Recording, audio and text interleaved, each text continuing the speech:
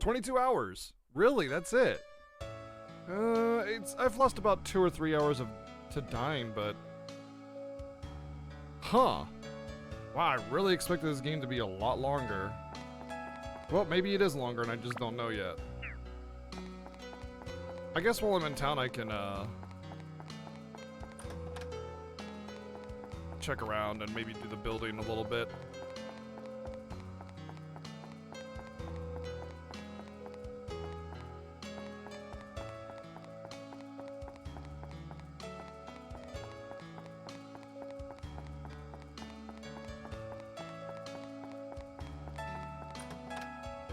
Carrot cookie, that's gotta be for him. The new guy's defense thing.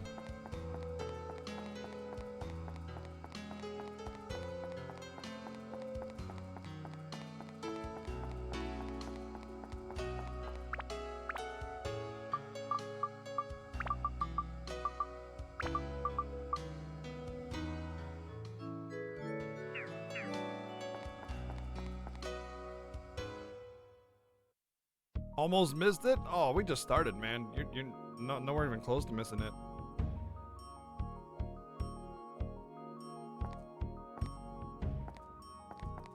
Why does this track sound so familiar?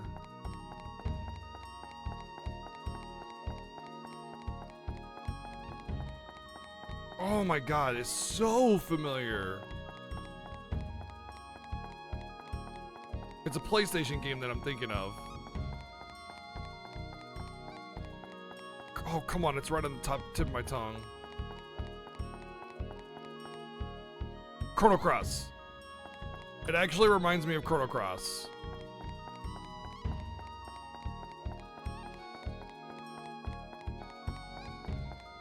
The little doo doo doo doo doo in the background, specifically.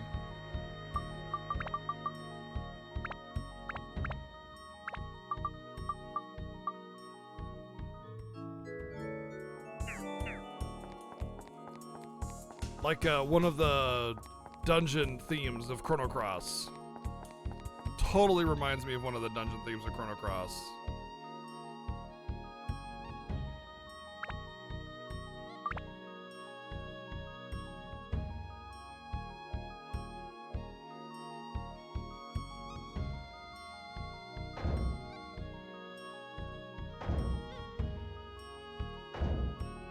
I think this is like a lake.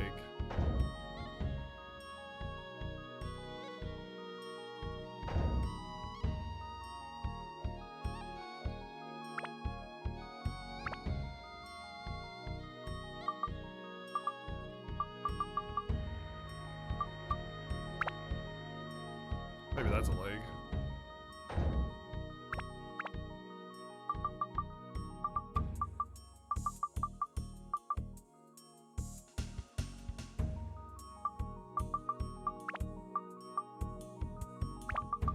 Put an embryo there.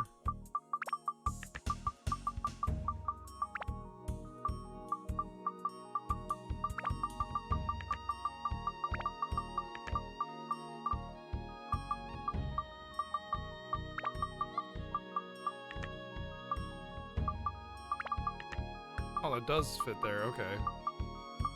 Oh no, that was, okay, that's something different.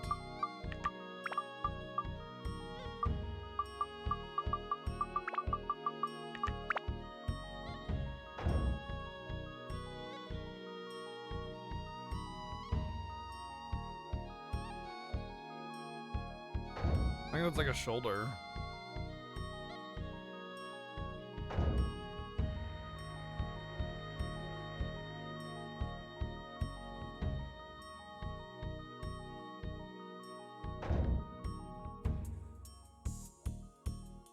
Oh, there's two of those. I don't know what those are then.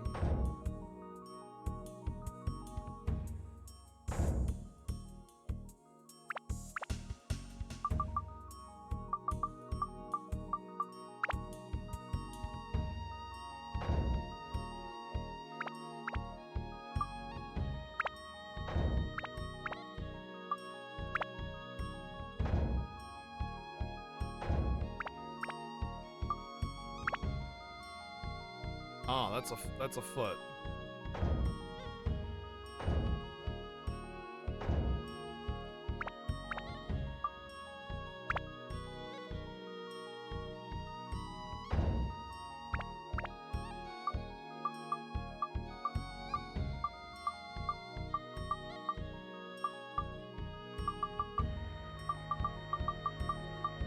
Kind of annoying how I can't finish anything. Wait, I can finish this. Huzzah, I finished one thing.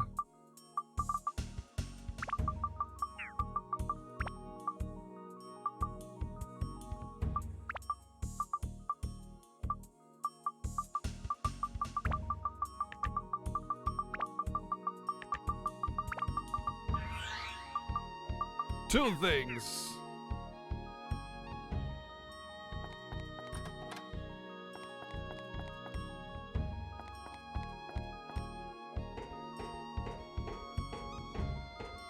Ronzo music? Oh yeah, Mount Gygazet. It like very, very specifically reminds me of in fact it's bothering me so much I'm gonna find it.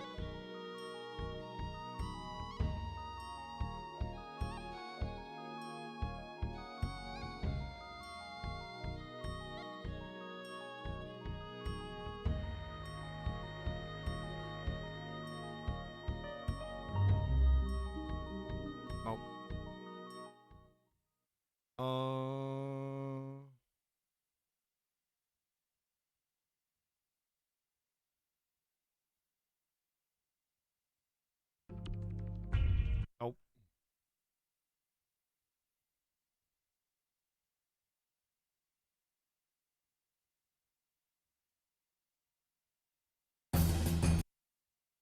Hold on.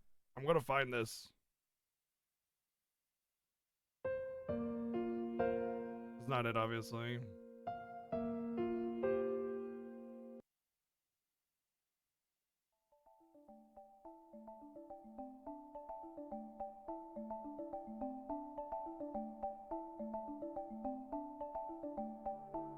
I don't think this is it. No.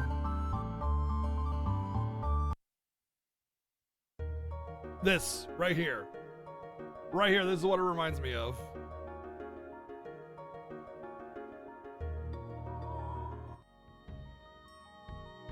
Here, like in the background, the doodle doodle doodle, right? Well, maybe it's not this one. God dang it. It's bugging me, though.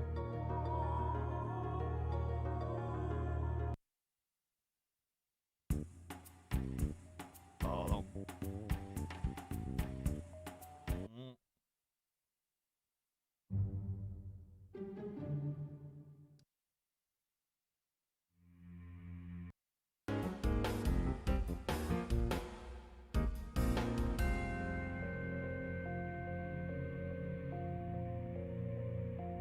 Maybe it's this one?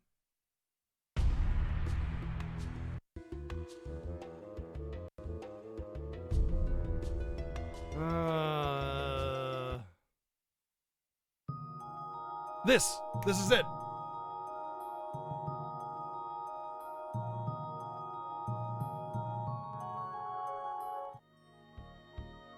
So like in the background, the doo doo doo doo doo doo doo doo doo doo, and then this.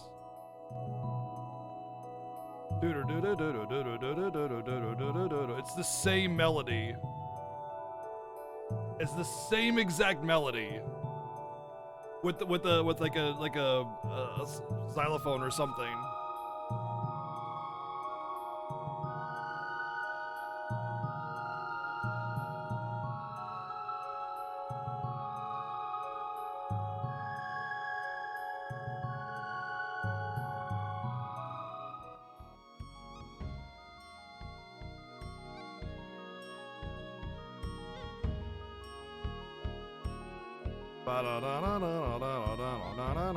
It's same freaking melody, background melody.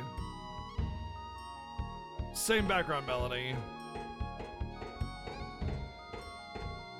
They came out a year apart. There's in Chrono Cross. Wow, that's impressive for Chrono Cross, actually. How do I hear and remember this stuff? I'm very attuned musically, quite a bit. It's one of the reasons why I care so much about a high quality audio presentation for my stream, because I notice it and I hear it and it bugs the ever living crap out of me when it's off. A lot.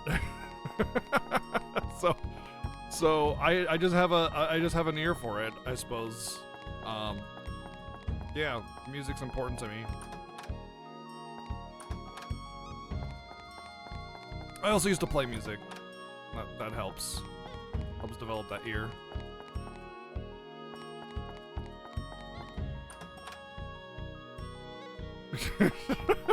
Oh yeah, man. Gotta love FF6 GBA. Definitely don't absolutely hate it.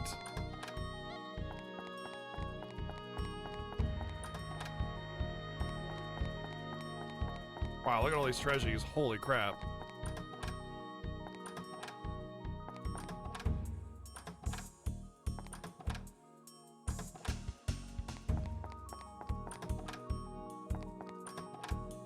There was like almost all garbage there too.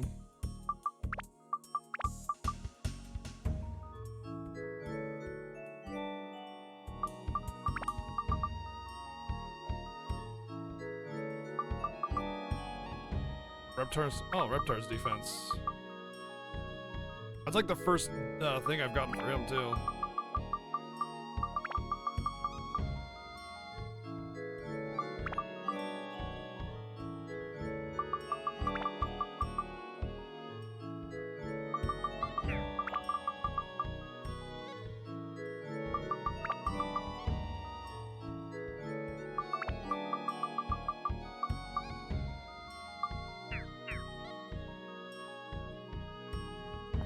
Where's the caveman?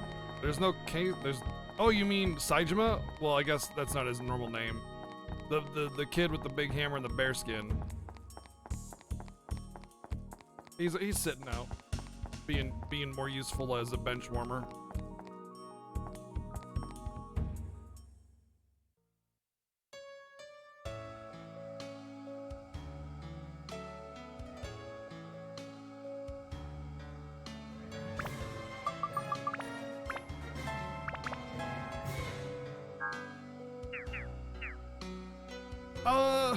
I mean, I didn't really have a tough time with Dran. It's more like the boss itself was just really stupidly designed, and you could kind of get soft locked in the combat, which was really just not good. I killed it on my second try, so it wasn't that big of a deal. But I will say that I killed it on my second try, and I've been enjoying the game all the way up until the Ice Castle boss, and then it became a real pain in the game. But ever since then, it's been really good. Really, really enjoyable at the very least. And Sammy coming up with almost 3 years. Dang. You saw me working on vents, so I'm definitely clear. Yep. Doing that maintenance on vents. Oh yeah, and Goro. Yeah. Goro Majima. Fiesta baby, yeah, for sure. I was gonna make a comment about that, yeah. All right, let's go to other area.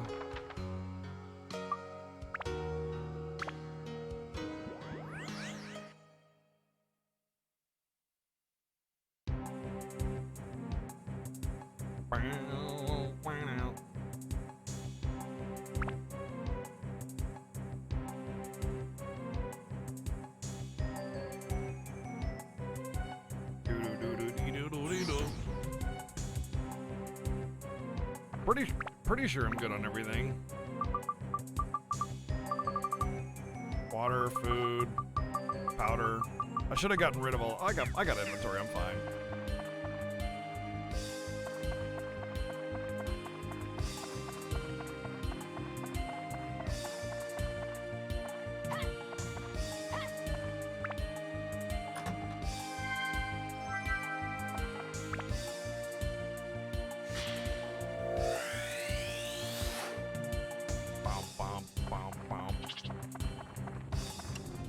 That's a new enemy. I'm pretty sure it's the same as a wizard, though. They move the same way. Hop kaboom!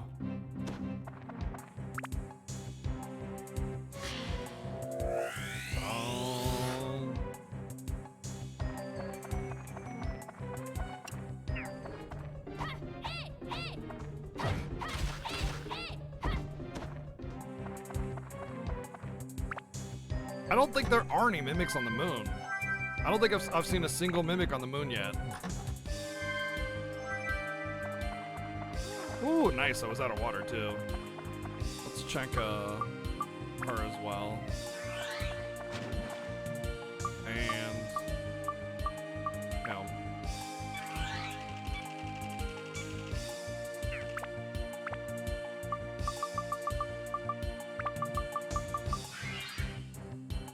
Mimics can't live on the moon. Oh, of course. How silly of me. Right, of course. Duh!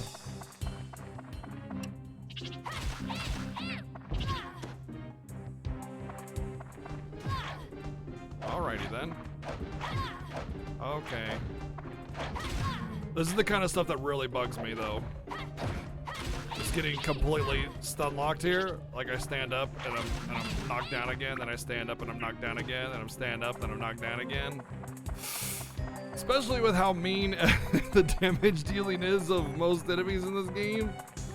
Definitely a hard one to just take standing down or standing up, sitting down, yeah.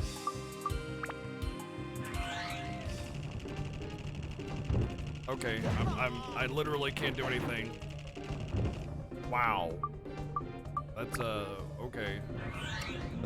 That's what I'm talking about with this game. Like, every now and again, there's just, like, really questionable design. Where you gotta wonder what the devs were actually thinking to allow players to get, like, basically soft-locked into certain areas, and just stuck getting juggled by enemies. Look at this. It's insane. It's actually insane. Like, they never even considered this possibility. There's no iframes. I can't move up to him fast enough to swing my sword to actually do damage to him. So I got lucky that he swung his arms and didn't do another pound, because I literally could not move to him fast enough to swing my sword to get out of that stun lock. It's like, there's a lot of that in this game. Like, an actual lot of this, like, what the absolute fuck kind of stuff, where they allow players to get basically stun locked to death without being able to do anything, caught behind enemies and stuck in corners and just murdered. It's actually, like, it's actually mind-blowing how much of it there is like that. And I wouldn't have been put in that situation if they hadn't put enemies on a narrow path with, like, two like dead ends on either side, you know, like, they were big enemies that cover the entire hall. They move around me and lock me in, and, you know, that kind of stuff. It's like the game was never tested, you know. Need to go buy yourself some candies, chocolate chips, and other snacks. Nice. Okay. Wow. Enjoy, I suppose. So yeah, like, when those kinds of things happen, it really aggravates me. But otherwise, I'm really enjoying the game, and it's like this really unfortunate circumstance of the game's design where there's so, oops, I don't know why I gave it water. There's so much there to love and appreciate, but every now and again you're just left, like, wanting to rip the controller in half, basically. Oh. Bandit slingshot this late in the game? Dude, I got my first bandit slingshot in the very first dungeon ever. Why is it so, like, why is it so varied in what, like, items you can get? That's another thing that's really awkward and weird to me, is the item pool doesn't seem to have very much bearing on the location as it does just RNG.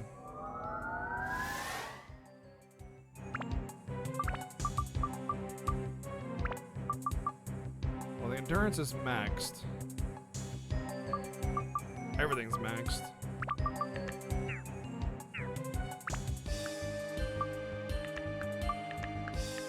Oh yeah, I was gonna give that to Genie, because I dream of Genie.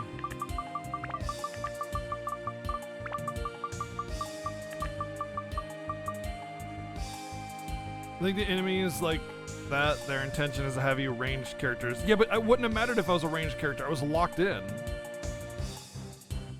And also, yeah, it takes way too long to make more than 1 or 2 characters useful. So like you can't really have a ranged and a melee character.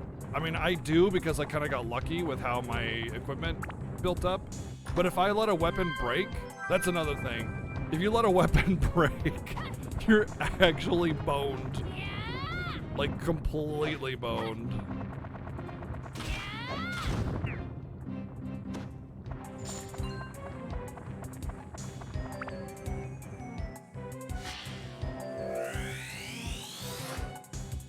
Oh, you know, I never thought about that if the hero dies, you can't open up the Adamelia. But also, you can't, like, access certain halls or anything. Like, you can't go across certain gaps without the cat girl. If she dies, then you're boned that way, too. And you have to redo the entire dungeon floor all over again if you leave. Ace on top, what's up? So, again, I really like this game. I think they had something really special here.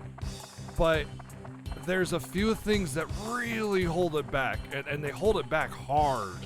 You know, it's not like a little minor thing that you can kind of get over. It's a big thing that prevents the game from being a really, really good game. Really just fun little dungeon crawler kind of thing, you know?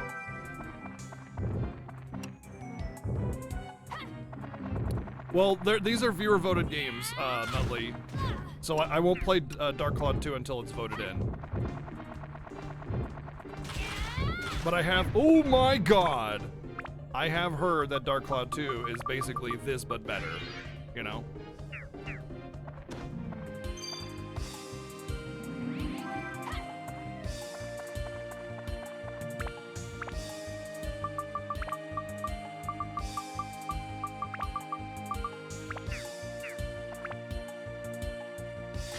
I do have some auto repair powder, Neo, but still, it's just like...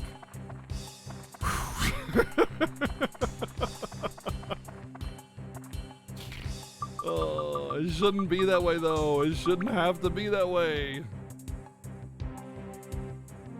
No, my weapon can break. It'll just shatter into a million pieces. Hey, what's up, Phantom Ginger?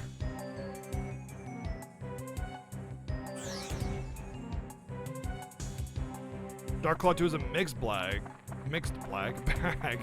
You say it's a mixed bag, huh? Interesting. Everybody else I've said says Dark Cloud 2 is just like from a game perspective, it's just better. Can't really speak on the story too much though, obviously.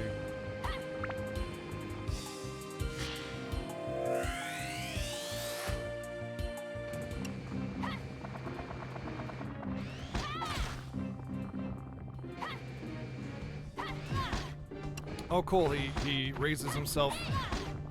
That's awesome. I love that design. This is the kind of shit that just aggravates me. I literally cannot hit him with my normal attacks and he'll just spam them out, his attacks on me, and I can't do anything about it because not only does he dodge with his attack animation, but also hits me before my attack even goes out. And it's like, it's that kind of shit that just absolutely triggers the absolute hell out of me and I want to rip my controller in half, you know? I mean, not literally, but enough times and I will, you know what I mean? But it's like this, I win, I win design that every enemy has. You know, every enemy just about has this sort of like, I win animation where it becomes a frustration to fight them rather than exciting. And I think that's one of the biggest drawbacks to this game's design and its enjoyment. Especially with kind of like how cozy the sort of general vibe is from this game. You know, having that sort of like mega annoyance in some enemies' design, it just makes you feel like you're not able to play, you know, because this enemy wants to be really annoying designed.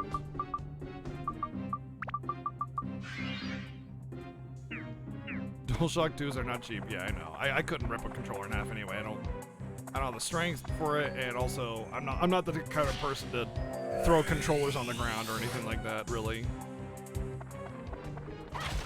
There are a couple streamers out there who do. So you know, if that's your kick, then you know there's no shortage. I've watched streamers throw controllers down to the ground and shatter them into a million pieces. I've watched them shatter their desks with a controller by slamming it on the desk. I've watched actually ripping it in half. Yeah, I've seen it all. Not even if I have to play Ephemeral Fantasia 20 times in a row. I would just be dead inside at that point. You know, it wouldn't even be about like anything else.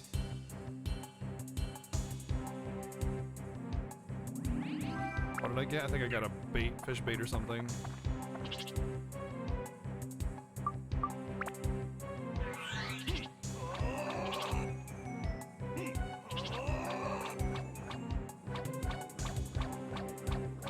I wouldn't have the emotional energy to get upset at that point. It would just be drained.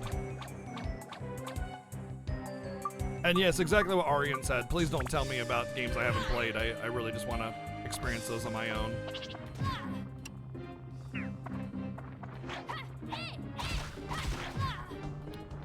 This is so dumb.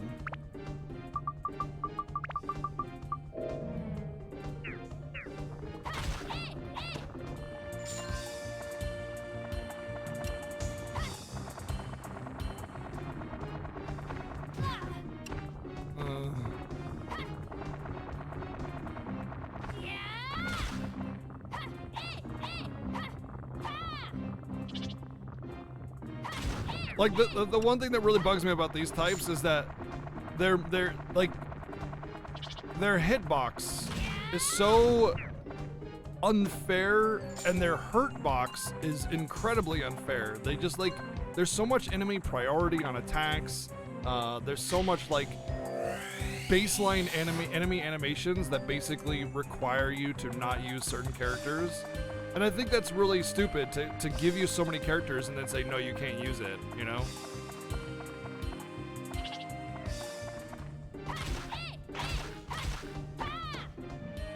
If you die in Dark Souls, your controller dies in real life. Oh, man. See how he backs up and raises himself up and has a range greater than me? I literally can't do anything but run away and try to reapproach the enemy. It's fucking infuriating. It's so infuriating. It's just basically saying, no, you're not allowed to play the game. No. And I hate it so much. And they could have been better, you know, but they didn't.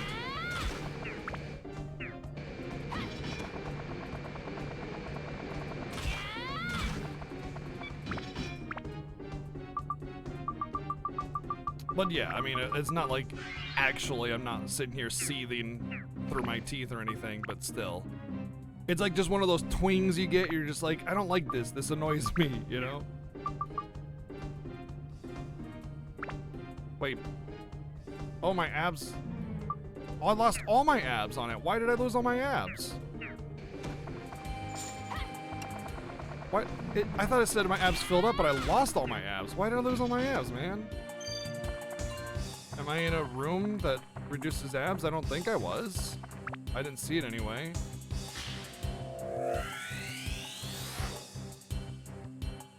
Eh, whatever. It's too late now. The room's over. Did I hit a trap? No, I don't think so anyway. I didn't see a trap. If I did, then blind as a bat. Because I'm pretty sure I was backing up when I saw the message pop up, so if anything, I was moving away from a trap.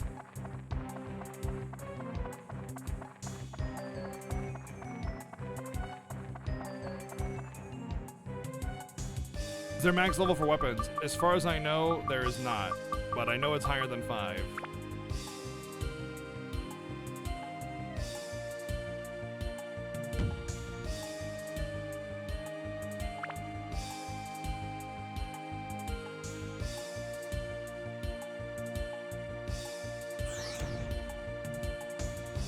Circus music is back? What? This isn't circus music. This is good stuff. This is a good track.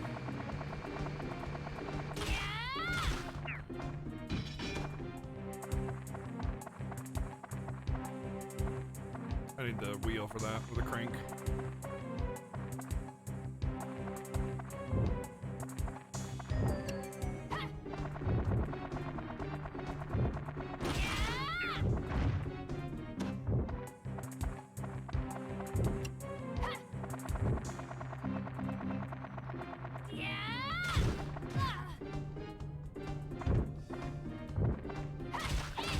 Holy crap, why? Why does it do so much weapon damage? I don't know what endurance is supposed to do as a stat, but I thought it was like weapon endurance, like how much whip you lose each time you swing, but it's 99, so there's no way that's the stat.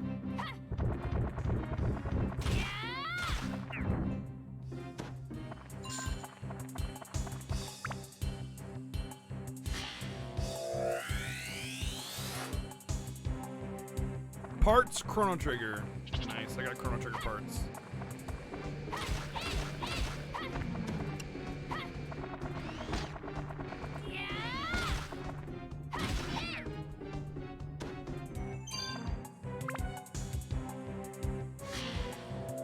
Oh yeah, well that was a king mimic, so I mean, that's different, you know? Only the king of the mimics can live on the moon.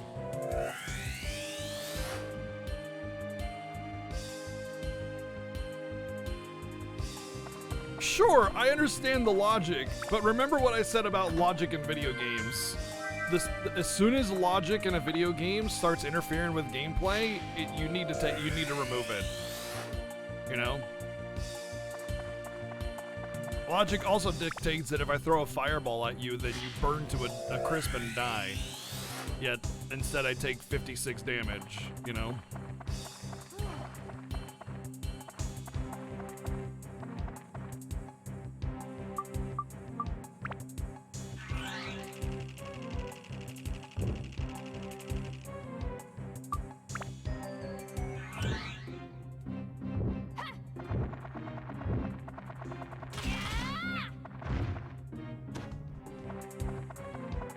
Logic also dictates that I'm on the moon and I'm walking around and breathing normally without any protective gear.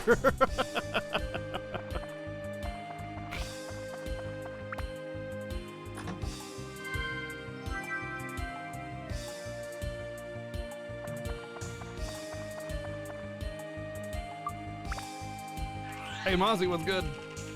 Cheese on the moon? Duh, the moon is already made out of cheese. Of course there's cheese on the moon. It's like saying there is the moon, you know? Right?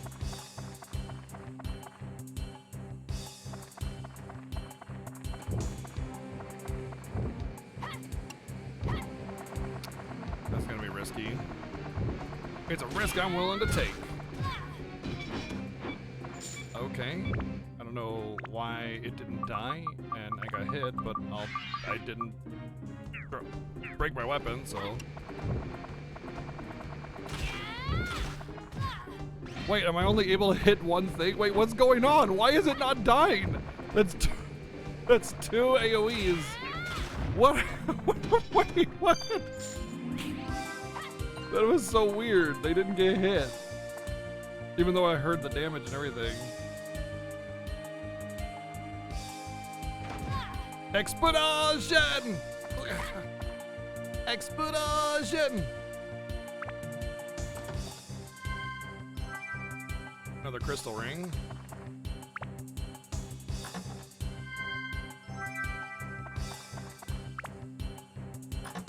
We got crystal phase ring. Bottom.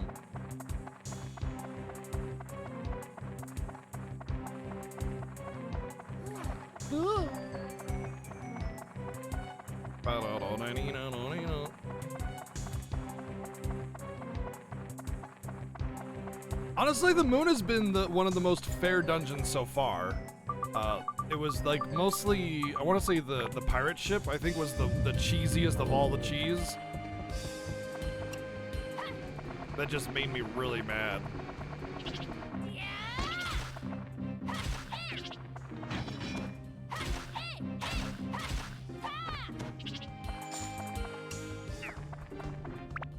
Full abs.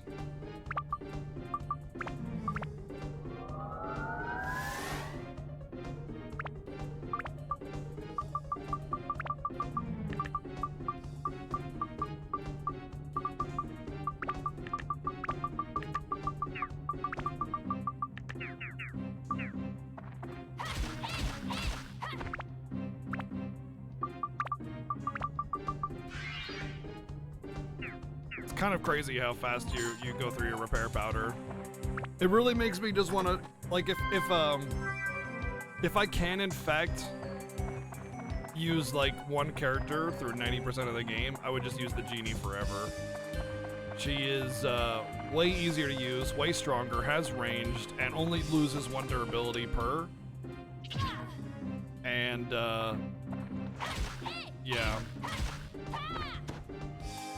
But I'm specifically using the main character right now because I already have the Genie built up pretty well.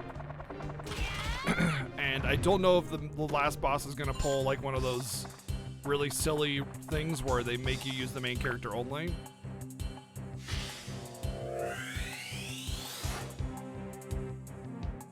Nice, got a skirt. Hopefully it's one of those ultra short skirts that might as well not even exist.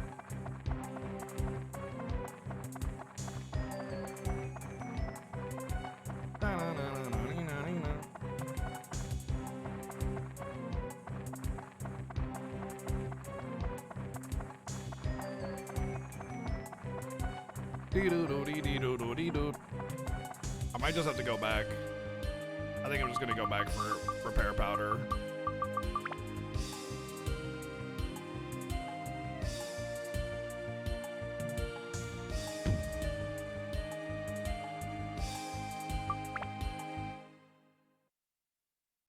Perpetually a 14-year-old? Yeah. There's some truth to that.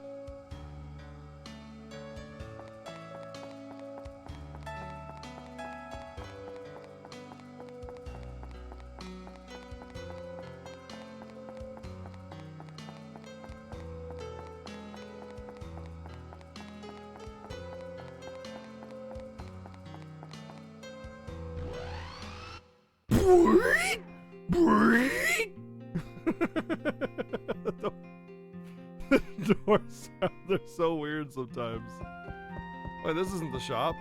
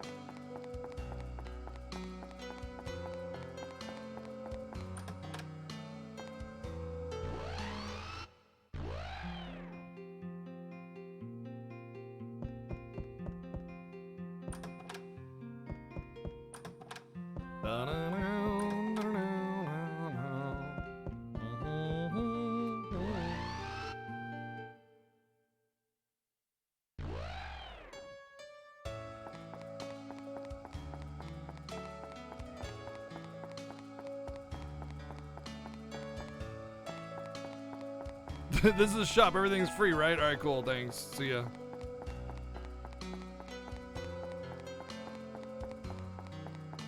Oh my god, I can't move the camera and it's stuck in here and oh god, I hate it.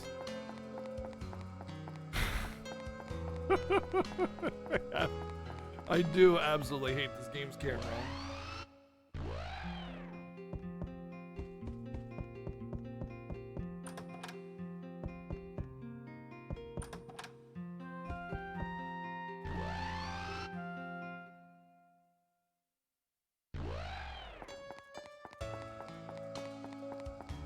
I think Mario 64's camera is substantially better than this one. But it's not even a contest. It's not even close.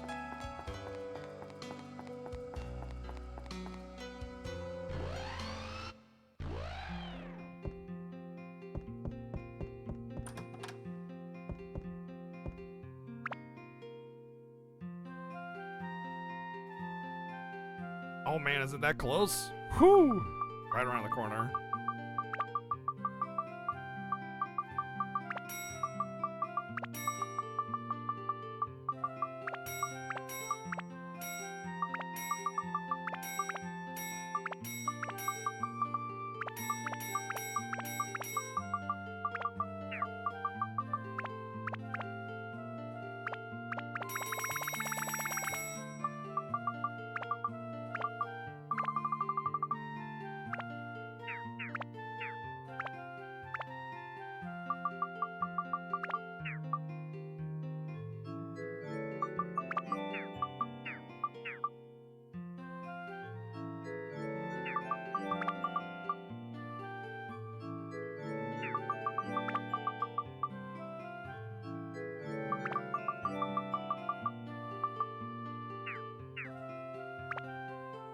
Oh, no, no, no, no, no. Bees Buster, huh? Why can't I buy Bees Busters?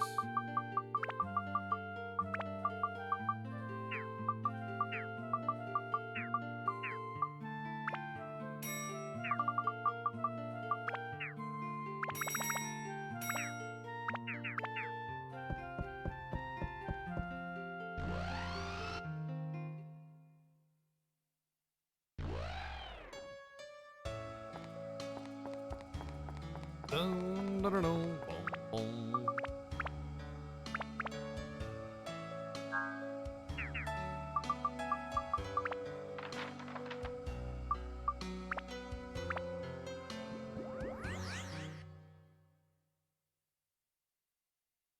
Selling all the fish bait? I don't even want to try the fishing. I really don't.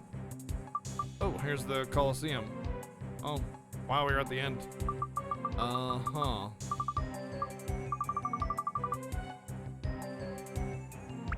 I just like it started off with the fish bait being really expensive to sell and having no reason for me to want to, or no way for me to use it. So I was just like, screw this. I'm just gonna get rid of it so I can buy other things. And then by the time I cared about actually trying it out, I was just like, no, I'm out.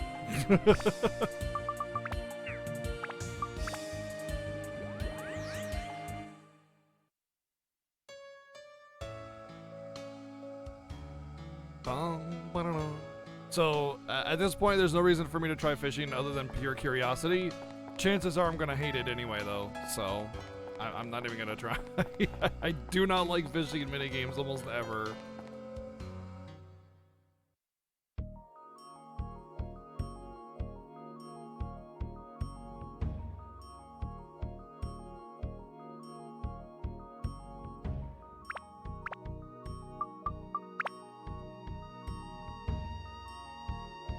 Wouldn't it be better like here?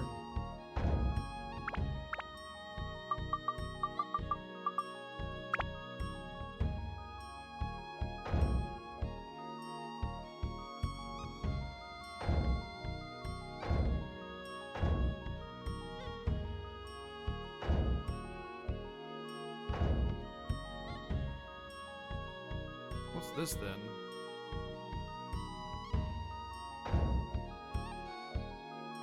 HGL1, HGR.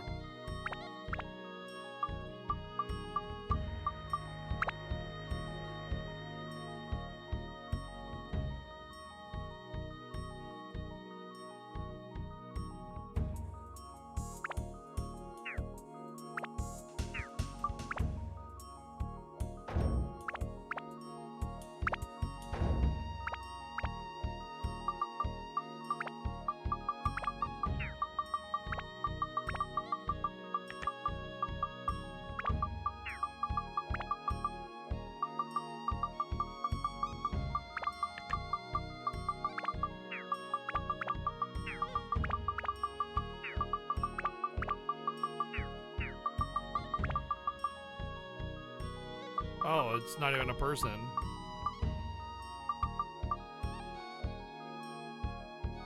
I don't have anything like that then.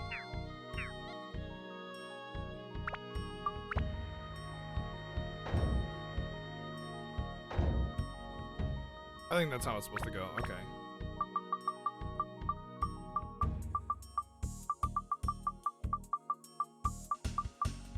Okay, so I think it's supposed to be a different, like, arm or something.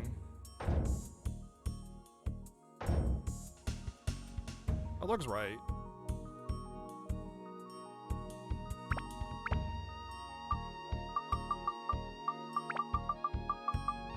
We need an urn for this giant robot leg.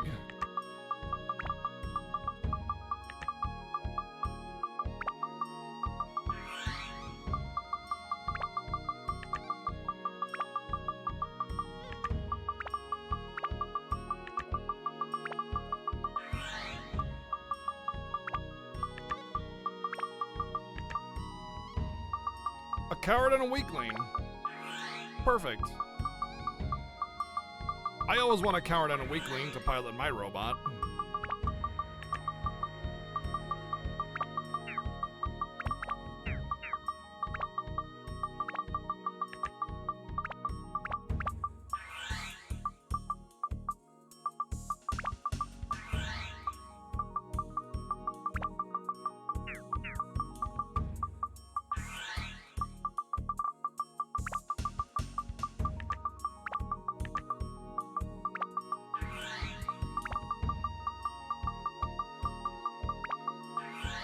Oh, it's a hand. I thought it was like eagle. Look at that. It looks like an eagle with a long bill or something.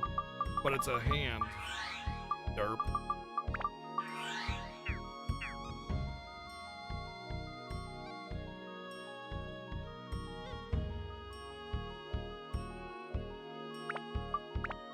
That's its right arm. Left, left, right, right, right, left, right, right, left, left. We made a robot.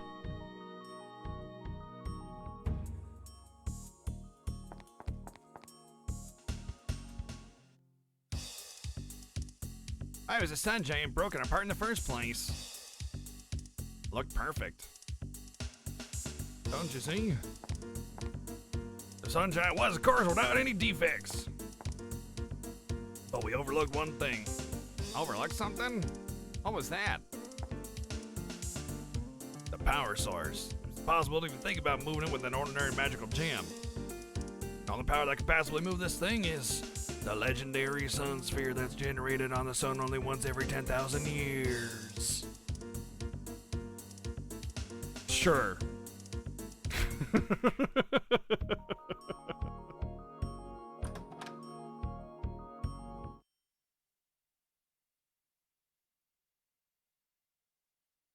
I mean, I'm fine with like the sun sphere and Chrono Trigger. You know, it absorbs the power of the sun coming down to the cave for literally millions of years. But like a stone being generated on the sun is just beyond science fiction and fantasy.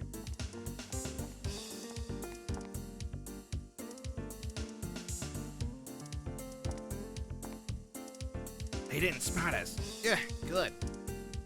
But by who?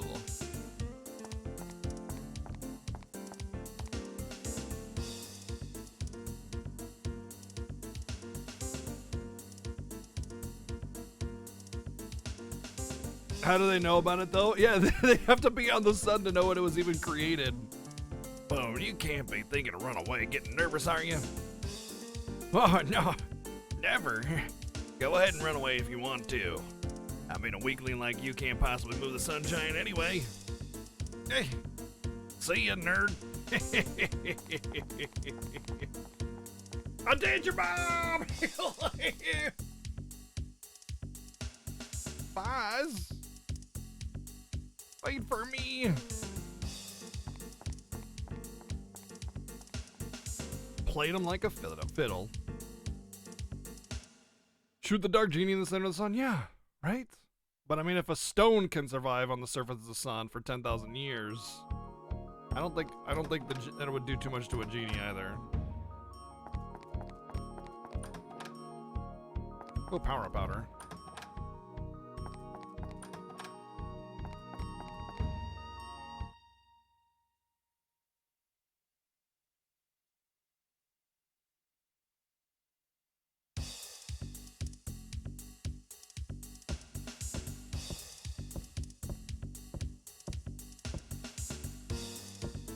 This is Gosh just returning. Ah, good. It's a pity this time, but doesn't mean that sun giant is done for. We will reassemble it and try again. What's up? Anything wrong? I'm sorry, but I have to drop out of this project. Please, if you'll excuse me.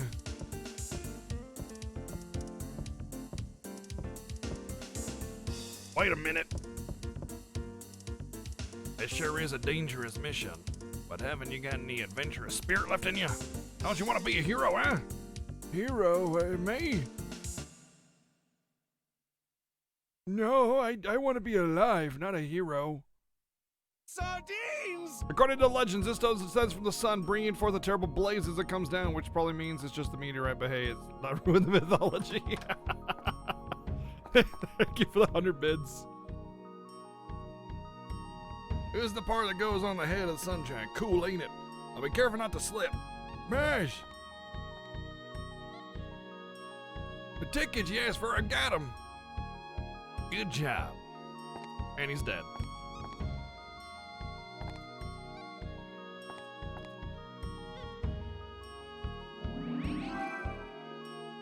Admission ticket. Now we can enter the Coliseum where the competition is held. Finally, we're moments away from storming into the Coliseum. Let's go for it. The Moon Coliseum. We're going to the Moon Coliseum where the moon combat happens.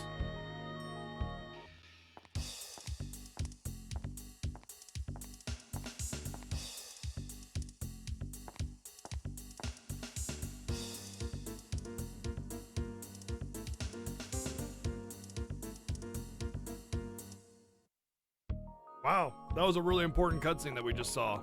I'm very glad that we got to see that. That was great. That was a really, really important one.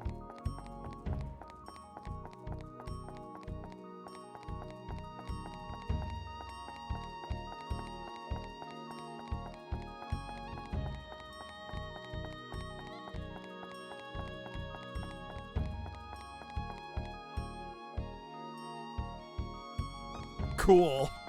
Any requests for constructing the giant? Cool.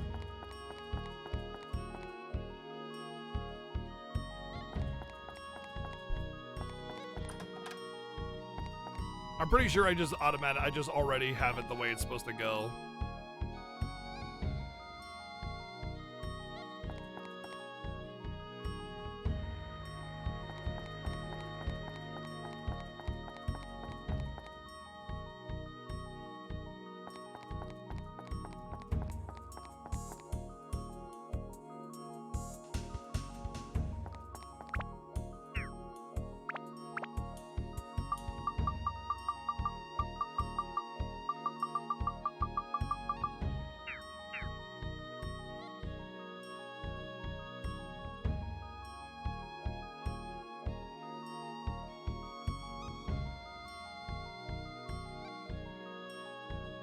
And before the final battle isn't even a battle, it's just like Super Robot Wars kind of stuff.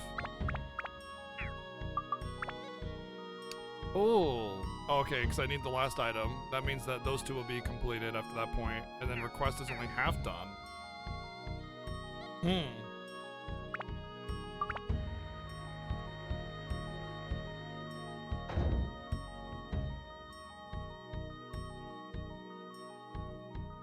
Interesting.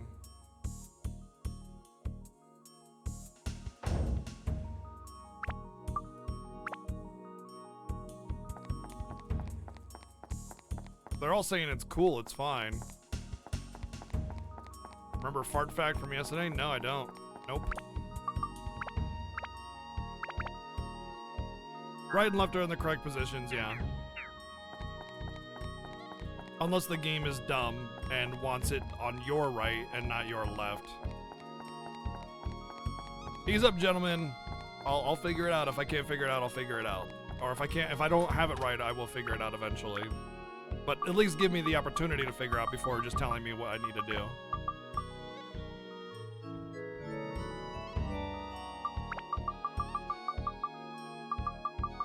That looks good. Alright, let's go. You're not telling you're giving me hints on what could be the problem. Like, oh, you should check the right and left thing, you know. It's fine, it's not a big deal. Like, it's something I already thought about, but still, you know, I'm just giving you a line. That's all.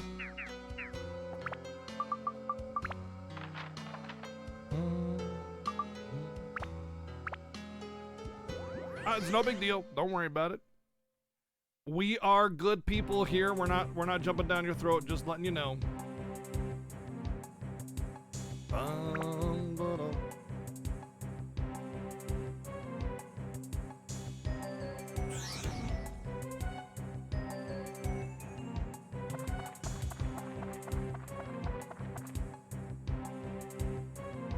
Well, I have a ticket.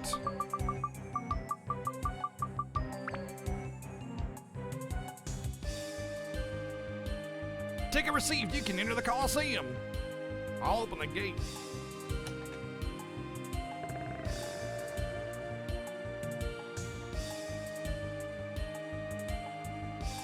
Come in. It's already starting. Oh, wow. How convenient. It's like they were waiting for me.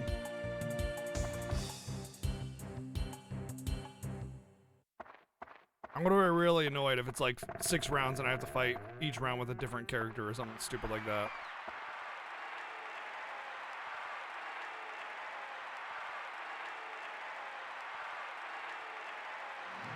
Meow! That is the strangest cat I've ever seen. Holy smoke, another victory, Minotaur Joe.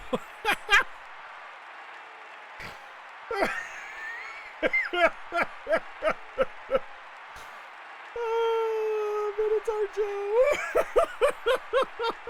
Minotaur. It's like they're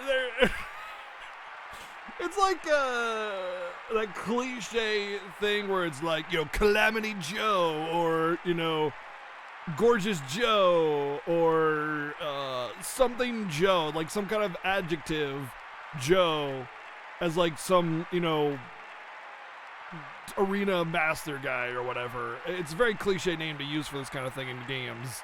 But the best part about it is Minotaur is not an adjective. It's, I mean, I guess it is kind of describing him. It describes him as a Minotaur, but it's just so awkward. Minotaur Joe. Okay. Devastating streak of 38 straight victories. Is there a man or beast alive that will dare to challenge the awesome fury of this terrible force of nature? Ah, no sooner spoken than they arrive. New challengers. I guess a ticket for admission means a ticket to compete. I guess. A motley group, they have a fierce fire in their eyes. Competitors, let the onslaught begin.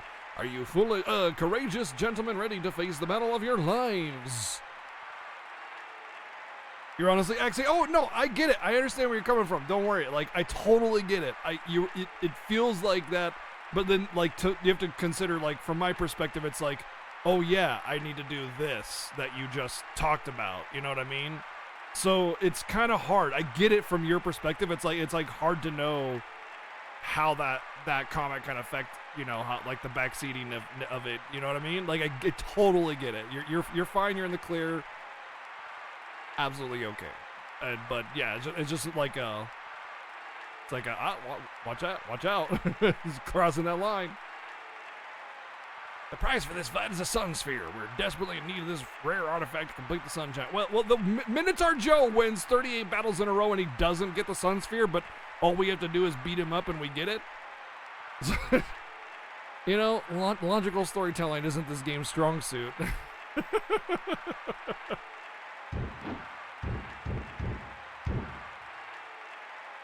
All right, boys, it's now or never. Are you ready to meet your maker? Ready? We got seated. Now, for the 39th match, young men risking their lives for glory. Can their will triumph over this unyielding force? Ready, men? Go! This is gonna be one of these Dance Revolution ones. You go first? Wow. Raging Moon Warrior, Minotaur Joe.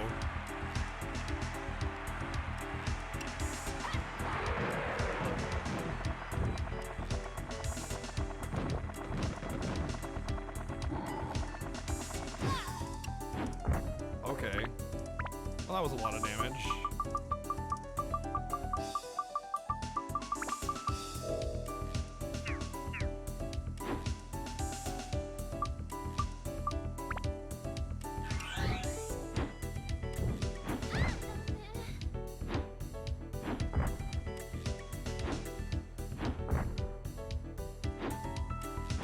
What the fuck? I didn't even get a chance.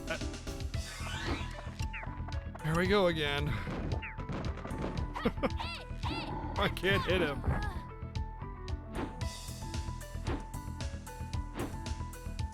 What the fuck?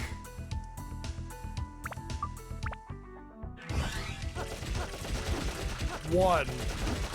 Doing one to him.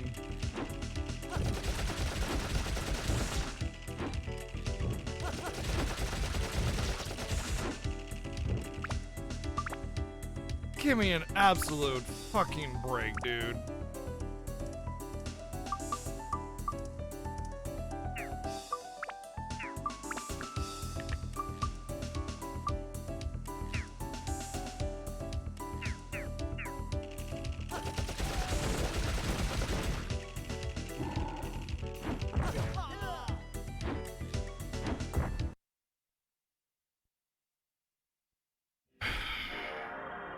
It's not even a close one shot. It's like one shot and then some. Just.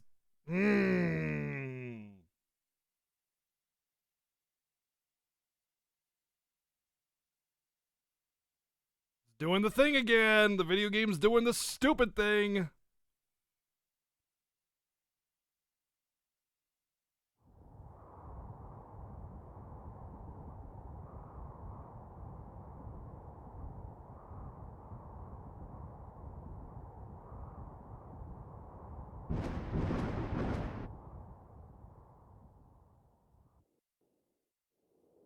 Pretty sure I saved it before that battle, so we should be okay.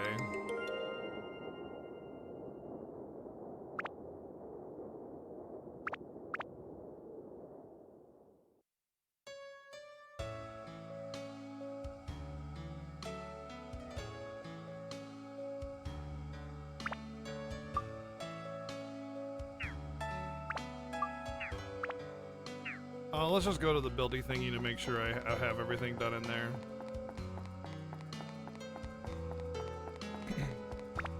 Check my items to make sure it's where it was when I saved it.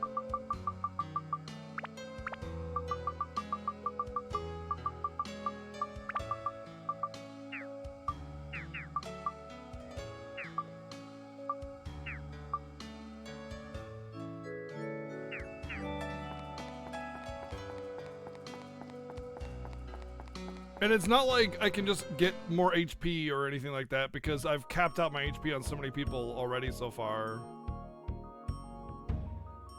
So the fact that they're getting one shot is just like, excuse you? Alright, I have everything built in, so it was right before the battle started.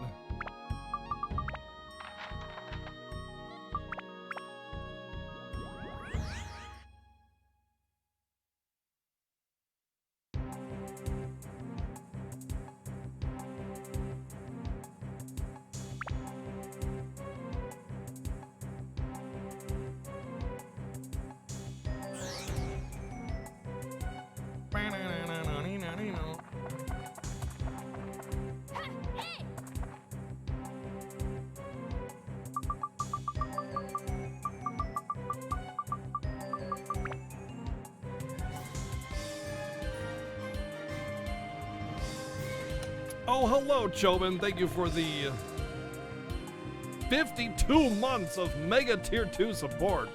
Thank you. How's it going tonight?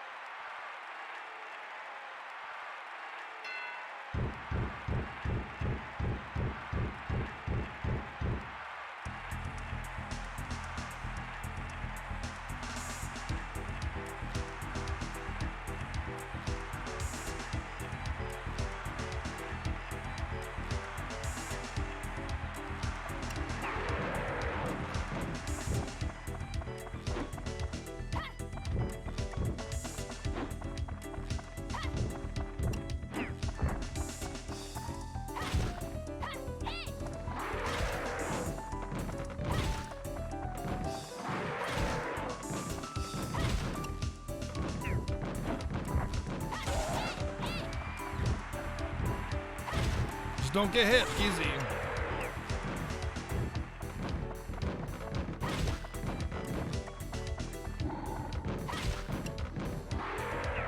Oh, okay. The wine kegs come out so...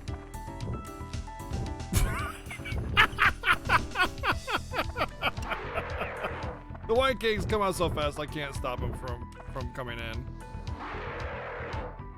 He's schmoovin'.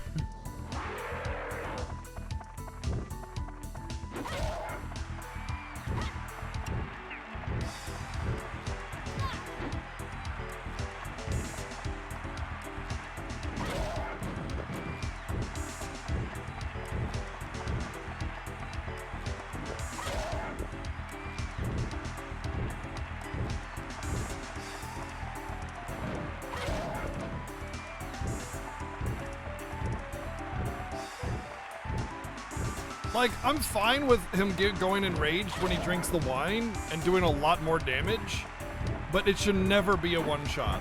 It should just never be a one-shot. Ever. Just shouldn't.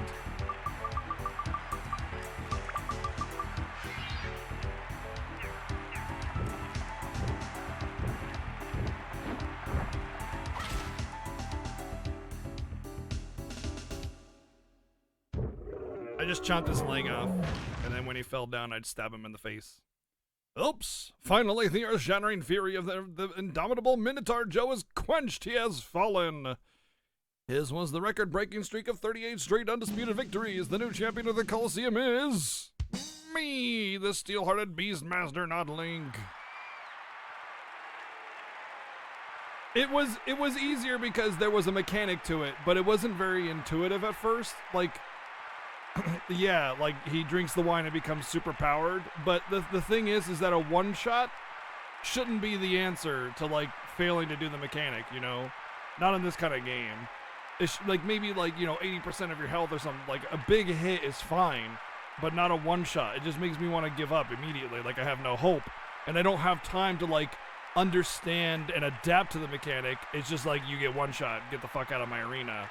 You know, so like you need to give the player time to like understand what's going on and see the error of their mistake without it being the end of your attempt to actually try and determine what the problem is, you know?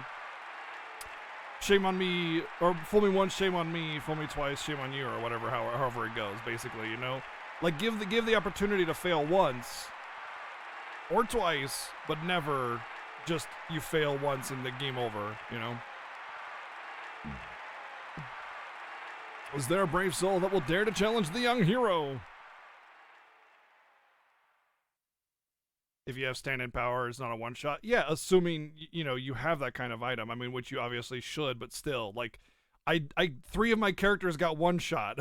I tried to run away and do stuff, and instead I didn't even have enough time to do a shooting animation from a ranged distance, you know? Like, it was absurd. I had 2 ranged characters that couldn't even shoot fast enough before they got one shot. That's a problem, you know? That was easy, huh, not Link? So let's see the Sun Sphere.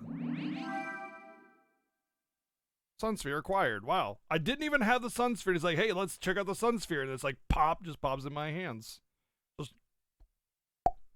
Just like that. Okay, let's go back to Yellow Drop now.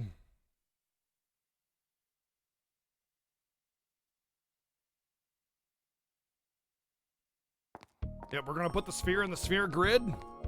We're gonna gain power. Brace yourself for power. Now if we can complete Sunshine, why don't you assemble it on your own? Because even though I'm the robot master mechanic, I don't wanna.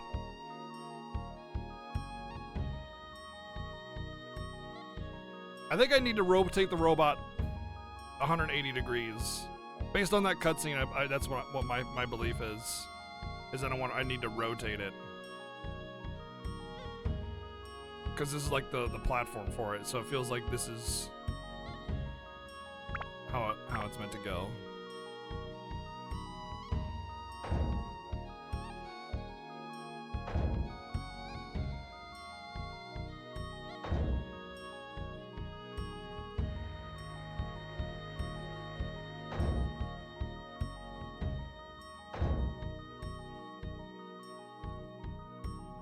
This is left though, that's right.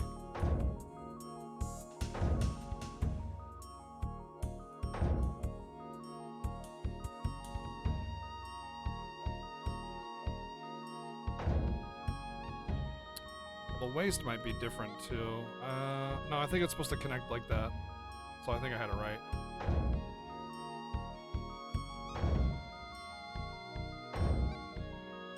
Oh, these things might need to be rotated differently too.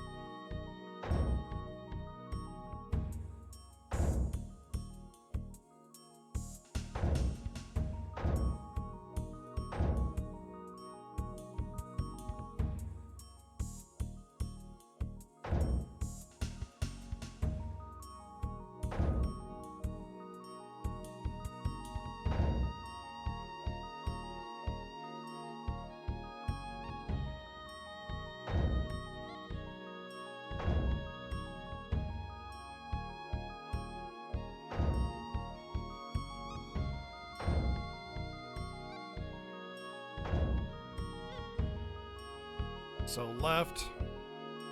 This is right. Left. Right. Right, right, right. Right, right. Left, left, left.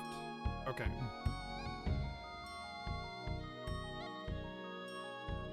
So that's definitely the leg openings. That belt is right as I had, the waist is right as I had it before. Let's check it now. 61% request. So maybe these things need to be rotated. Oh, definitely. Definitely, that was the right move.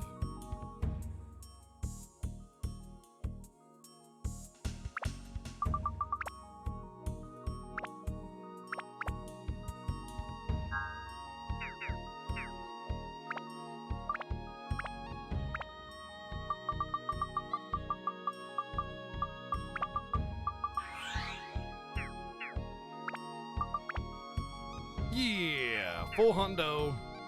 It's 100% every single time we got 100% on. GG.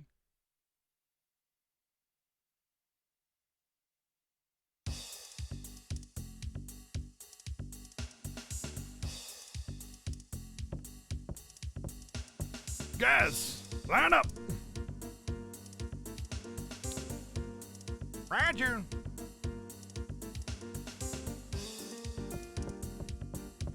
It's how we summon Yasmat from the sphere grid after taking the lunar whale to the moon and breaching the rift in time, thus ending the 1,000-year time loop. Kupo. Yeah. In order to defeat, you know, the Magitech Empire. Of course. Yasmat, the leader of the Magitech Empire. Okay, now, this is the mission. Listen up real careful. Which, by doing so, will converge both worlds back on top of each other again, restoring the timeline. And this is where we come in. Boom, the data is in there.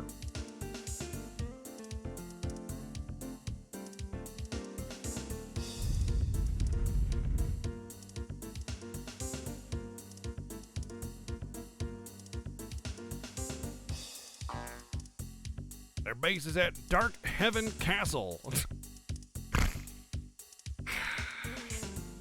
An evil castle floating in the clouds.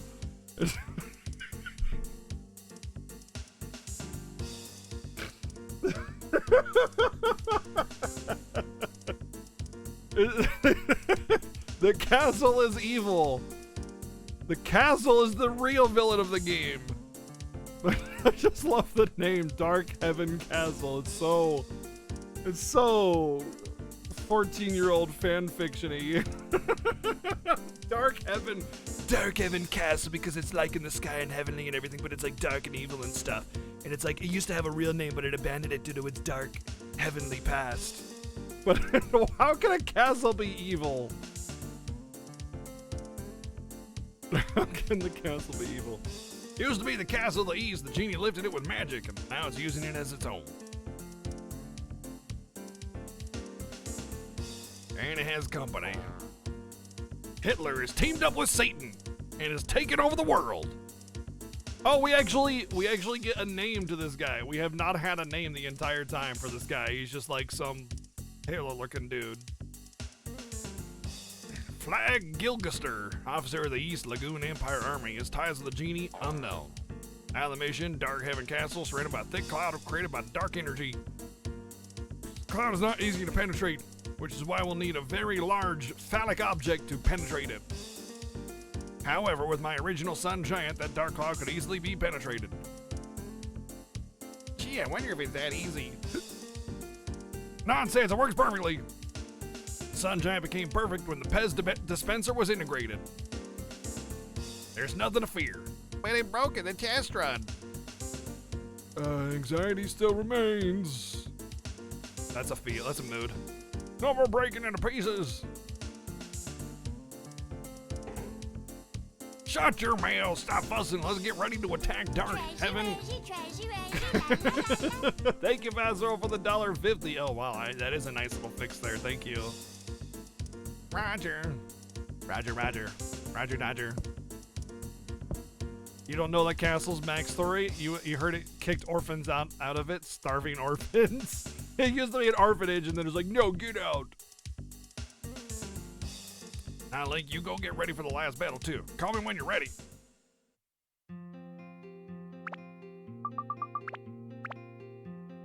The unfortunate reality of this game's story is that it's very, very broken up. Like, this guy just kind of appeared and then suddenly he just starts barking orders and everything, you know? Like, yeah, he's a party member, but he just kind of happened. There was no, like, growth or development or anything with almost anything in the story whatsoever. It's incredibly basic and simple, which, to its credit, is kind of sort of part of this whole genre to begin with, but...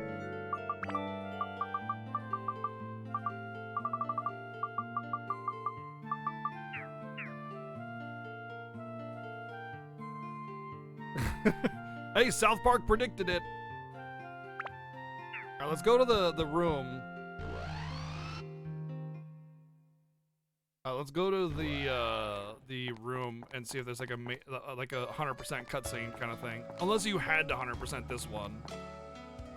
It's possible you had to 100% the Moon Factory in order to advance.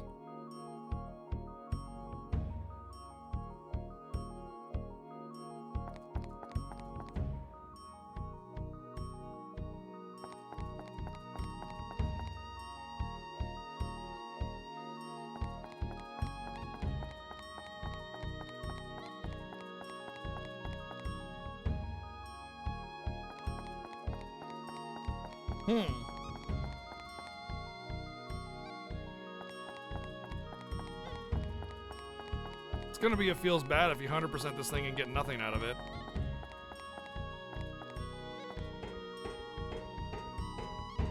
It was Saddam and Satan? Well, oh yeah, that's right, that's right. It was Saddam Hussein and Satan. You're right. It's been a very, very long time since I've seen the South Park movie.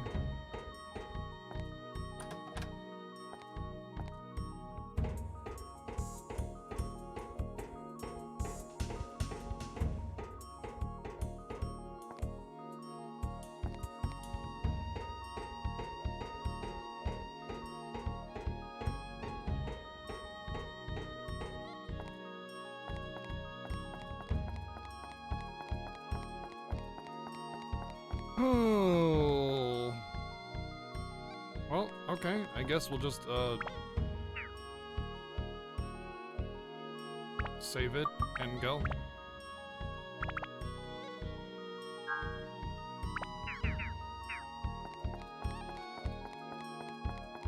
What was my estimated time for completion of this game? I thought I had it down for like 40 hours and I'm about to beat it in 25, it feels like.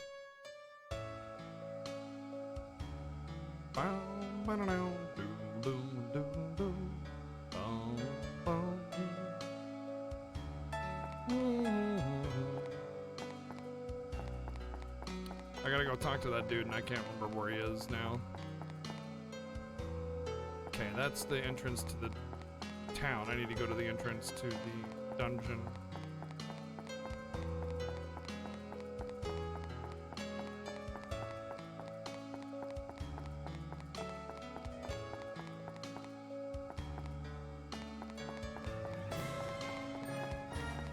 Resub, yay!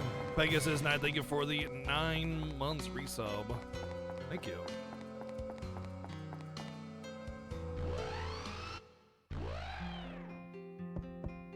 Well, looks like we're lost.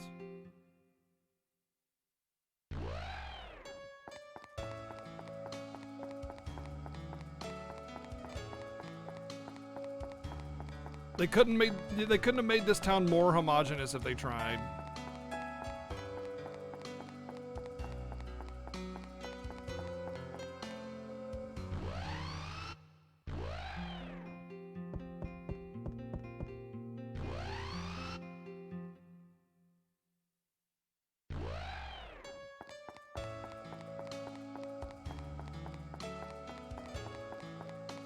$40 hours, dang, yeah.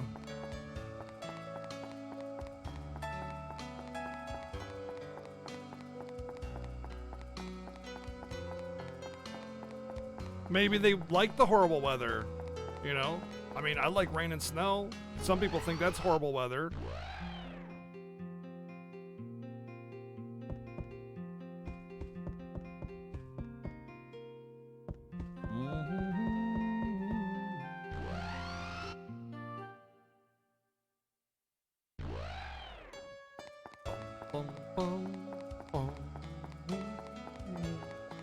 Keep it in mind, 100% every town. I fought every monster on every level where it was actually useful. I just didn't grind anything.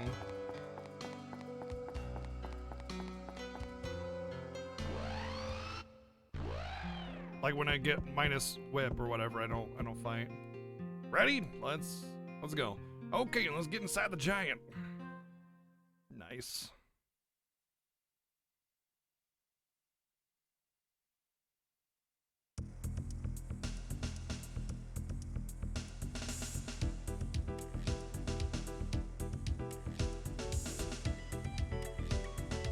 Come on, guys, let's move it.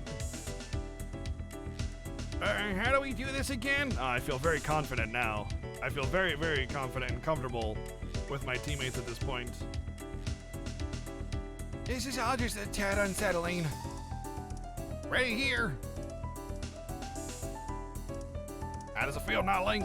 Seat has been customized to fit you. It's like a couple stones, and it's not that. Ooh, okay. All right.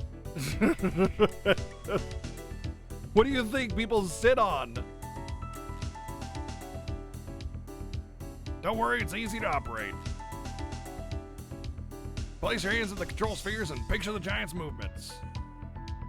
Oh wow, that is easy.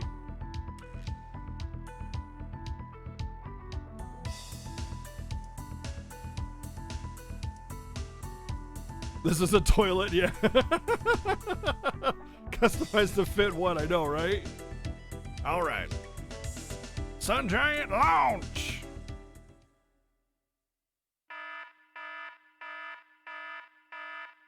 Dome open! I love it when anime and TV shows and stuff like call out like all epic like the most mundane thing like dome open or step forward or you know urinating now.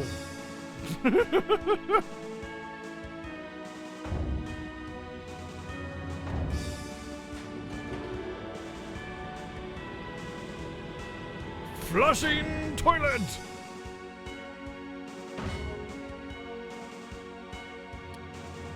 There are people in those arms and they just got smashed.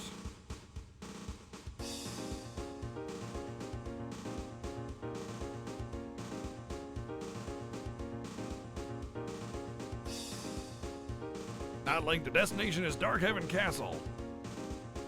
Cut through the clouds now. Glad we've had training on this. Wait, we haven't had training on this? Oh god. Oh no. Not even you guys? Oh dear.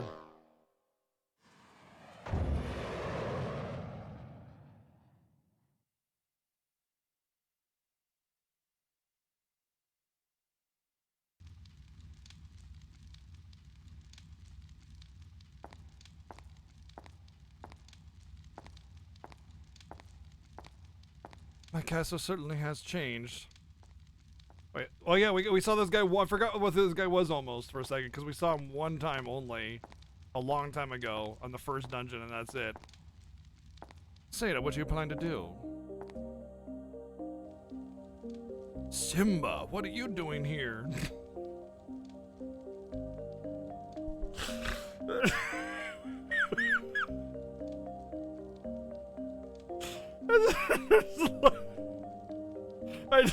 All I can think of is like some fan fiction where it's like,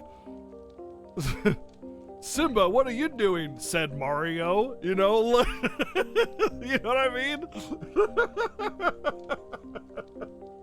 But then Sephiroth came in and interrupted, and it just like. That's all I can think of is some really bad fan fiction, and it's not the old man called Simba, it's just literally Simba from The Lion King. Oh.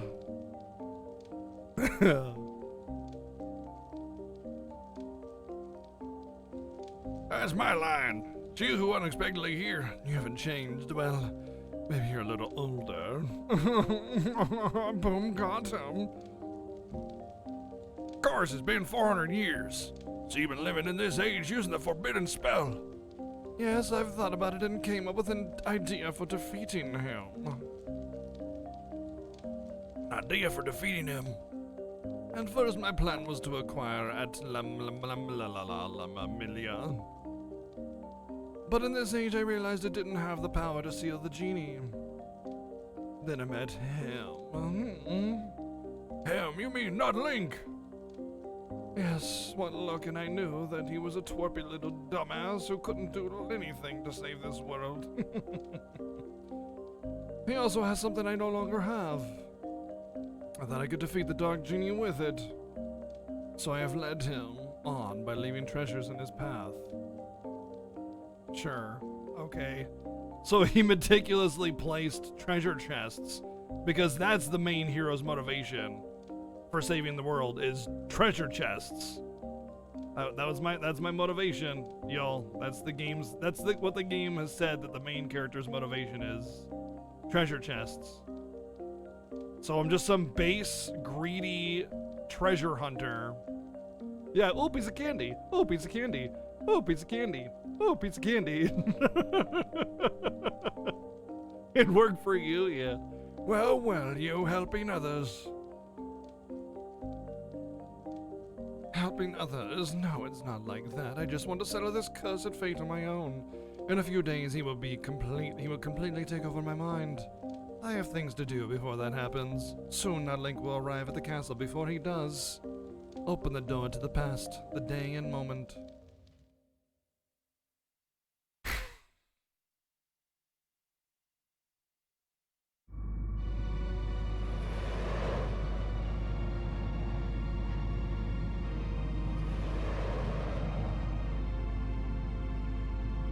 This cloud is pretty darn thick. Wonder how deep it goes. Boss, I see a way through. Huh?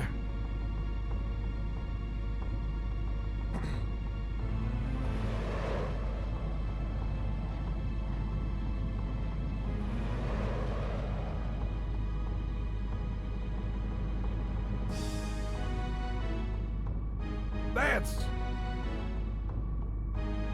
Dark Heaven Castle, which is what our destination is. So why are they so surprised by it?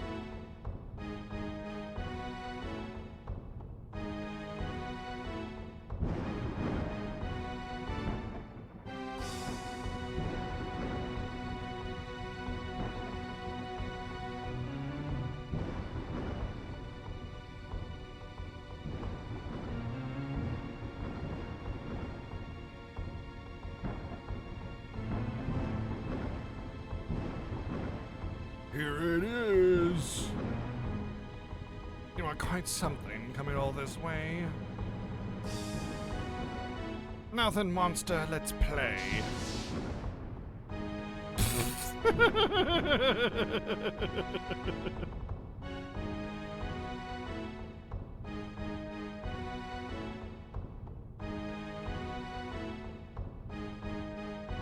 Man, this has got a full-on battle vibe, final battle vibe. Very, very self-aware comment there. I wonder if it is. So this could be it for us, huh? Jeez, man, don't go and jinx at us now. Okay, not Link, we're in. Boss, look, right in front of us. Well, look at that. Here goes. Commence attack. All right, now, Link, it's your turn. Don't blow it.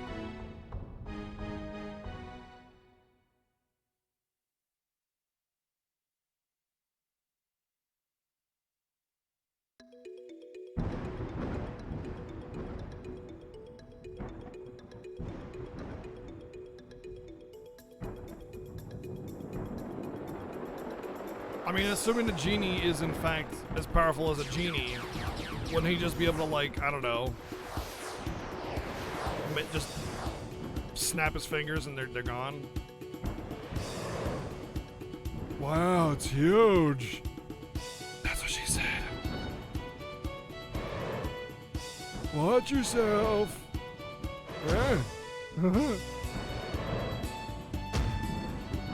Well, the guy's not kidding around. Oh, hey, that hurt. Now you have me really upset, and I'm not pulling any punches anymore. Get ready. Flag, can I just kill it now? Go for it.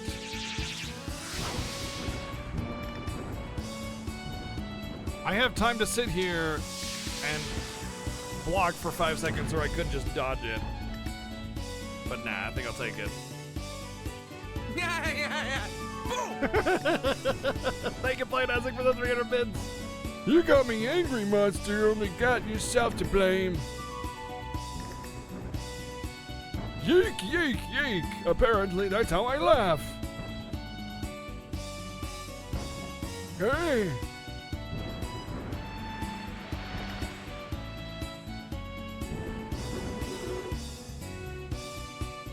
Not even a scratch. That's not gonna work on this giant.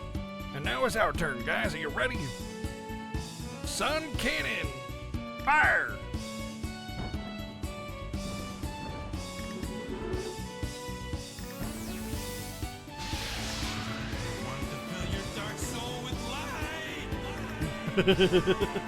Oh, I'm filling it with light, all right. Thank you, Plain Isaac, for the 666 bits. Hey, what? I'm just gonna stand here and take it. Aye, aye.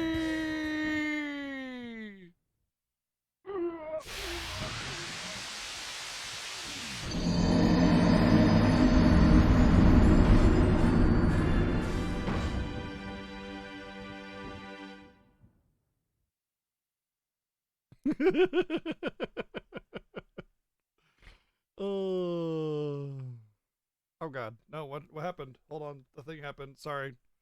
That might have been awkwardly loud for you. I don't know why it was on like that. Mission accomplished. We destroyed the Dark Genie.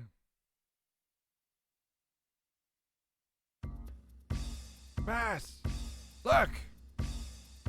Huh?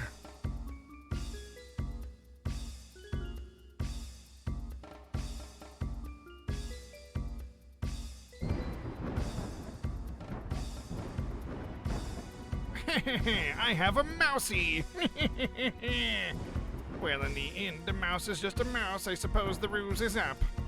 What you'd call the genie, that was this little one here. A lucky little rodent that found its way into the urn while I was still imprisoned. Oh, he's the genie. Its mere proximity to me allowed it to absorb tremendous magical power. But obviously it was poor material for the power. Your easy victory over it is proof of its limitations.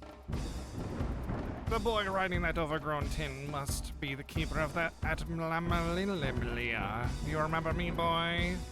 No, but then when we met last, I didn't look like this.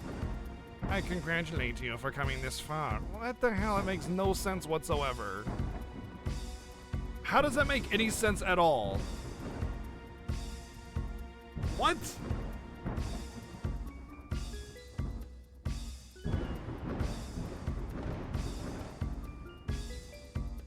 What? So Bargain Bin Sephiroth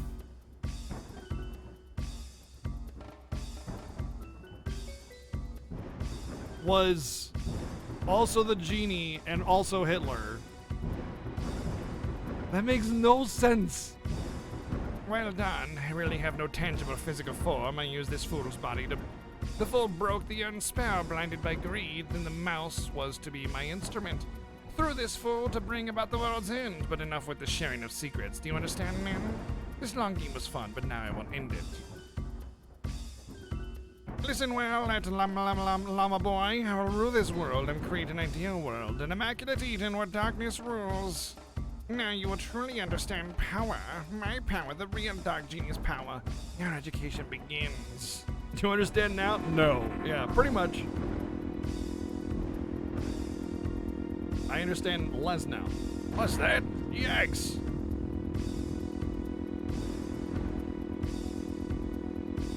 Die.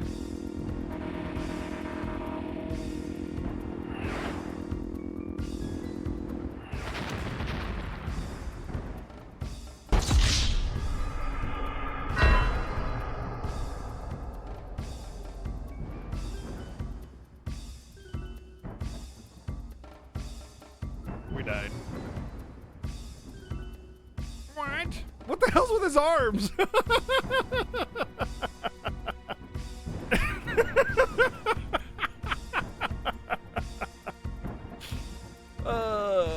The body of this man could not handle the power. Typical. Humans are so fragile. Well, that's that. I must seek a new host.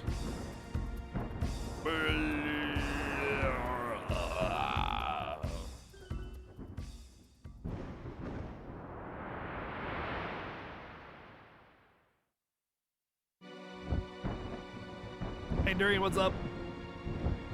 Suddenly, I'm riding the beast thingy after being exploded. Alright. I guess. What? You? What kind of rescue you call this? Do you abandon the others? Don't worry about it. They're probably all caught up in that thick layer of clouds below. I'll take care of them. They're caught up in the... Yeah, that's convenient. So, they're not gonna fall to their deaths and die because, there's a thick layer of clouds that they'll just, conveniently rest on until he wants to come get me. So I was never in any real risk either, except for the fact that we all exploded. But we don't have time for that now. We've got to hurry to Darkhaven Castle. Genie's weakened. It won't last long. It's probably our only shot.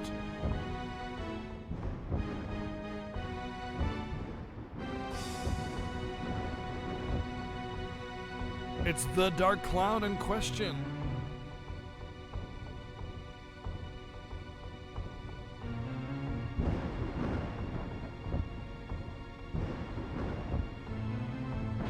Not even a cutscene for him to swoop down and catch me as I'm falling. Come on now, Lord Link. That monster is a fierce one. Keep your wits about you.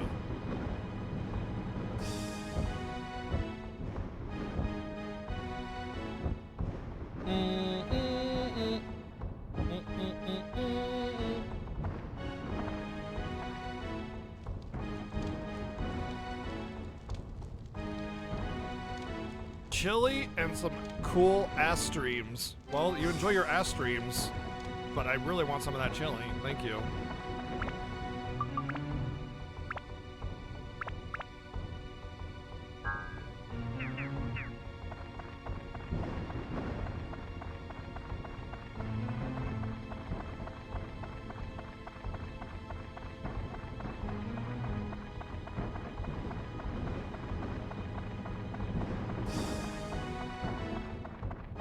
I don't think there's any treasures.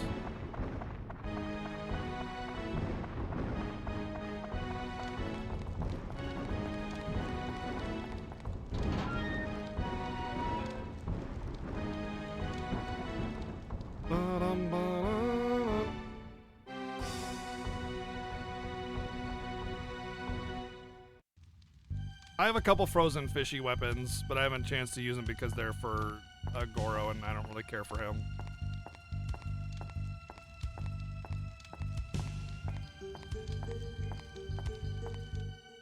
Either one final dungeon or just a boss rush. Now he's not in that form. I don't get it. It makes no sense whatsoever. Literally no sense at all. Like there's no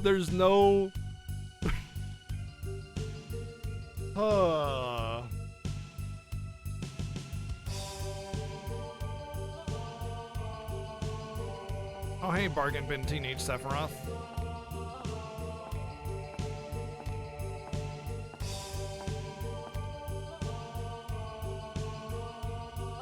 I knew you'd come. I knew you'd make it. He was born here in this castle long, long ago. This is where the 400-year nightmare began. And the monster was created by me. 'Twas 400 years ago, the Terra of the East and the West were still at war. I was the king of the East, and I fought the West to defend the people. The scope of the war grew, and at last the pivotal battle to decide the destiny of the kingdom began. Pressed by the wizard's army of the West, I had to make a decision. I could see our defeat on the horizon. Then a Dark Lord came to me with a deal. If the blood of a witch is mixed into a human body, a terrible power is born.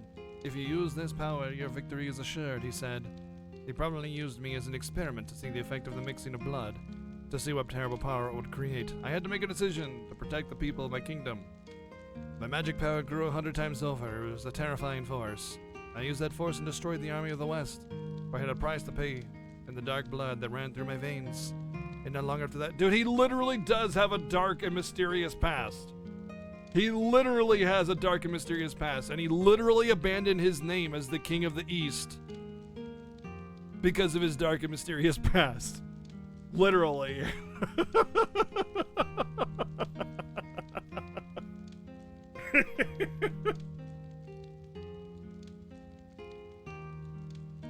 Not long after that, there was an incident, a tragic one.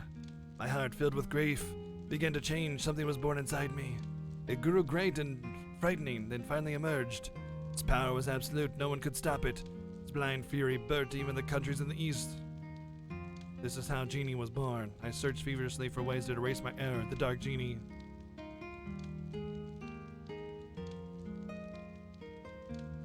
It was then that I discovered the stone called Atlamalalamala from an ancient book.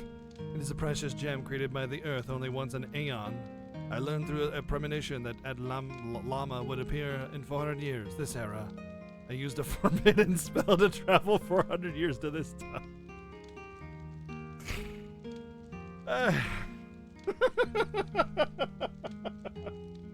To obtain Atlama, that legendary gem, believing that Atlama would seal off the power of the Dark Genie. Atlama is a link to a different dimension, and it's shining stone in your arm, not Link. It's just hitting all the wrong plot points. Dark and mysterious past, heroes being, or villains being a different person who's a different person who's a different person who's a different person who's actually this guy that we saw one time all that time ago at the beginning of the game and had no other interaction with. And time travel, did I say time travel? It's just like, it's like dismissing everything. It's instead of like actually explaining like why time travel might even actually be like a thing, he's just like, I just used a forbidden spell, you know. Of course the forbidden spell exists, you know. And then also going to space and moon people and everything. All that stuff is just like, I wouldn't even like expect this from like a kid's cartoon, you know, like X-Men or something. I wouldn't expect this kind of thing, like a Saturday morning cartoon. I wouldn't expect this level of like, what? No, there's no suspension of disbelief logical enough, or I don't know, that's the wording I want. There's no level of suspension of disbelief that could get me to go along with this plot at all. The moon people were able to seal the young Genie, and that urn, Genie gained power and was able to influence the world. You know very well what happened. However, now, even with the power of that Atlama, we may not be able to stop him. He's a force of pure evil, but his aim is not to destroy the world. His intent is to send his will through every time and to every age, to take over history by sending parts of his essence to each age. He's a terrifying being. I created a true monster. Not like Dark Genie is the embodiment of pure negative energy. He doesn't live, so you can't kill him, but you can change the history of his birth and erase his being. For that, block it up. I have no time. The dark blood running through me is taking over. If he controls my mind, I'm no longer. Oh my god.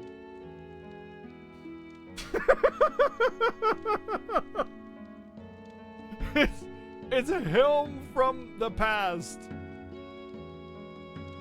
Before Genie was born. The questions that I have. The questions that I have to make that come to fruition are just too many. Like, for instance, how would he would have to go back in time and tell his past self not to do a thing. But if time travel were a thing to where he could correct an error, he should have just time traveled to his own past and told him not to take the deal with the witch. And then none of this would have happened.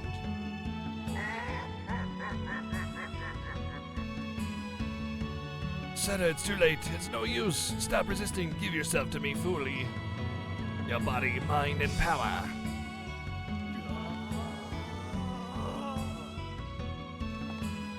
Not Link, cross the gallery of time and enter his age. And with the power of Atlama. Exclamation mark! I can't give up this body yet. Oh, okay. That was...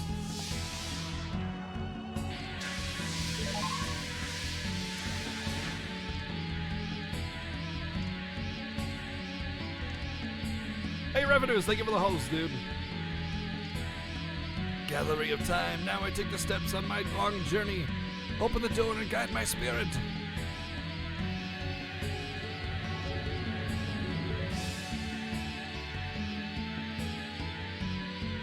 Yeah, I can't give up on this body, so I'll just kill it. Wait, that's... Oh, wait. The forbidden spell. Ultimate attack, Avidia Holy Water. That kid won't be able to cross the Gallery of Time. Pity he has to die in vain. Walk now, Link, into the cursed past. Erase his existence. I trust you will know what to do there. Follow the fragments of memory I left in the Gallery of Time. They will show you what you need to do.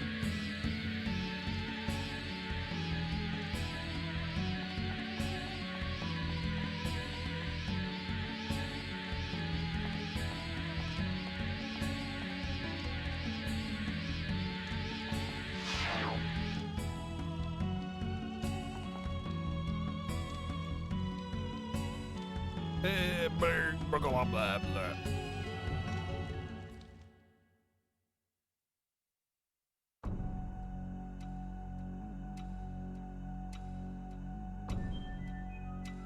Oh, it's an actual dungeon.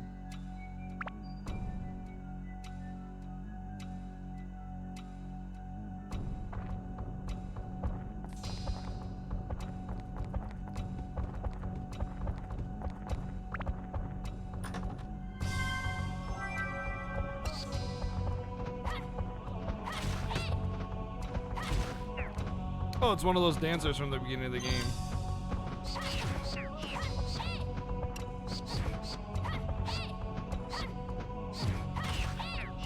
Freaking bats, dude.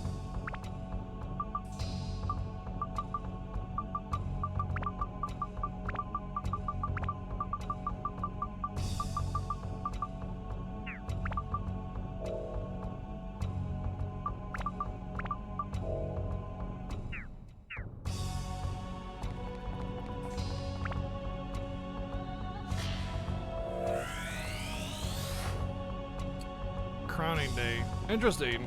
This will be interesting to see how they do the at Llama stuff with this like time traveling nonsense that's going on.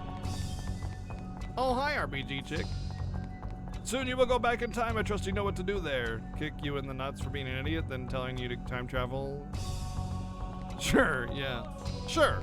How about just go back in time and tell yourself not to do that thing? What? That's ridiculous. Why would I do something so logical? With an illogical ability.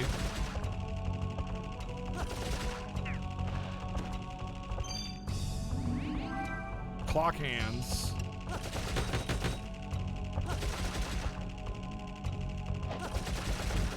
Get juke, nerd.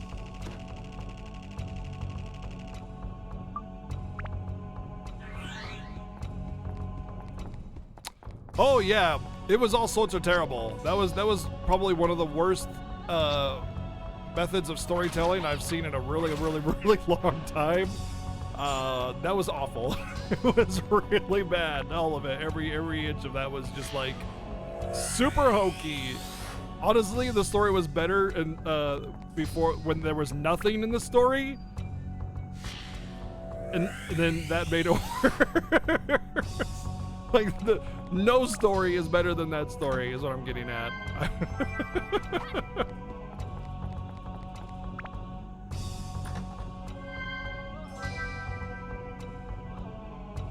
Is there any reason not to abuse the flying rabbit? Why would you abuse a flying rabbit? What did the flying rabbit ever do to you?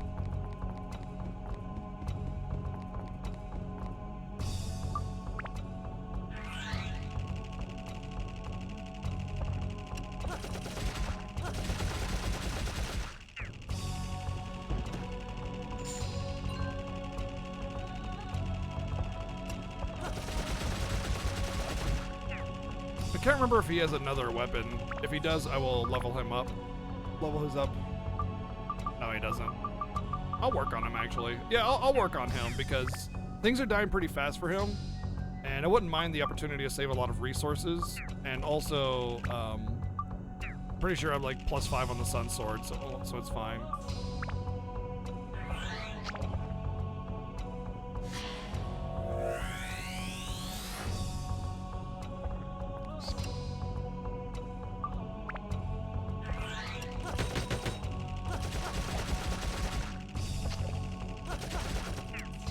Ah, it's Grandma's teeth again. Or Grandma's dentures, that's what it was. Grandma's dentures.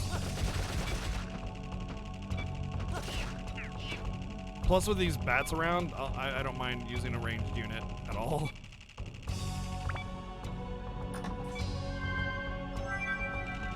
Soap? I'm a gamer, that's worthless to me.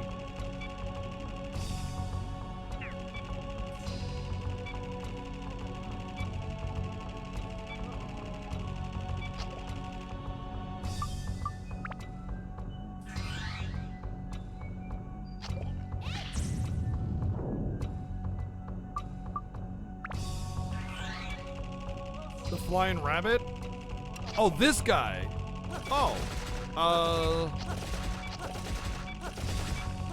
I don't know if the game is gonna make it so I have to use a certain character at a certain time. So the game doesn't really give you enough like XP to build up more than 1 or 2 characters. And since I've already got 2 characters built up, there's very little reason for me to care about any of the others.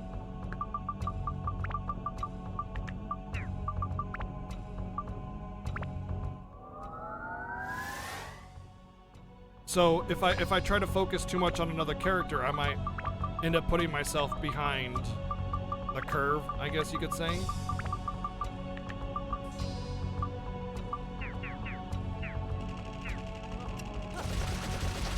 Like, you can grind, but you know how I feel about grinding in a video game, especially when it's unnecessary.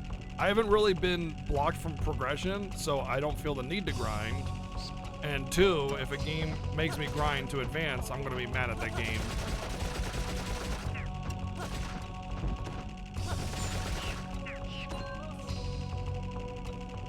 But yeah, the game doesn't really give you enough XP without grinding to build up more than two characters at most.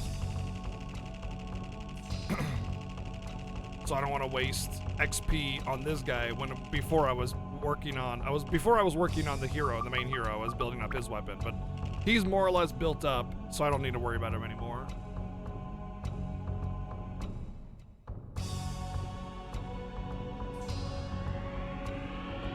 Oh no, we're going back in time 1 day. 2 days.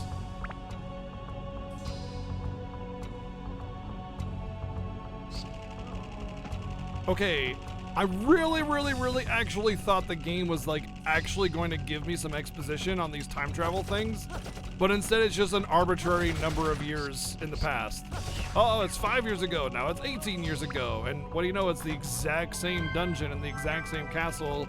It's structured in the exact same way every other dungeon is structured, but just given an arbitrary name 18 years ago. Versus 5 years ago, but it's still the literal exact same thing. No difference whatsoever.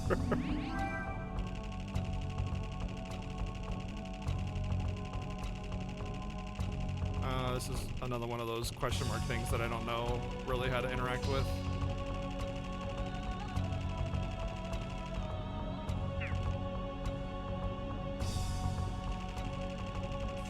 What do I need? Carpet cleaner for that one, I guess?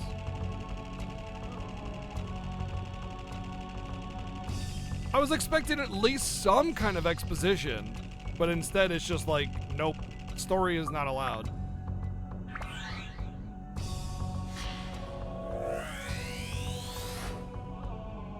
Oh, I got the moon. Sweet.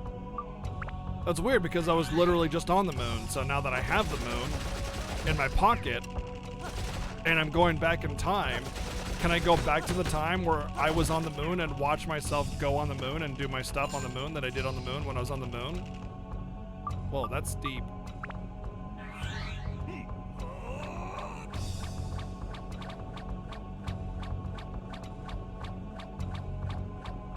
Yeah, exactly. Final Fantasy 13-2 clearly stated that in order to change the future, or the past, we need to change the future. Duh. Alright, Grandma's dentures. You guys ready? Listen. You hear that sound? Grandma's dentures. That's what that is.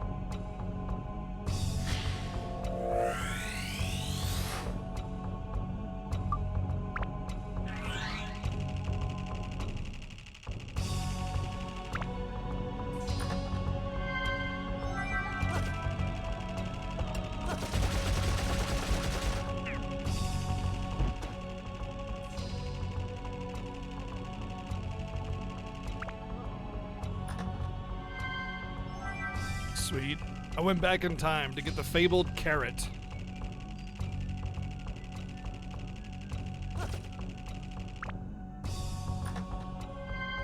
It's not the carrot of petite fish as well, yeah. It's not the carrot of destiny, just a carrot. It's not even the carrot, it's just a carrot.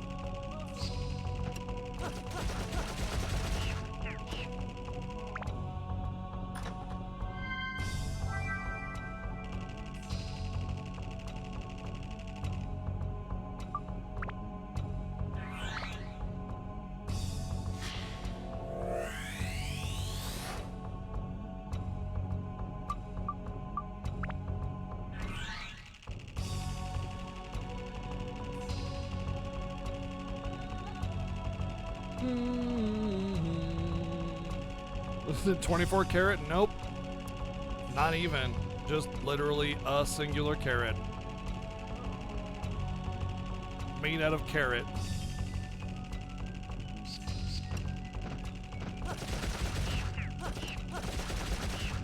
But the bat may be evil, but is it as evil as the castle in which the bat is housed?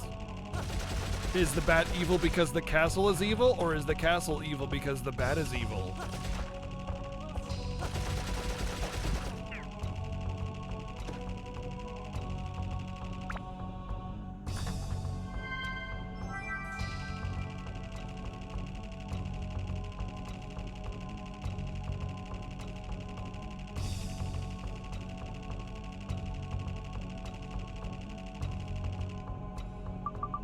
You're saying they're mutual in their evilness.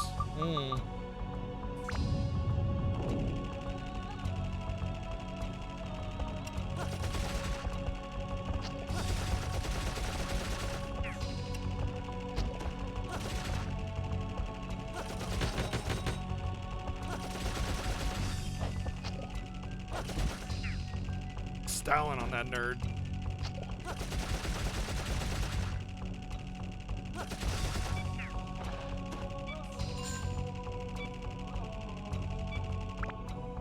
It's the beep beep song. Beep beep beep beep beep beep beep beep beep beep beep beep beep.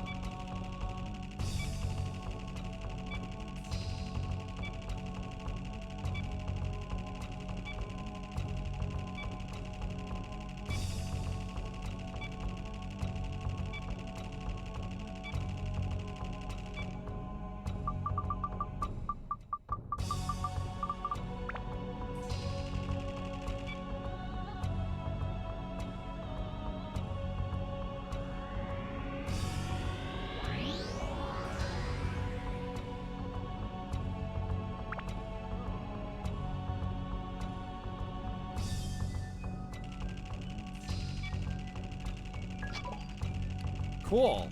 I love it when stats are permanently lost.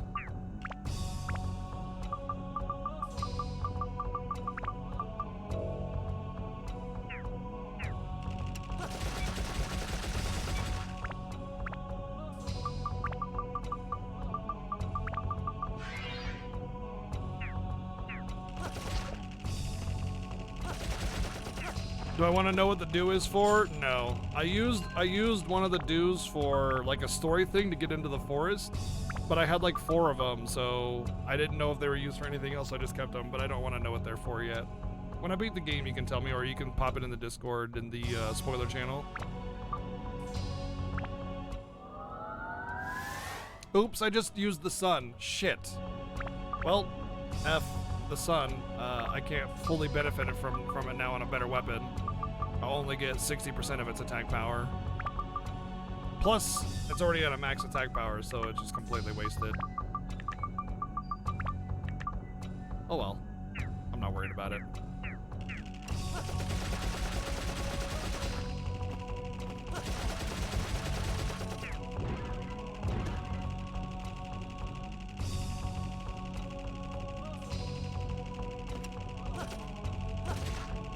I still do get 60% of its attack power.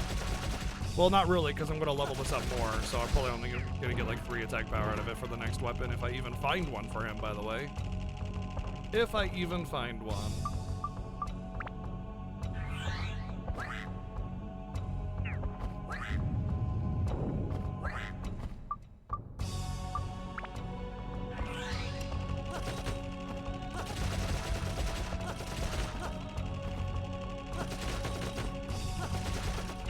Billy. Why? Okay. Every elemental has some kind of like elemental name to it, like Fire Sprout or something like that. And then the electric element is just Billy. It's like Frostio or you know, Fire Blossom. And then the electric one's just like, I'm Billy. Hello. I'm Billy. How are you? I got zappy powers. It's pretty cool.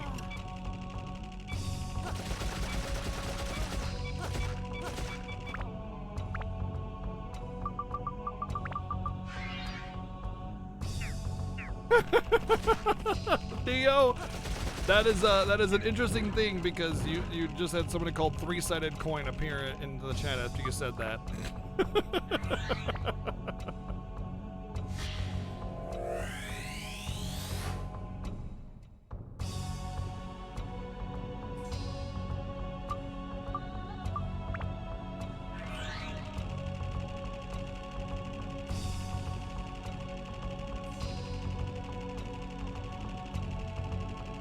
I hope that's not my last Drann's Feather. I think it might be.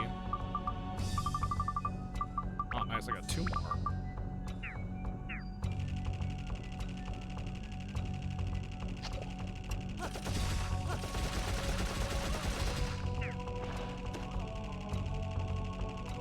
Two courses down, 13 to go. What is it, like a birthday dinner or something? 15-course meal.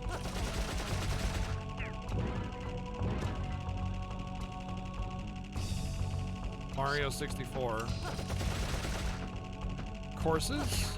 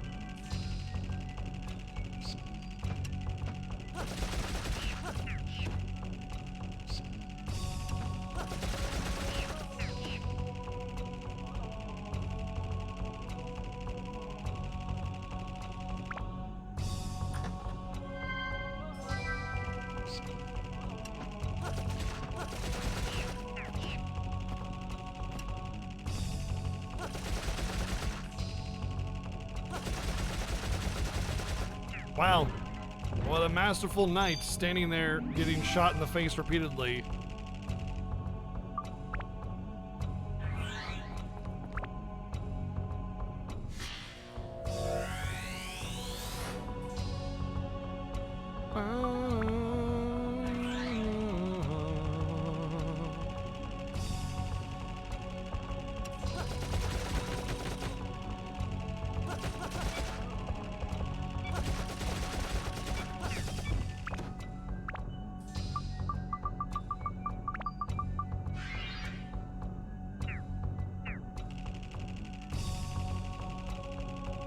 You know, I will say I'm glad that they had a dungeon after getting the final character, so it doesn't just feel like you never get a chance to use him. You know, I actually really thought that there was that was going to be the end of the game. And I'd like to point out that I'm glad that I did not try to finish this up last night. There was in fact another dungeon. So good call on my part to not try and finish this out.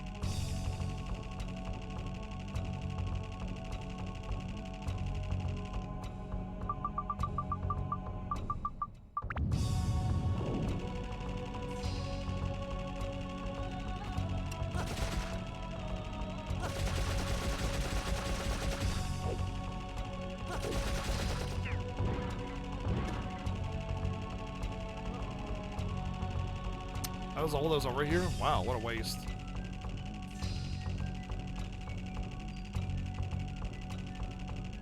Yeah, right, Psycho Sheep? Remember how like the ice elemental was named like, you know, Frostbite or something?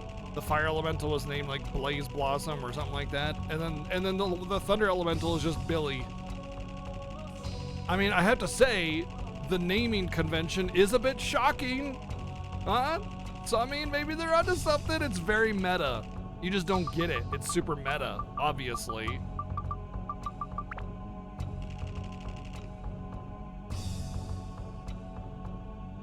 Watson, that'd be great.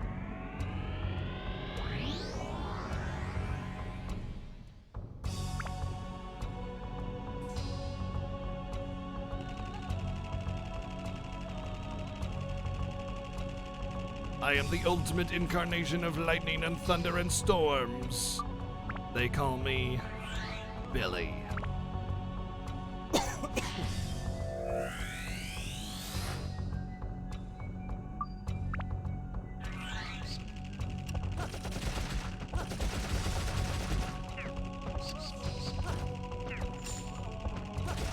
I wonder if the Curse Dancer knows the Necro Dancer. Wonder if they're related.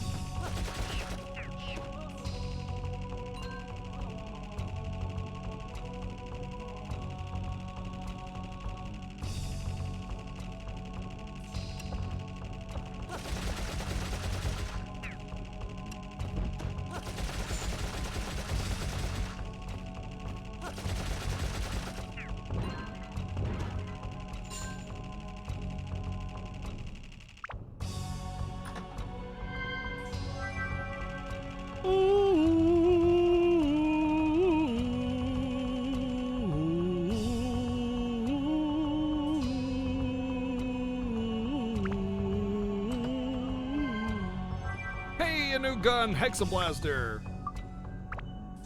Nice. Oh, that's good too. Perfect. Good, I just need a one level left. Wait, did it have a passive? No. Play man with a machine gun? I can do that, hold on.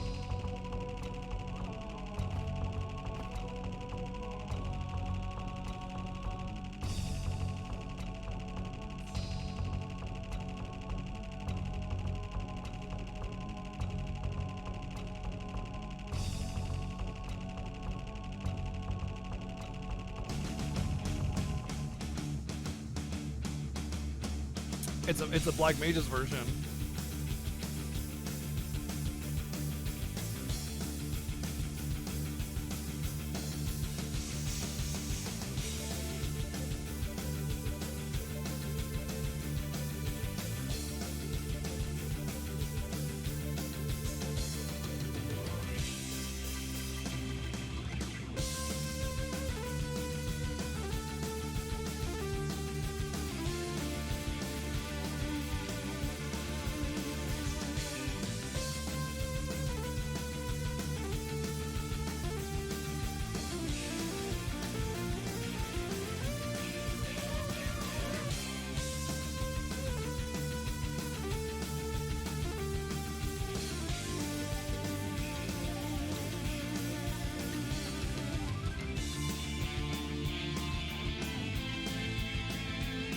Oh, shit.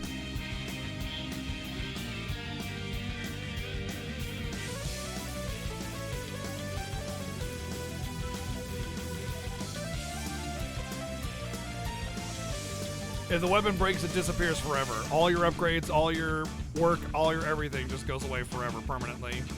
It never comes back. Argyle, thank you for the 25 months of Twitch Prime.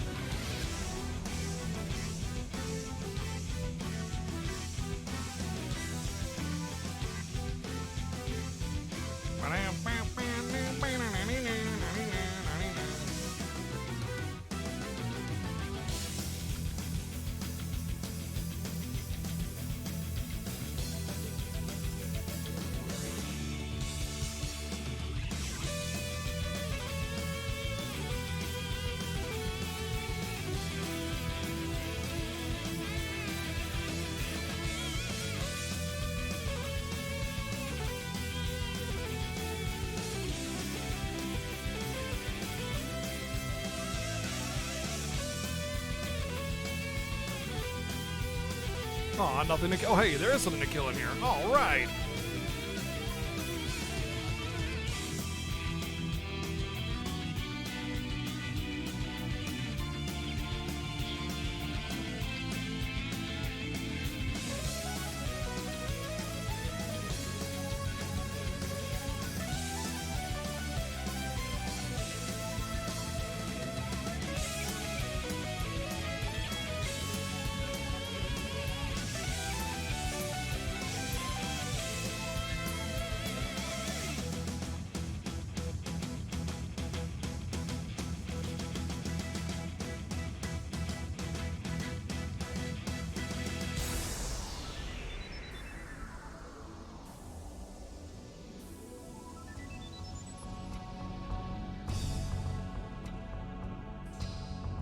That's a good version of that track.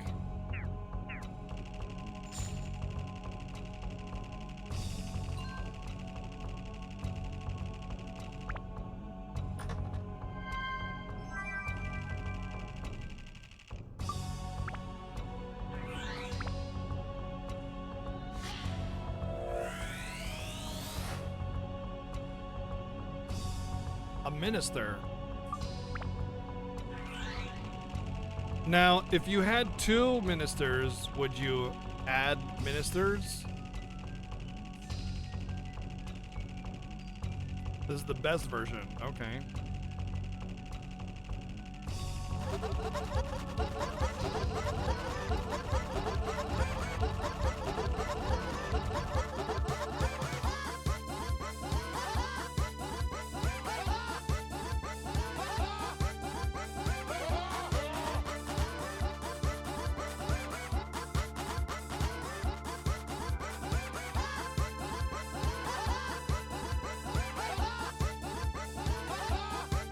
Yeah, I agree. This is the best version.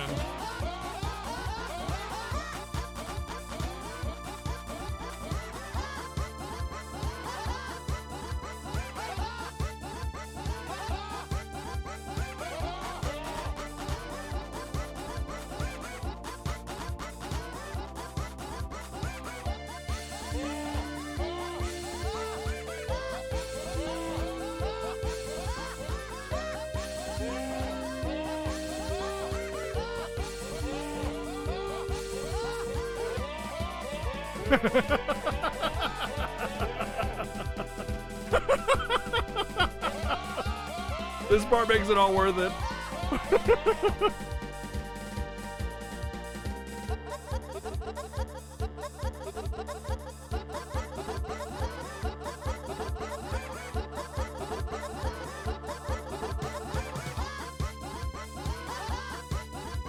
Ha ha ha.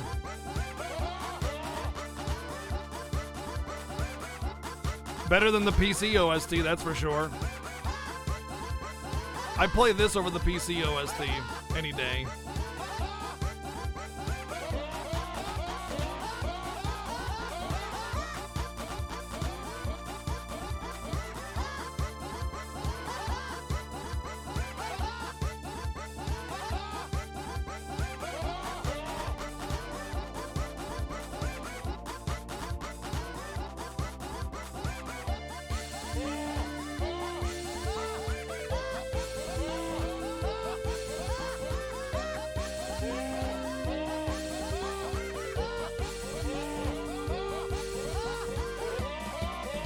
Peer Hamid.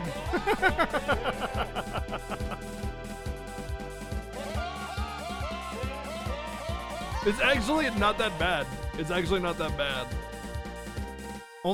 I think what makes it not that bad though is that the track itself is just so good. And it's hard to like not like it.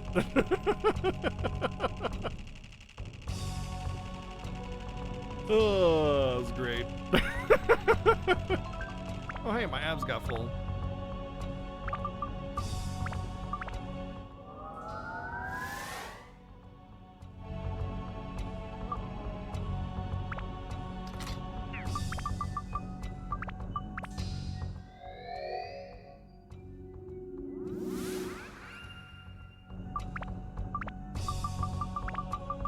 Bam! Oh god. Holy smokes, this gun is gonna be freaking disgusting. Wow, look at all the elemental affinity it has too. Holy. Still room for endurance too. Alright, this is gonna be probably really disgusting now that I have this weapon. Like I was already wrecking everything. I'm pretty sure this is gonna be disgusting.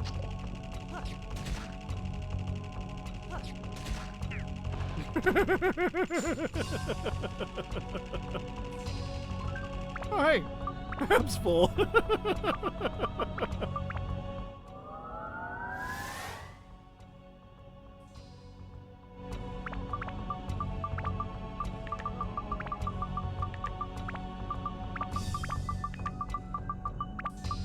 You know what? We can make him the Sky Hunter. That's fine. Let's put this on him.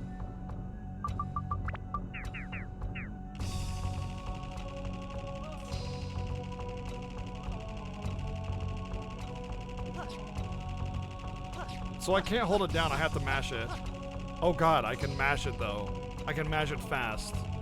Oh boy. Oh wow. Okay, so...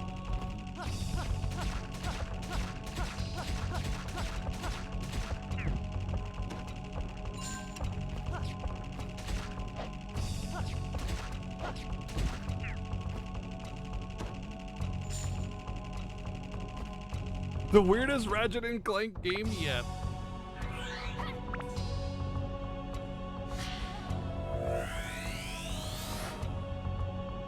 What's up, Eagle?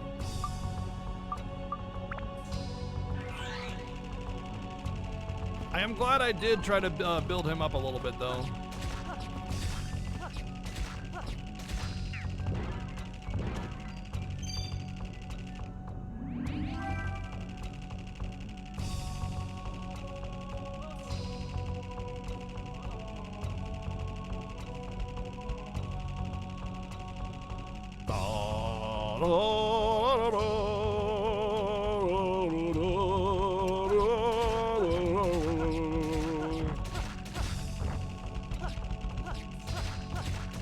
I don't think holding it down to charge it does anything for its attack power.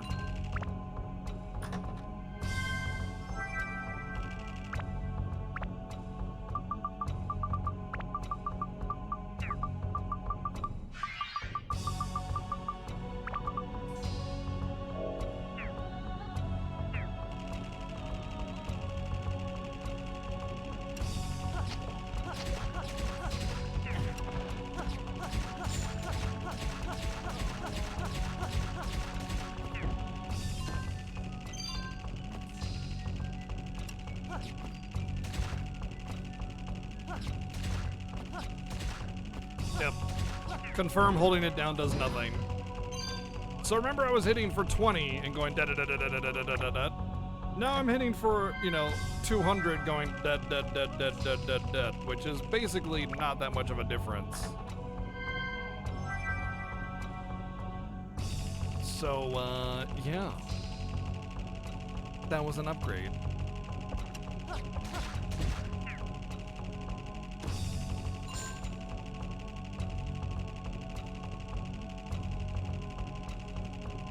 Premium water? Yeah, that's girl gamer bath water, obviously.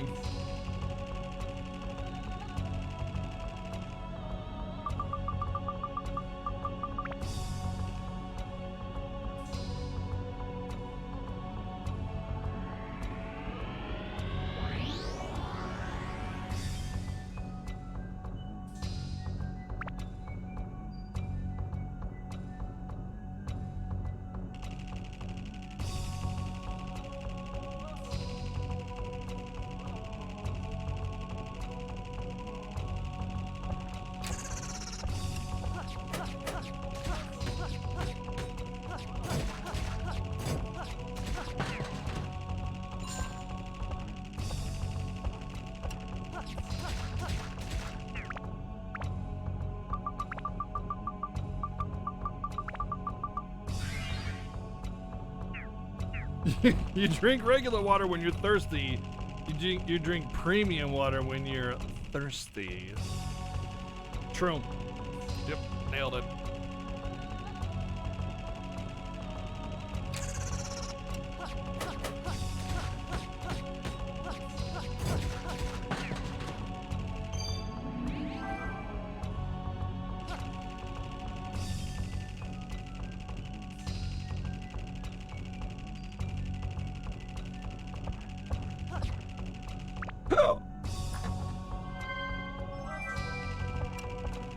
Club.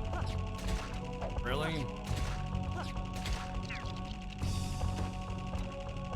Okay.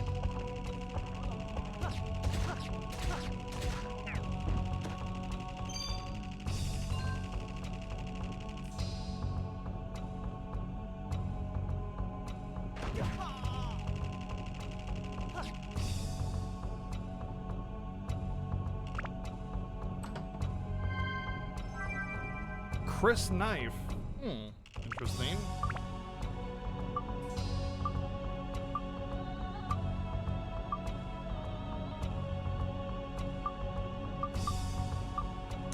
Wow, that's really terrible. You know, I was wondering. It's like, this is a knife. There's no way it's gonna be like an actual good weapon. It's a knife, right? You know, that seems like the highest level of the early weapons kind of thing. I was like, nah, it's the final dungeon. There's no way. Huge speed? Hold on, maybe you didn't see something.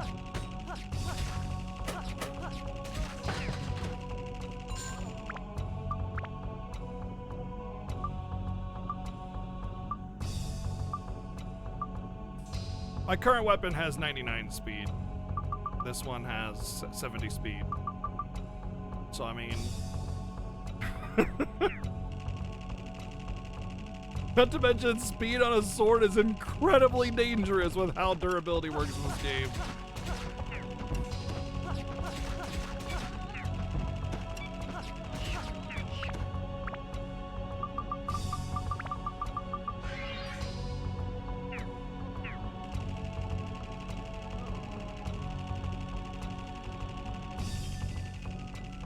Do you think guessing the trap wrong should have a greater consequence?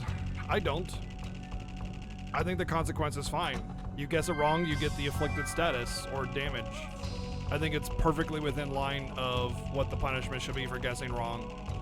If you got a greater punishment or you just didn't get the weapon in general, you'd never get weapons. It would be even more detrimental to a game that's already hugely punishing for just existing within the game. You know how many keys I've gotten? One. I have found one treasure key this entire time playing the game. One. If the game actually gave me keys, yeah, maybe, but they don't.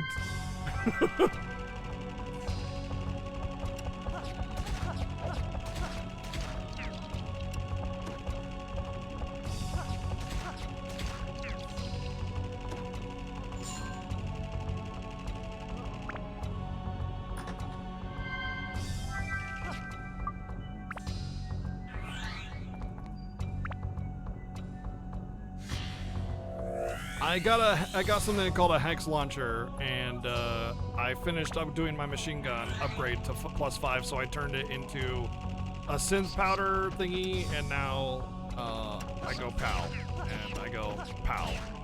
So, you know, it was a slight upgrade, and by slight I mean significant.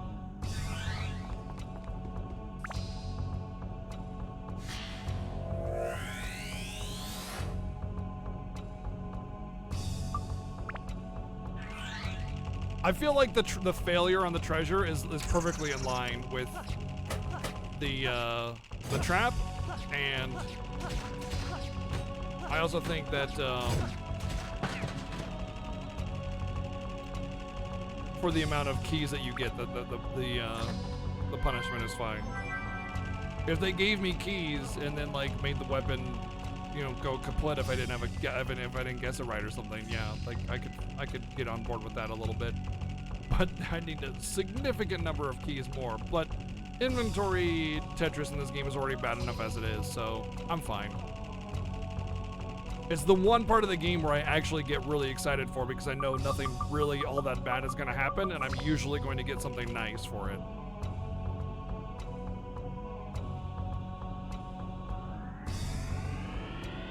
Don't take that away from me!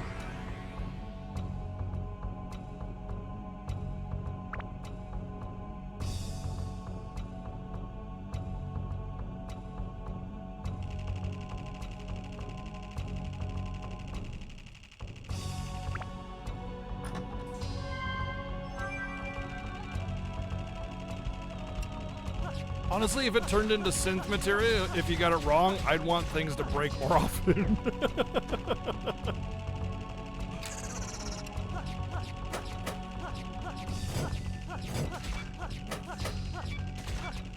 That makes it really annoying to kill with this thing. For whatever reason, it bounces weird.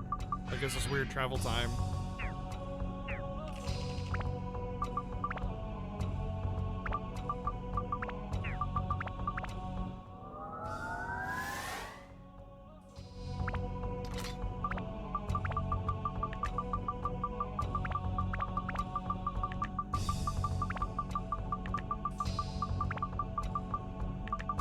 Do I want to do that? Let's do this.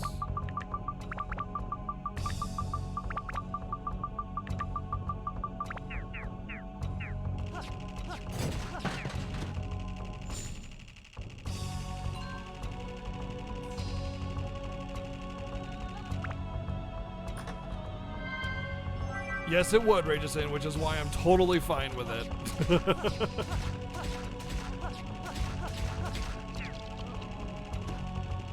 Well, for that guy being heart, he really lacked heart because he just kind of sat there and let me murder him. Is the game fairly well balanced? No. No, it's not. It's pretty imbalanced overall in general. There are tons of things that trivialize different parts of different aspects of the game, and the beginning of the game itself was horribly imbalanced. There's definitely situations you can put yourself in where you're doing 1 damage to a boss, and that's like the character that you need to do damage to the boss with. Just a lot of things where it's like if you don't do the thing the game expects you to do, then you're just screwed, and even if you do, you're still potentially screwed. You can get one shot, stun locked, juggled, all sorts of stuff. There's not a lot of good balance in the game, but because balance goes both ways in this game, you never really worry too much about getting wrecked as much as you enjoy absolutely murdering and one-shotting everything in the game.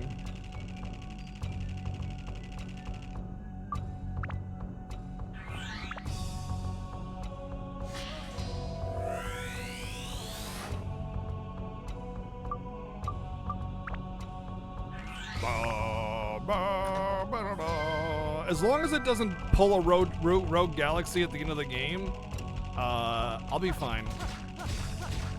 If it pulls a rogue galaxy at the end of the game, then I might really change my mind about the game balance. Because at that point, it would be hugely detrimental without the ability to actually counteract that detriment without grinding. Yep, got a pixel perfect it.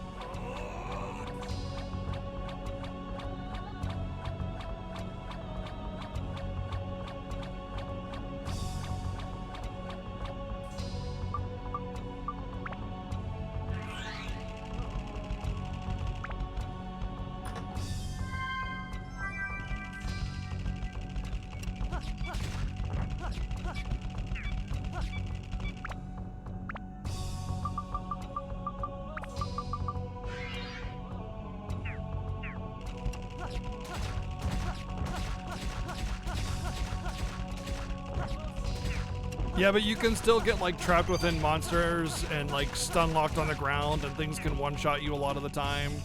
Like there's definitely a lot of poor balance in the game. Yes, you can ignore a lot of the mechanics, which is a good thing because you shouldn't be forced to adhere to every single strict mechanic. That's just boring and dumb. You should find your own way to beat the game. And then sometimes you need to narrow the ability in which somebody can play a game and beat it, but more often than not, you need to let them have choices and options. But I mean, I would say that like the majority of the game is definitely balanced. At least either imbalanced in your favor or balanced to be fair. But there are points of the game where it gets insanely imbalanced and really, really, really frustrating from the player perspective.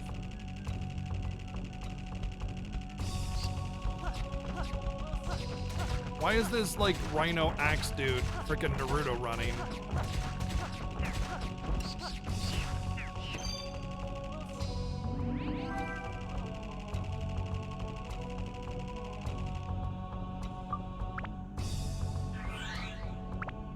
Hey, take it easy, Neo. Have a good night.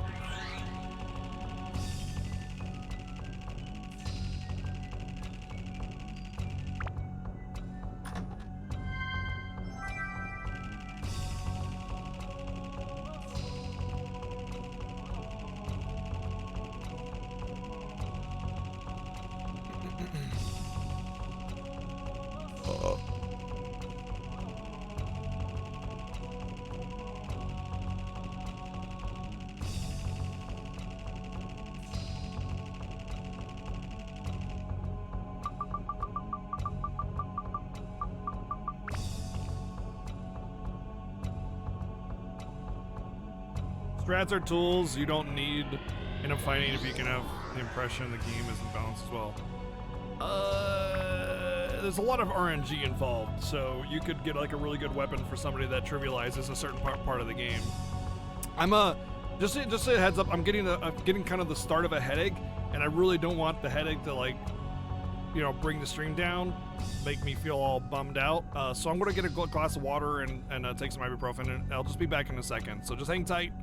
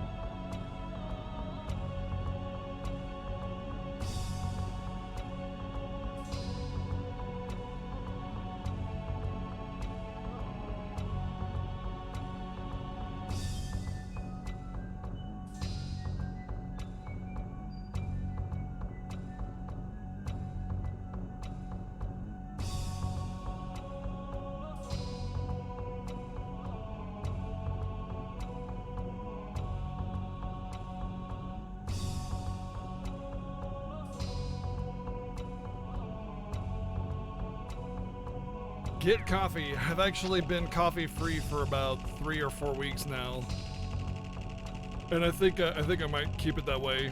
I feel a lot better as much as I love coffee.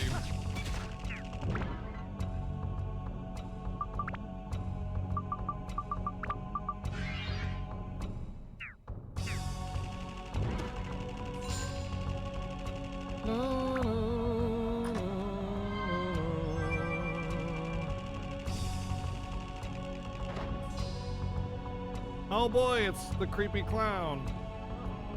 All right, guys, what chat room? What do you think? Left or small or big? You want the small package or the big throbbing package?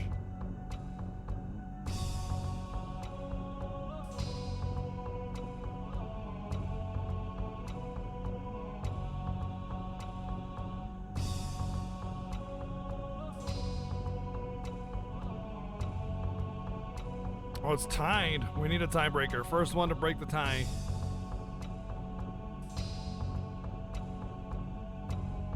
Yep.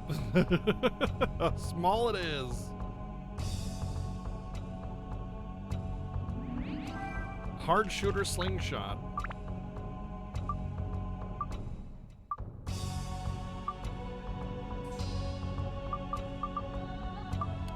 Well, you failed me, chat.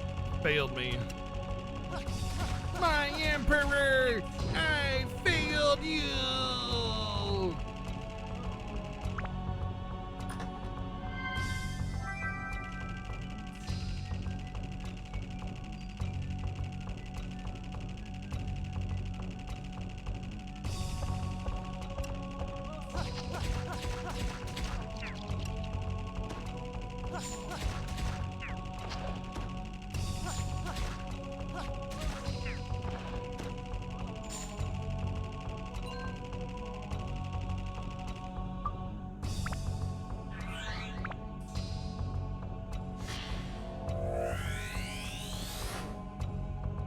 Menace of the West? Hey, that must be me.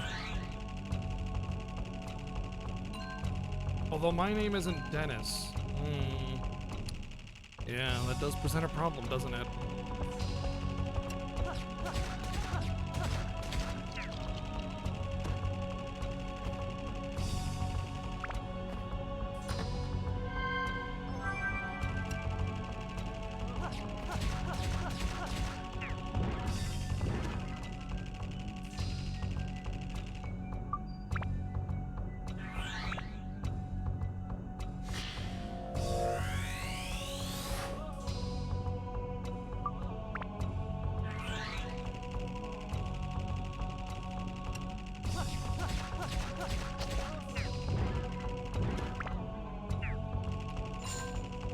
I'm not gonna worry about my thirst just yet.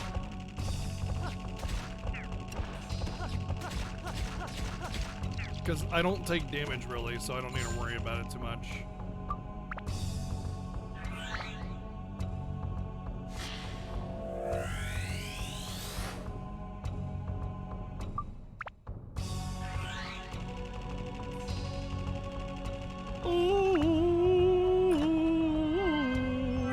You can stop drinking coffee anytime. You just want to make sure to drink enough tea.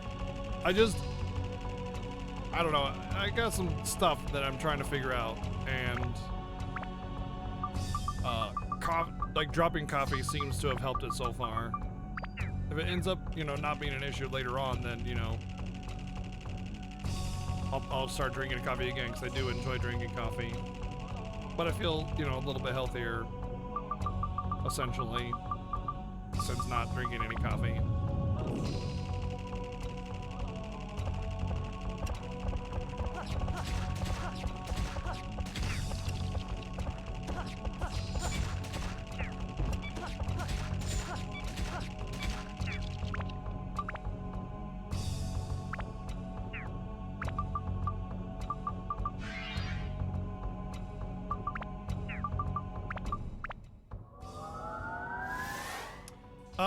Yeah, but I managed my GERD good enough to where coffee was never getting in the way of that at all.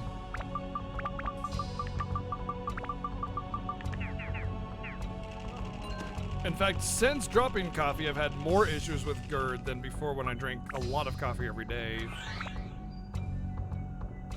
Oh, my blood pressure is fantastic. I don't have to worry about that.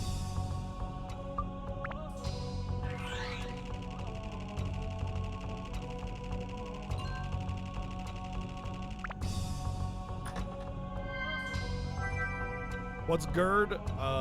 Gastroesophageal reflux disease.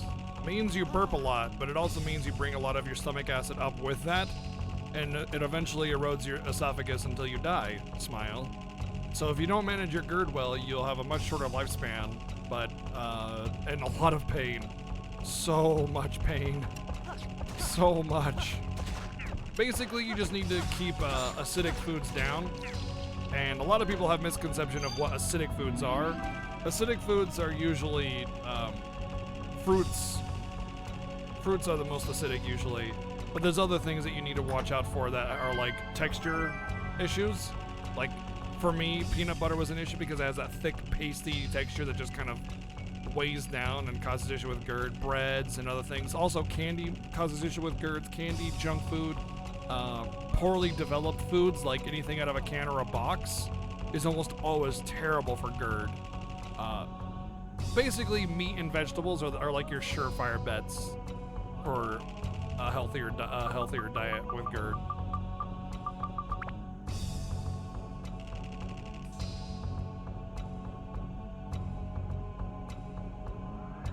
You can eat whatever you want for the most part as long as you minimize the stuff that's bad for your GERD. But if you don't manage it, it's next level pain. I've had a kidney stone, and I can tell you that was less pain than the worst kinds of GERD that I've experienced.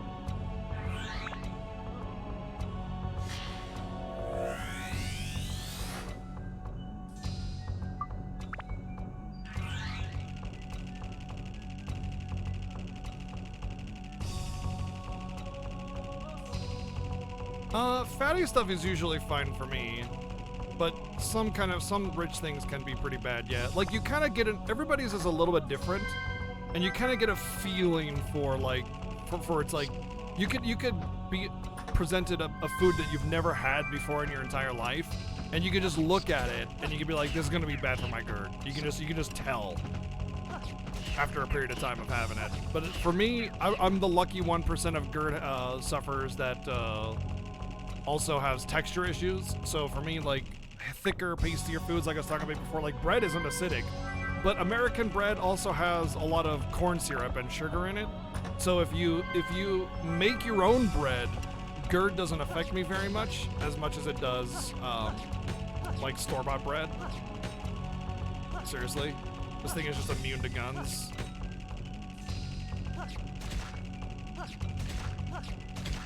Weird. Because sugar and candy and stuff like that is really, really bad for it.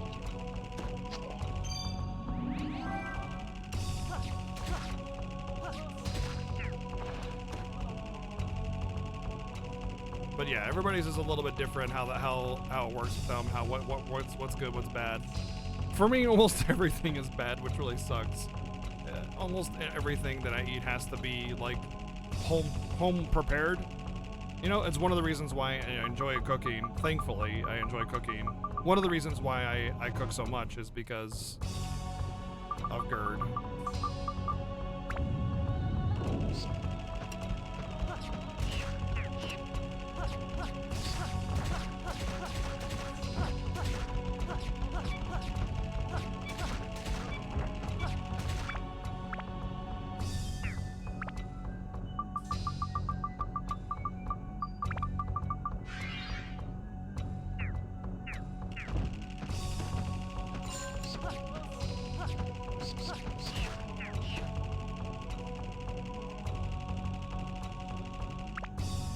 I will say I prefer the machine gun weapon type to this one because of the awkward travel time that this one has. But this is clearly much better, and I'll use it until I get a different weapon.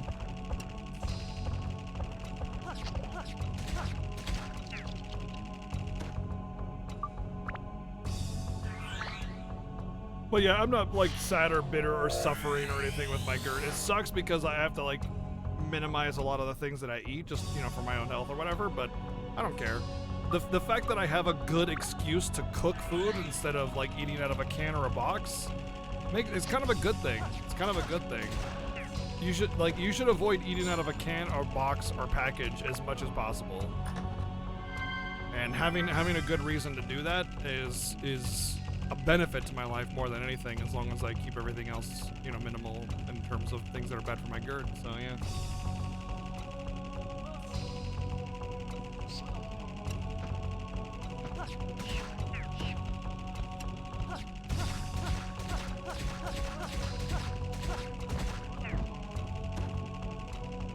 Get blasted, nerd!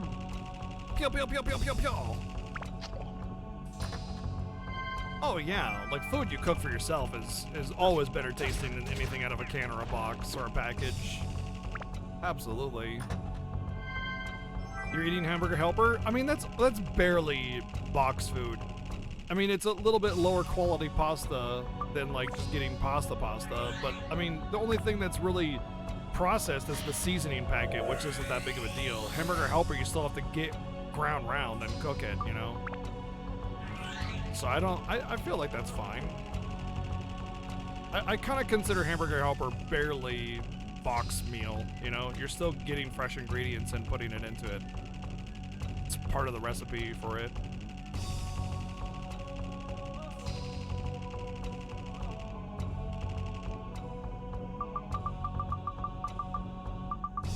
I'm gonna have to go back. I'm out of repair powder.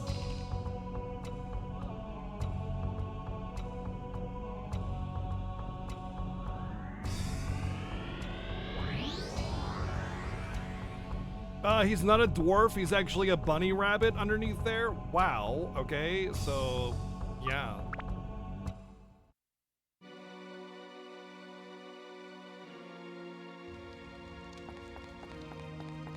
Oh, hey, buddy. Hi, can I buy some items? Wow. Cool. He doesn't even talk to me, he's just here. He's just here, right? Which is awkward in itself. He doesn't say anything, and he just like opens up shop. No story, exposition, or anything like that. Just, you wanna buy something, Sonny?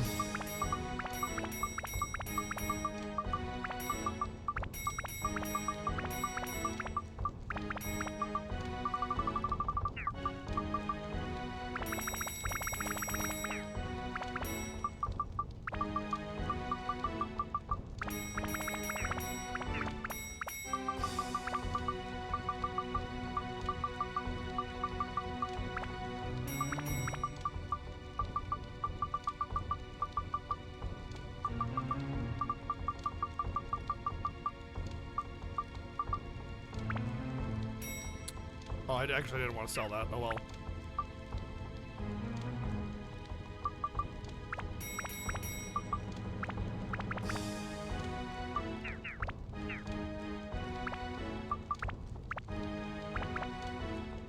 I wonder if I build in here. Where do I build?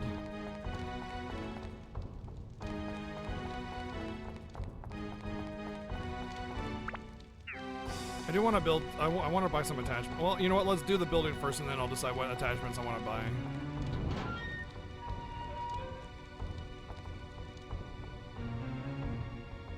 Dark Heaven Castle.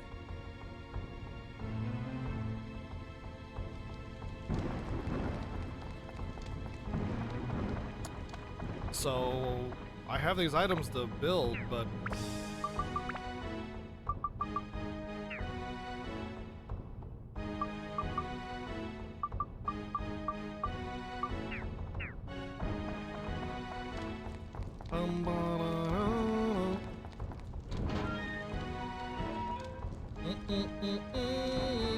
Hey, Hikaru-chan, hello!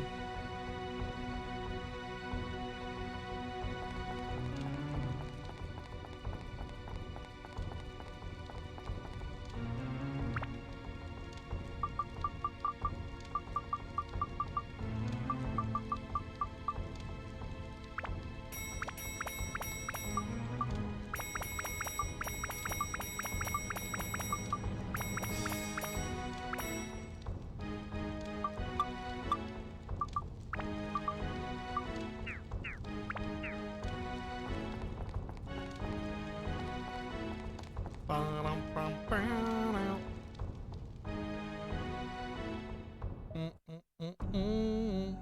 I save it? I can't back out. Well, we're just going then. 5, 6, 7, 8, 9, 10. This is 10th floor. I think I saved it before I did my, like, menus and stuff and purchasing is what I did. More than likely.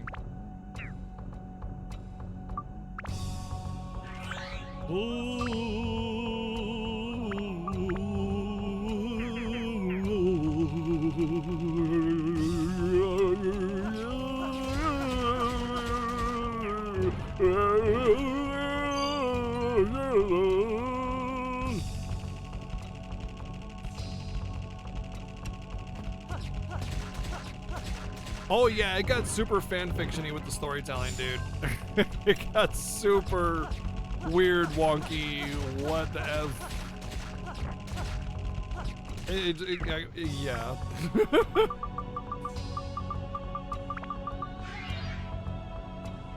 Like, the stupidity of the story didn't like compromise the integrity of the game, you know what I mean? Like, the game is still the game and it's whatever, but man, like, they didn't care about story leading up all the way to this point, but then when they started caring about story, you're just like, no, it's fine, it's cool, you can stop caring about story, it's fine. The game was fine as it was, you don't need to no, take it back, please, I don't want it. Oh. Because, like, the entire game has had basically no story. It's the Dark Genie, go defeat the Dark Genie. And then, like, it started actually having exposition and story, and you're just like, no.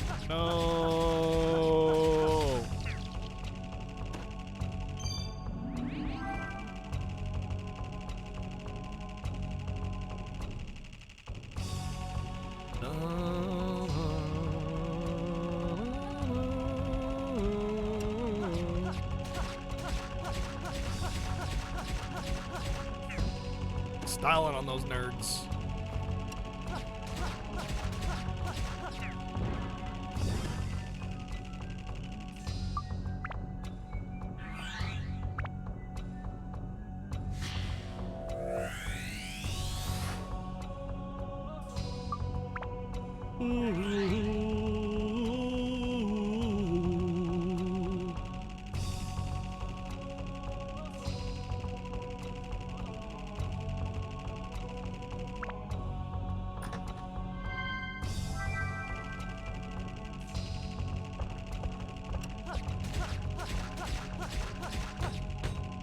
Whoa, I didn't know they did a Persona crossover. Nice. Looking good, Joker.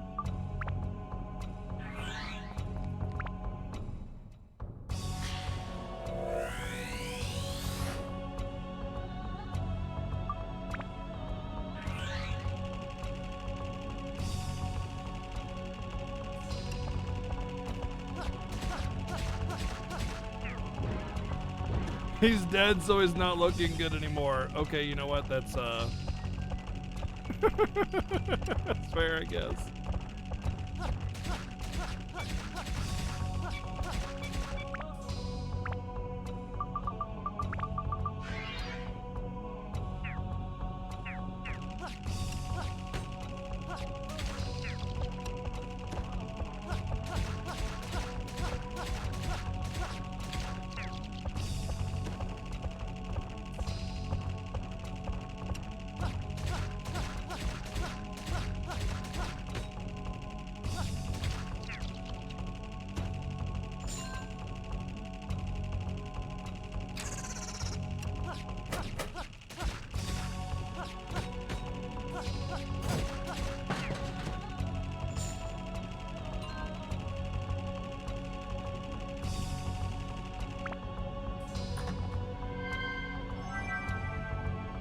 Magical crystal?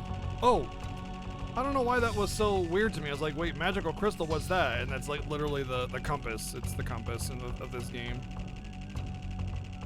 Holy shit! You get a map and a compass every dungeon. They just call it a crystal instead. Wow, I can't believe I didn't piece that together.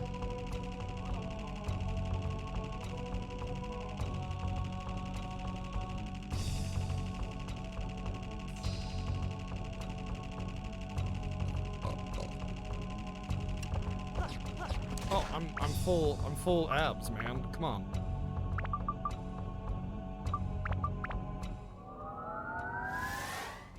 Not Link.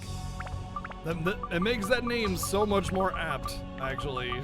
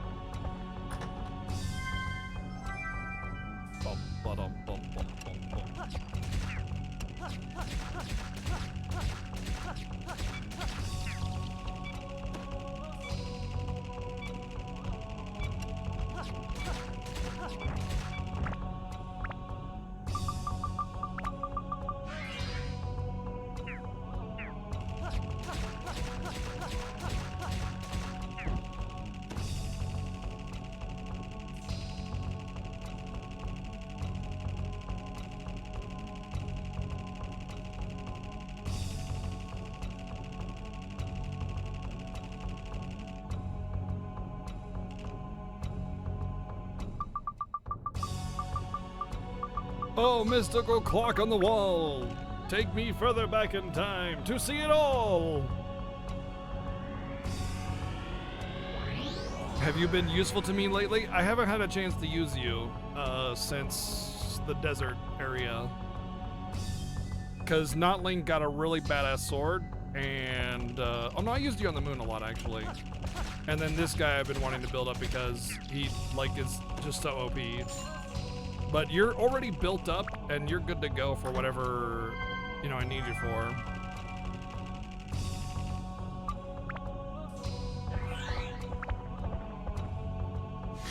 Oh, hi, Josh.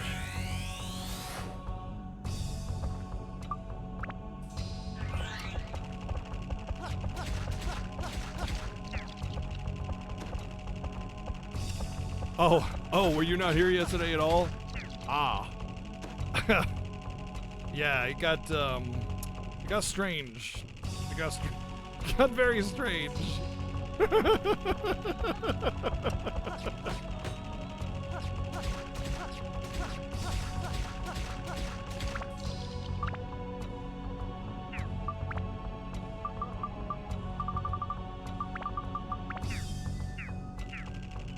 Hey, no worries, no worries.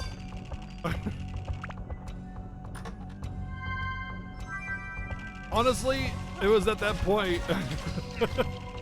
It was at that point and on that things started to really take a turn for the awkward. Hey, Judge Josh, thank you for the 3 months of Twitch Prime. Thank you very much. Hope you're doing good.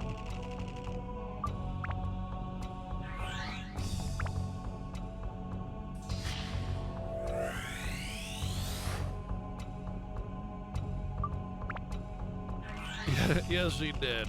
Oh, well, sit on my head and shove my head between her legs are two different kind of things, and she definitely did the latter, so.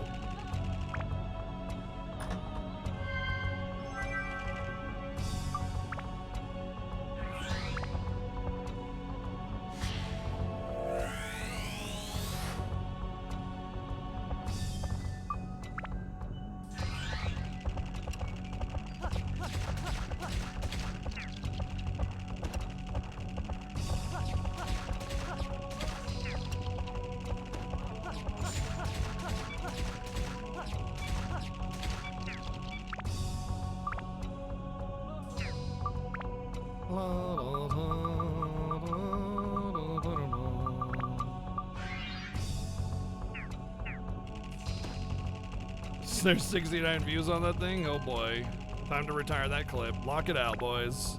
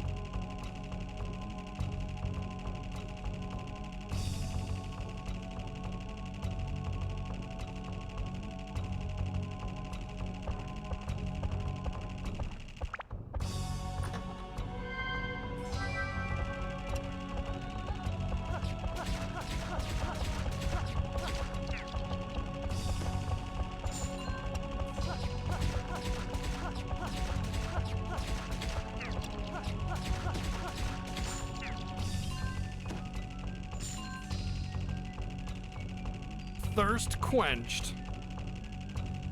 Time travel is very tiring and takes a lot of energy.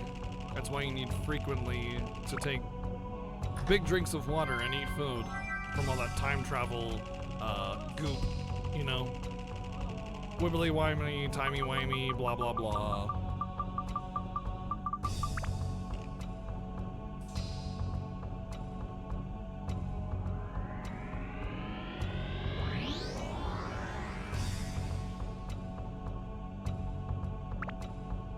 Bum ba-dum ba-ba-dum-bum, bum ba-dum ba-ba-dum-bum.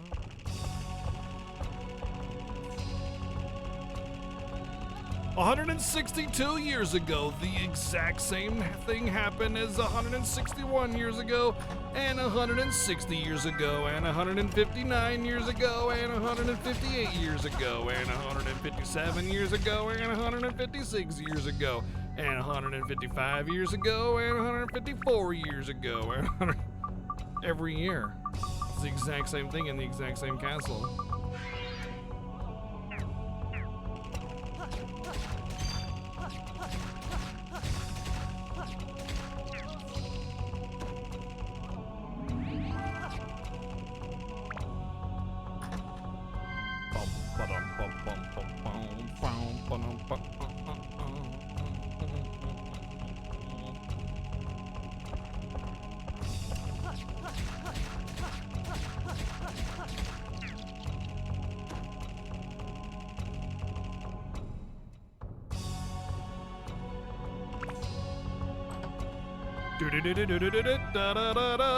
Jackal.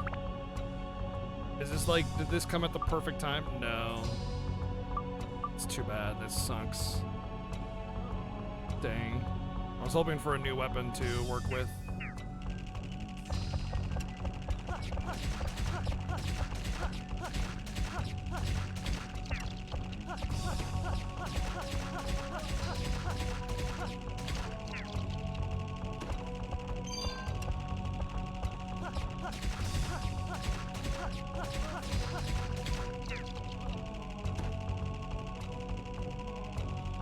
I mean, I guess I could. No, I'm already capped on my stats. It doesn't matter. I need a weapon that has better max stats than this one does, basically.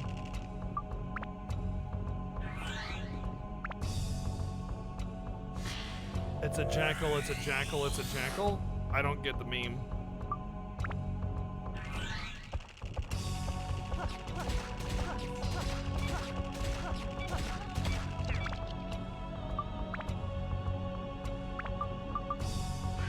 Oh, it's a Family Guy thing? Yeah, I watched the first couple seasons of Family Guy, and I think overall, I kind of only kind of okay sort of like Family Guy. The problem with Family Guy is they try to lean too heavily on shock value to get the humor across rather than just being funny.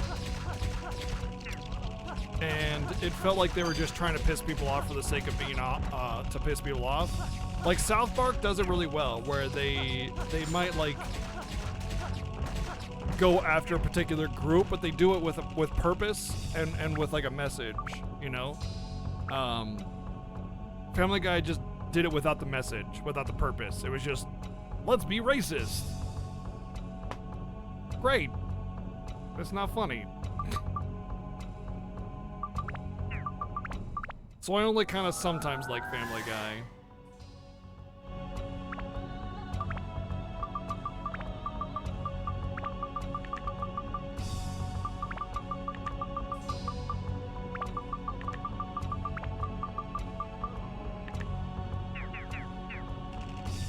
Yeah, it's like The Simpsons and South Park combined, except without, like, good writing a lot of the time.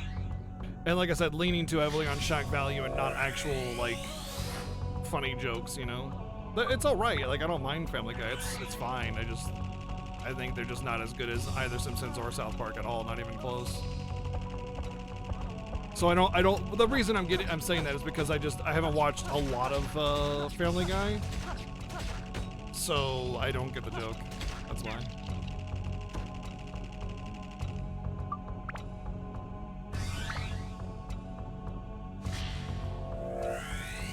Oh, Yeah, absolutely. There's definitely some great episodes of Family Guy, for sure. There's a reason it's popular, and it's not just because, you know, it's always funny, or it's never funny. I can't words. It's not just because... There's a reason it's popular. It's intermittently funny, it's a good show, a lot of the time.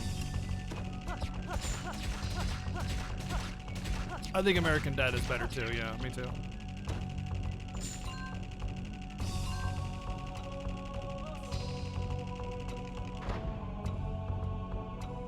Oh boy, all right, Chad, I'm gonna rely on you again. Big box or little box? You know what? We can do this better, I think. Hold on.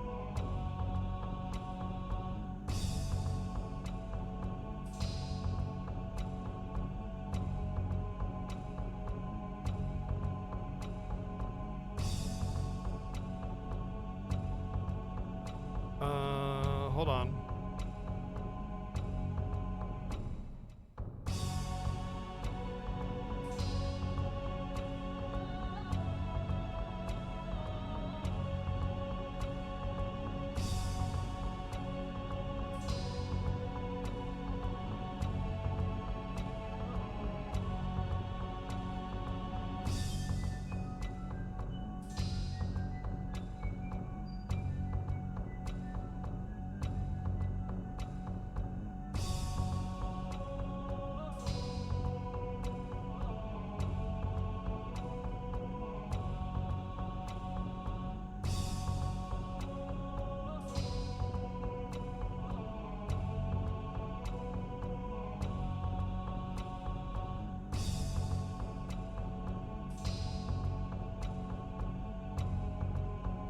Hold on.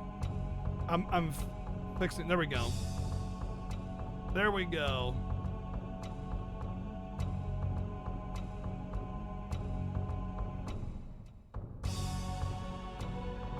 Type 1 in chat if you want big box. Type 2 in chat if you want little box.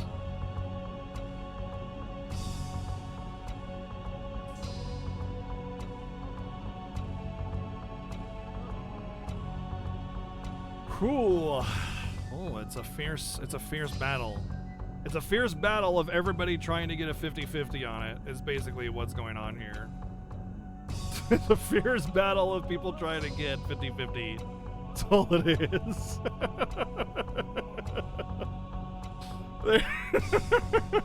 Alright, since it's already been going for a couple minutes, I'll give it like 20 seconds. 1 in chat for big box, 2 in chat for little box.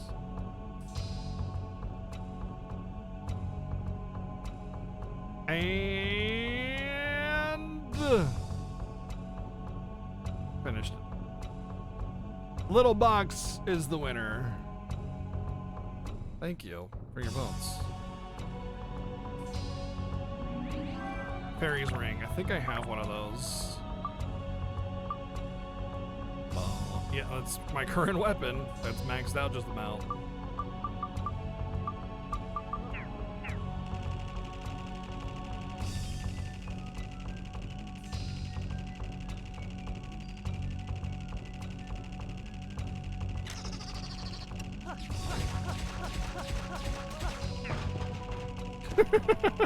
That's a king mimic. Pop, pop, pop, pop, pop, pop, dead. Now, Fairy Ring is a good drop. It's just an old weapon. It's not like some ultimate weapon or anything like that, as far as I can tell.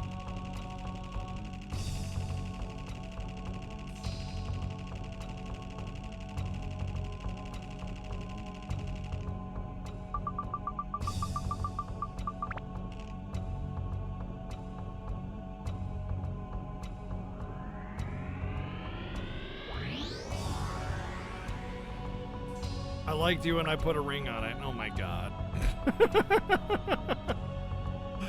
Oh.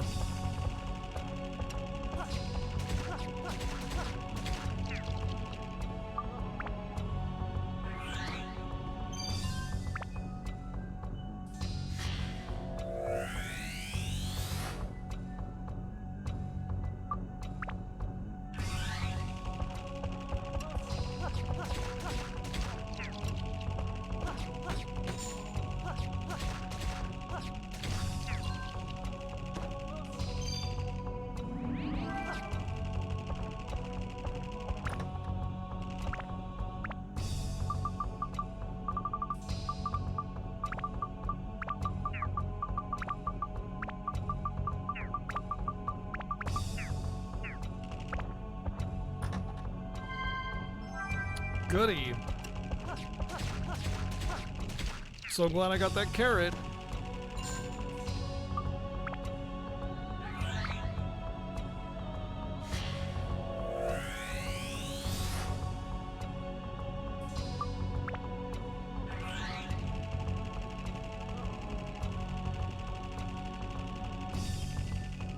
One good thing about playing this character instead of any of the others is that I never have to worry about switching for anything almost ever. I just fly over all the pits, the end done deal.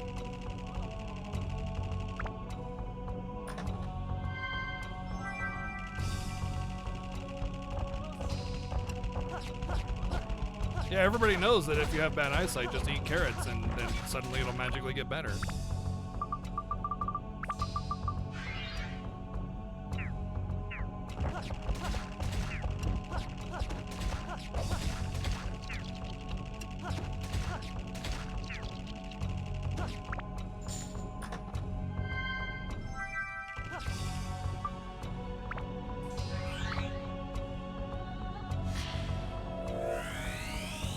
Well, there's vitamin C in carrots, which does help improve eye health, which can help lessen the deterioration of your vision, but it can't really like suddenly make your vision better.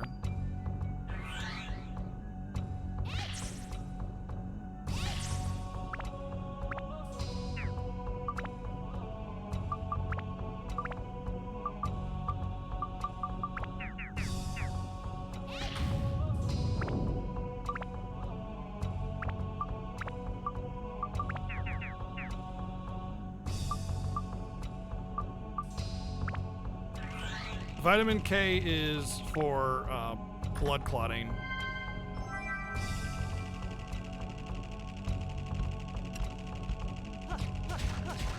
Or is it vitamin A? Okay, it's vitamin A. You're right. Yeah, you're right. Vitamin A. Sorry, not vitamin C. Vitamin C is like oranges and stuff. Yeah.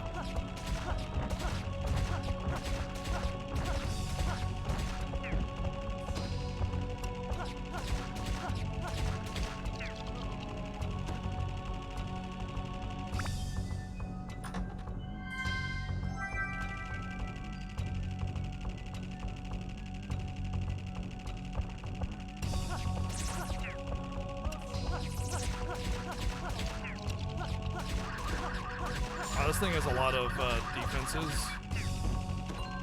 Looks like the Lich has been destroyed. I killed it. It's dead.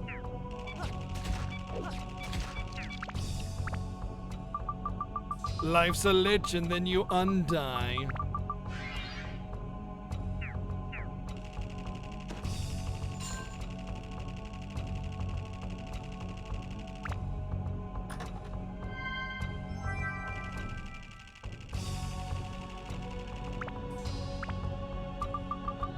Some gourds or something.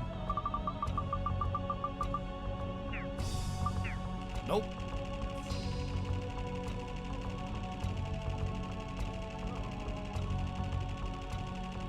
Boom, ba-dum, boom, boom, chum, bow, ba-dum, ba, bow.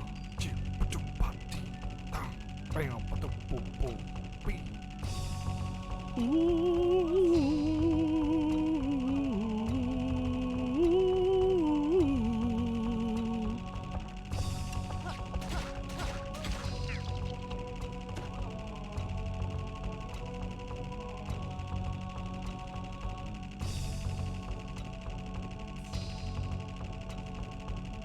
How long is this dungeon? Consider every dungeon basically a chapter of the game.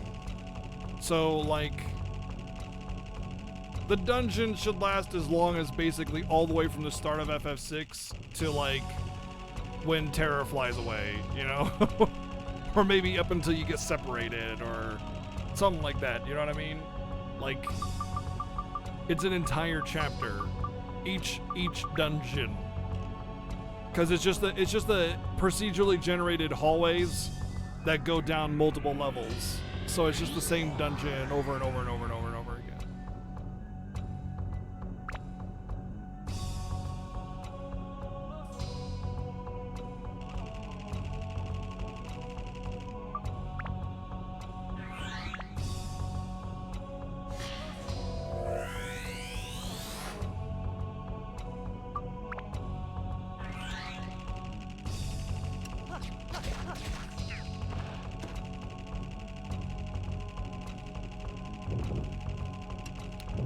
Wow, that's a big boy.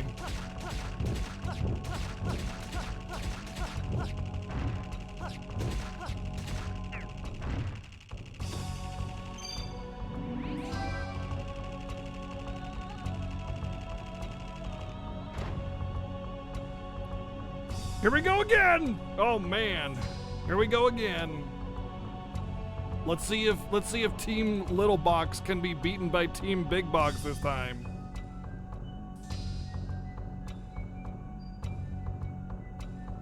There it is. 1 in chat for Big Box, 2 in chat for Little Box. Let's see if Big Box boys can bring it home this time.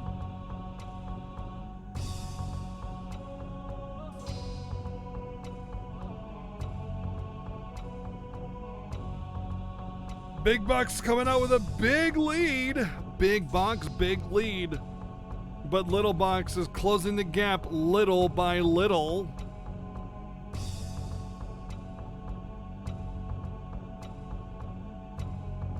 Your vote doesn't matter? It literally does matter.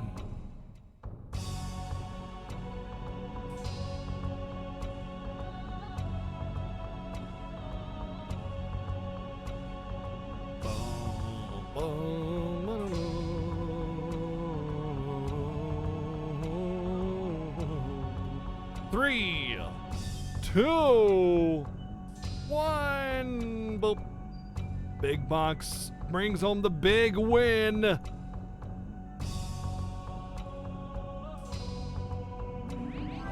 You sons of bitches. You bastards!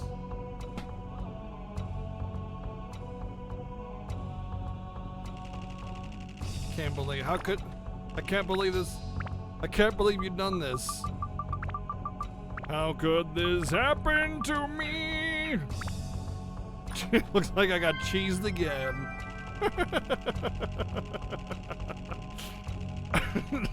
No more clowns. Ooh, Drain Seeker. Whoa, Drain Seeker. And I believe we can make it through the night. Has a drain special on it. So if I powered that up and put it on there, I wonder if it would get stop and drain on the same weapon. I wonder if that's possible. I think I would have to save scum that kind of thing.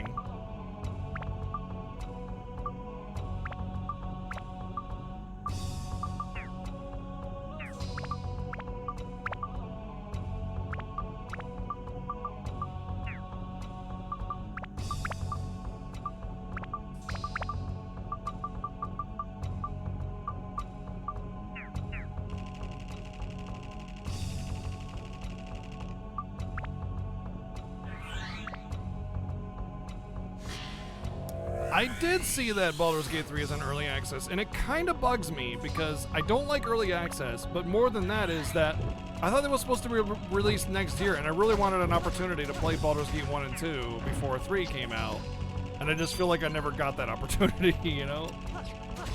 I mean, I guess I did, I played other things instead. I was kind of thinking about playing Baldur's Gate on stream, but they're pretty niche games, and they're kind of rough to stream because there's a lot of dialogue.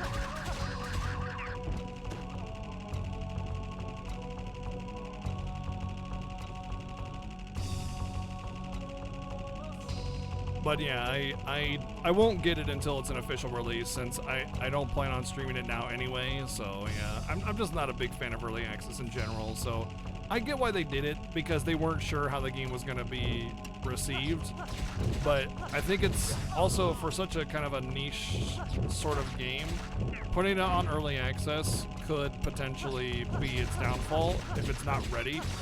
Like, you know what they say, it's better to release a finished game late than an early game release an unfinished game early, you know?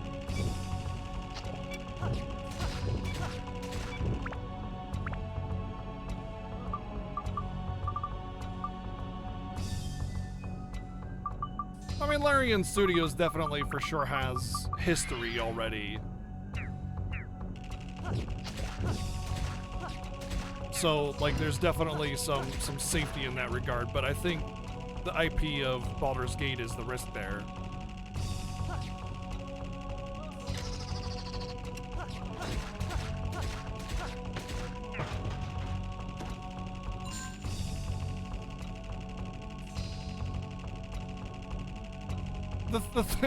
The reason it didn't work with Duke Nukem was because Duke Nukem was just a shitty game. Of course it doesn't work with shitty games.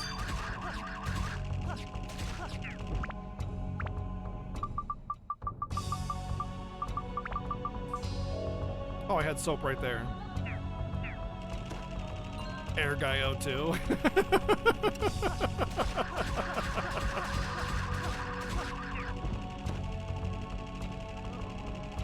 Am I a video game now? Oh yeah, Divinity Original Sin was very good. I played both of them, both with friends.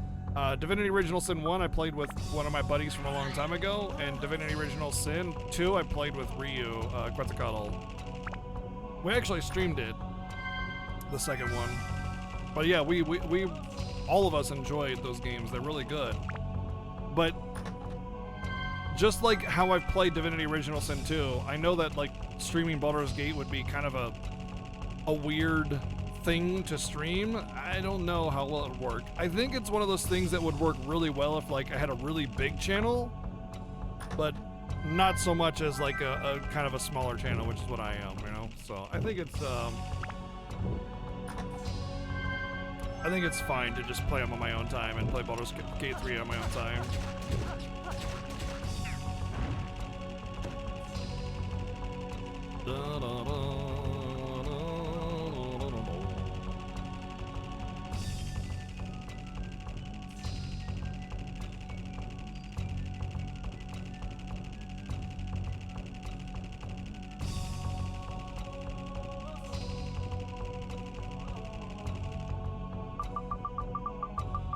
As much as I really love those games.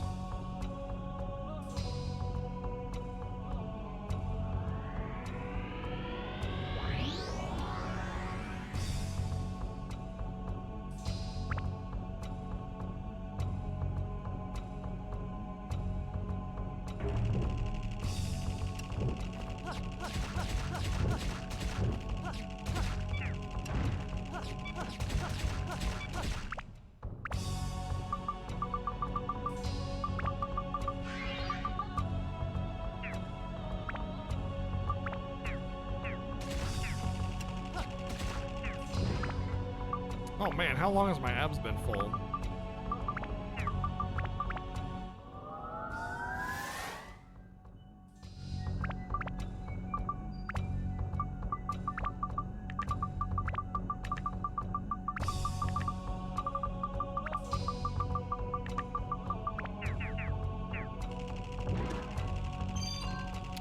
I just noticed something. If you kill something and then switch your weapon before...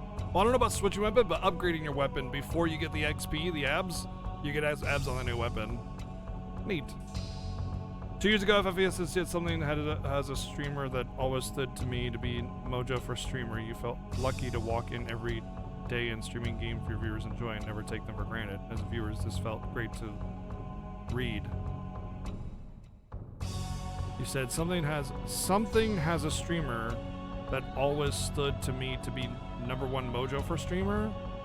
You felt lucky to walk in every day and streaming game your viewers enjoy and never take them for granted.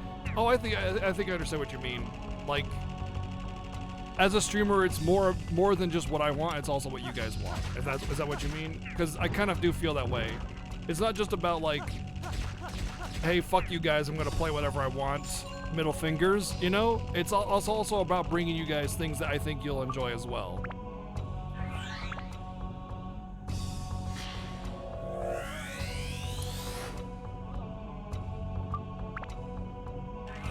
And yes, I'll never take it for granted that I can come here and play video games and people will be here every day, and absolutely I'll never take it for granted.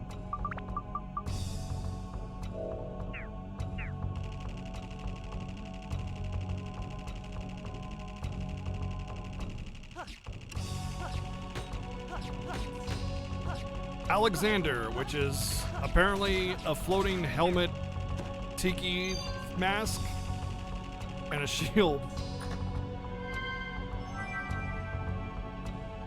You'd watch Minesweeper, but yeah. Yeah. When I started my DQ and Yakuza journey, I really thought that they would be things that everybody would enjoy too. Honestly, Yakuza is criminally underrated.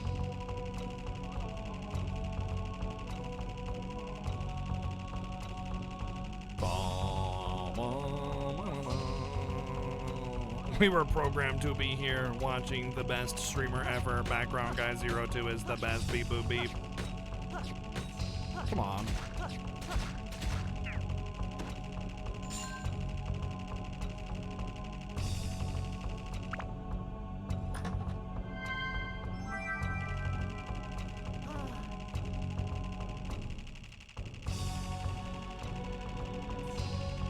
Yeah, it's they were really niche titles up until recently.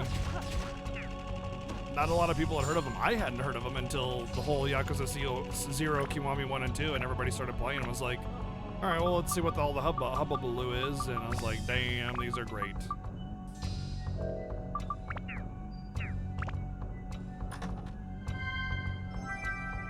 I heard about you from your viewer choice, Dark Cloud PS2 stream. Please am too happy to be joining for you on this exciting opportunity.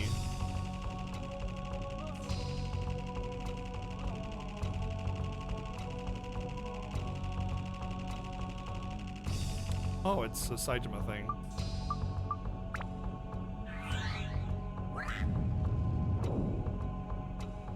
There you go. There's your screen time, Saitama. You did it. Good job. Without you, we literally could not have done it without you.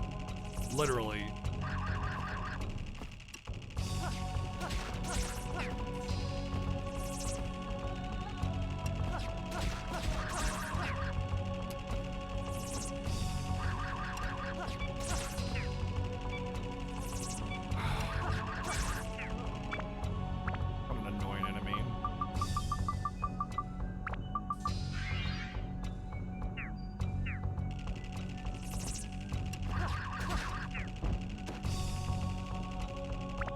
Wait, how am I out of thirst already?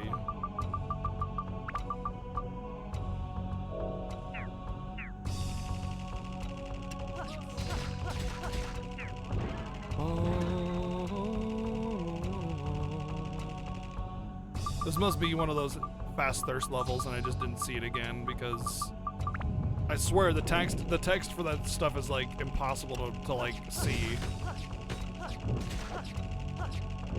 It should pop up in the middle of the screen. I don't know why it doesn't. Or give you a text box that you have to click through or something, you know? Instead, it's just like, it just disappears after a couple seconds off in the corner and I never notice it when it's there.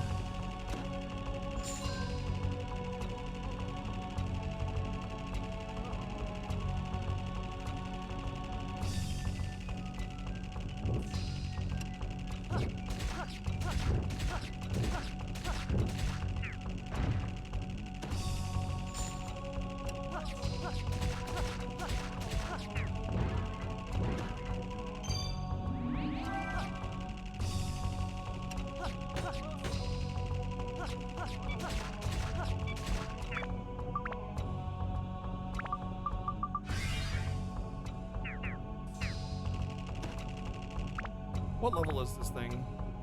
6? I'm just gonna keep going with him. Everybody else is like basically maxed out, ready to go.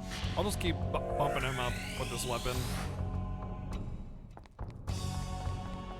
I also have some powders to level up weapons if I really need to.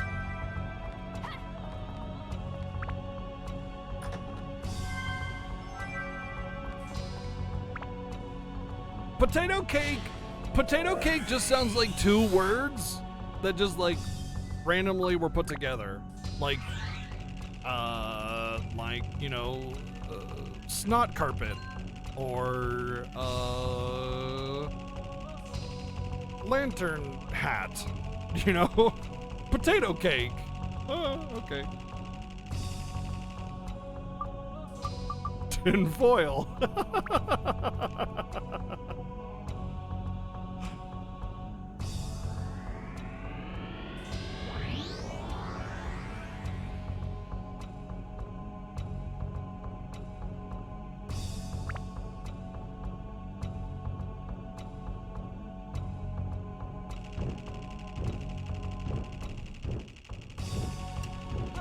Whoa, hey, hi.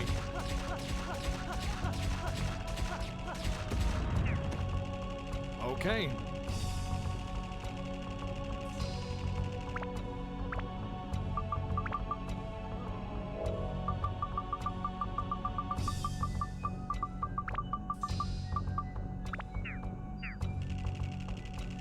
Wait, potato cakes are actually a thing? It's like, it's not just like a made up thing.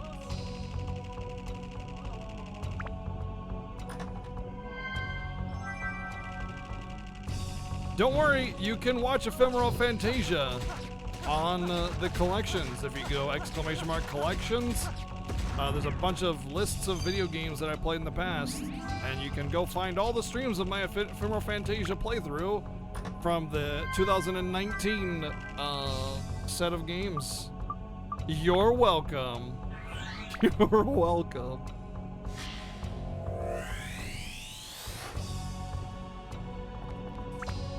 Bloody dress.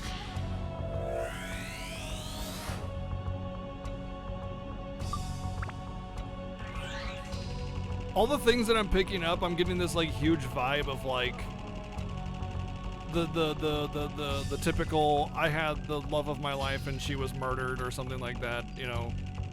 Like I already kind of picked up on it a little bit, but with the bloody dress and the dagger, I'm really getting that whole, it was our wedding day and then the assassin came and killed Mother Love and that's when my heart darkened kind of thing.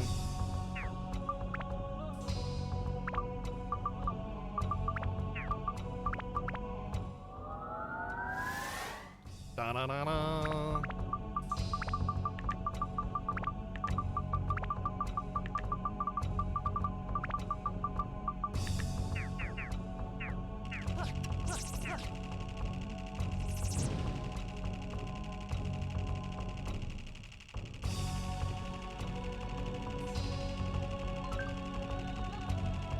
Pump it up, pump the jam, pump it up.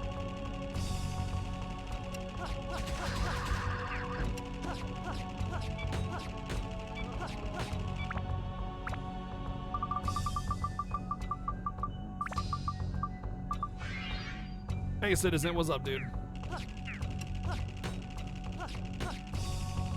Come on. Blocking just gets stupid sometimes.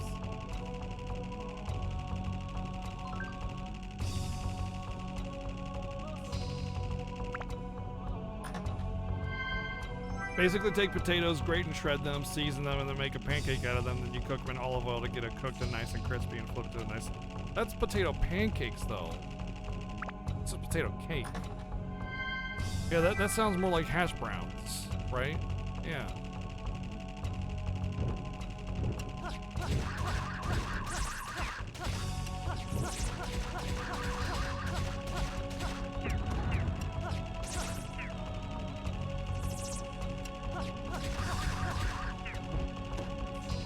Hey, what's up, Nero?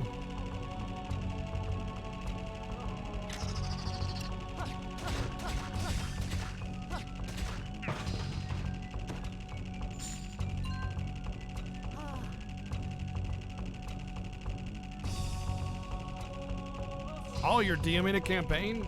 Very cool. You know about our session that we play every Saturday? We do a D&D campaign.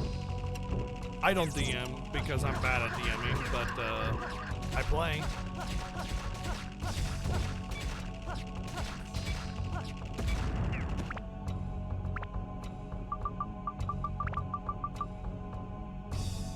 Not a fan of watching? No, I get it. Makes sense. Yep.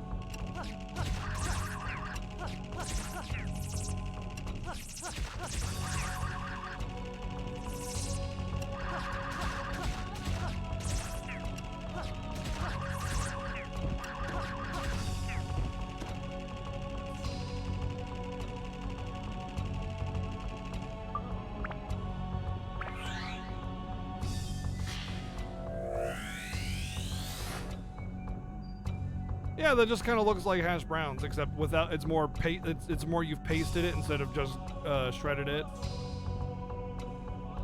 Just looks like hash browns. Is that a Canadian thing? Do you guys call hash browns potato cakes?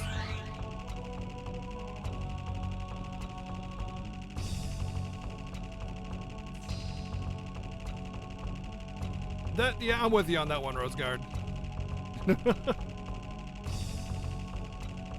Canadian here can confirm. Uh-oh, we have mixed Canadian views going on here. We're gonna need a impartial third Canadian party. As someone who lived in Canada for 5 years, I don't ever remember seeing hash browns, but I also don't remember ever seeing potato cakes. We call them unfinished poutine.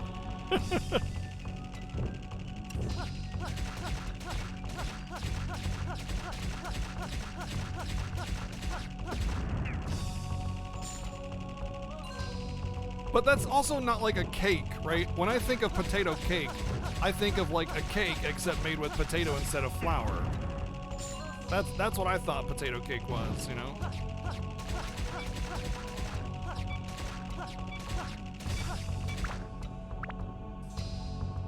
What did I do in Canada for 5 years? Live with my ex-girlfriend.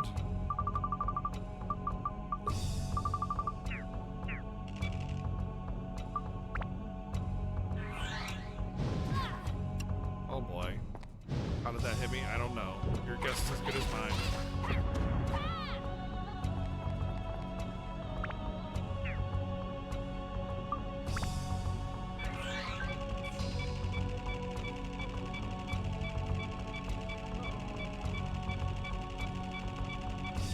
Like literally that's all I did because I couldn't work or go to school since I didn't have a pass for that. But I was going through a residency immigration, which by the time we broke up and I left Canada, it went through. Smile. And then, yeah.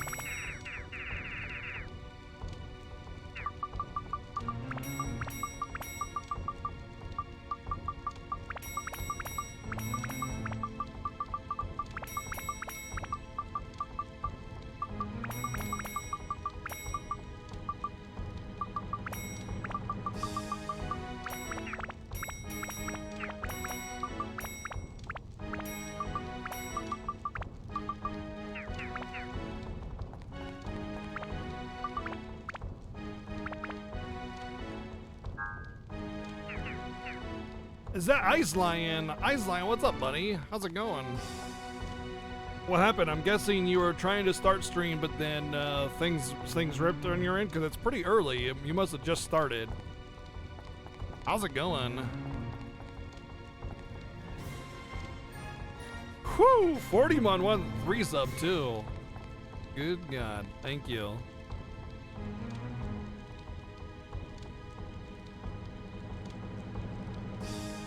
Hash browns, funeral potatoes, poutine are the best things to come from potatoes. Yeah, poutine's great. I love poutine. Internet troubles again? Yeah, I figured as much. Sorry, things are up and down for you over there. Ladies and gentlemen, y'all should follow Ice Lion, nicest guy on Twitch. Hands down. Also does similar things like I do with like original hardware. He also, just like me, plays only on original hardware, so you always get a good, crisp signal with him as well. Oh, fuck, okay, I forgot that I... Shoot. Well, that's why I got him, right?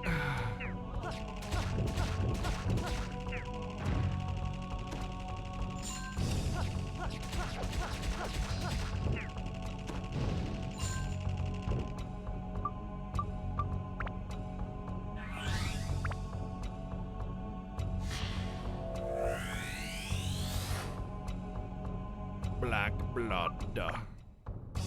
Are we doing World of Warcraft Old God stuff now?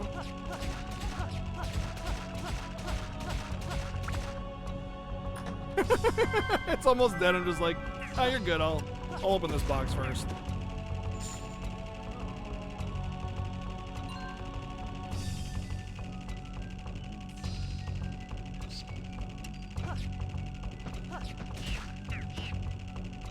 Not gonna touch that just yet. I want to level this up first. It's very close.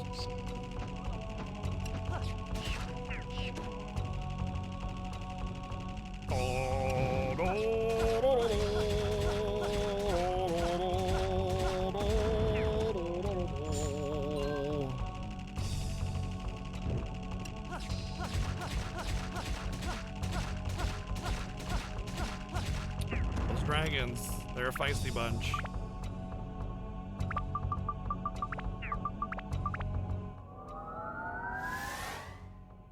You played it a lot? I've 100% every town and I'm only like 27 hours into the game. I feel like it's way too short. You know what? Let's do this. Let's get the Mage Slayers on him. I can always buy more Mage Slayers. I expected this game to actually be really long. But you know what? Maybe I got a lot left, I don't know.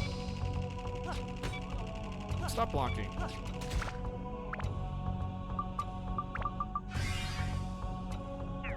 I neglected fishing. Yeah, I also neglected sticking my finger up my butt. Did I really miss anything?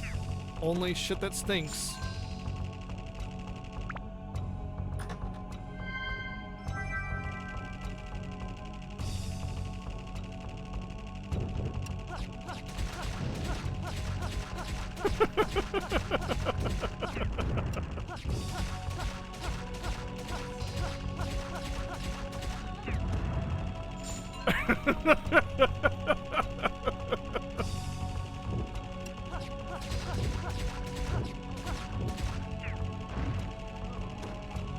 Basically, I'm calling fishing shit.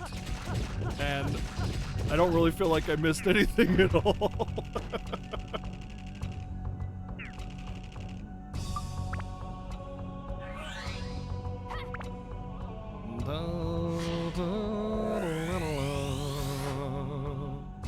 Birth of a demon.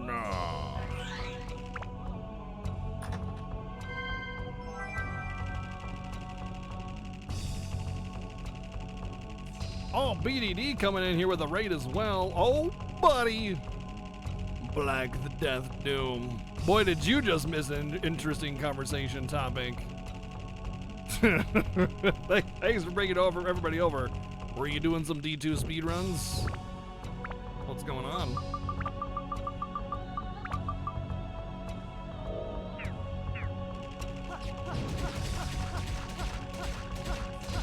Shoot the dragon in the butt.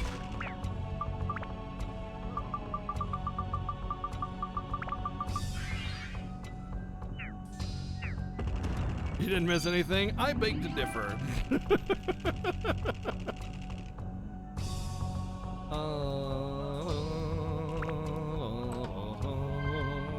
Oh, a new gun, Snail. That sounds like it's gonna be bad. Yeah, it's bad. Fires magic bolts. Interesting. I wonder if the type of gun that you have determines if it's MP or power that uses its,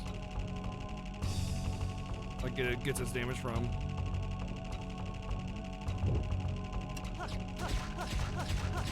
So what was BDD up to today? And welcome everybody. I like to play video games, so I do. On the internet, to an audience, no less. I know. See, some Twitch streamers, they'll be like, oh wow, thanks for the host. Here's my spiel about all the content that I do. I got the Dark Cloud. Hey, look, it's the name of the game! This is the name of the game! But instead, I'm just like, I play video games. That's right, bet you didn't expect that I played video games on the internet.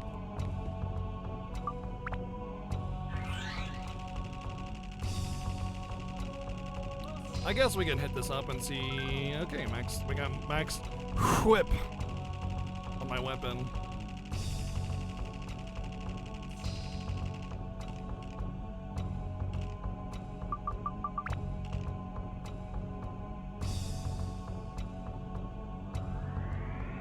You heard bad things about this internet thing? Yeah. It's a mistake.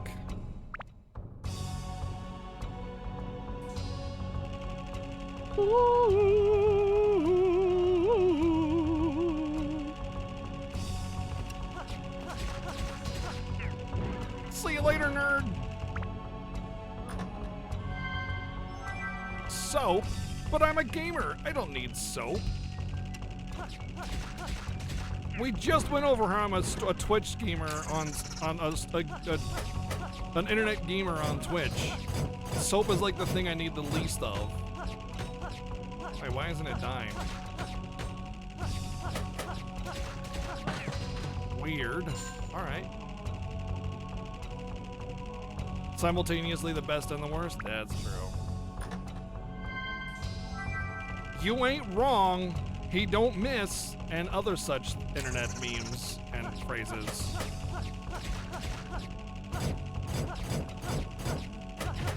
Like sometimes he just like nullifies damage. It's really weird.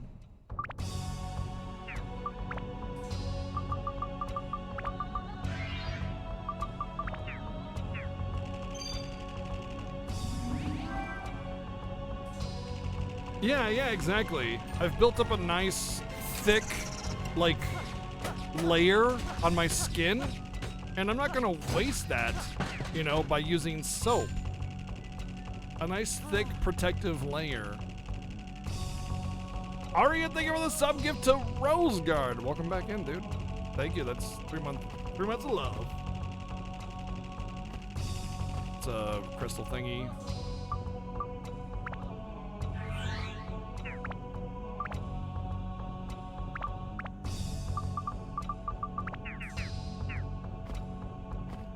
Pew.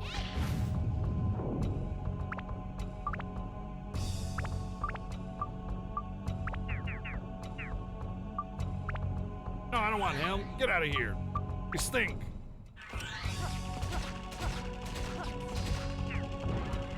Oh, hey, it's background NPC 01. That is not a meme account.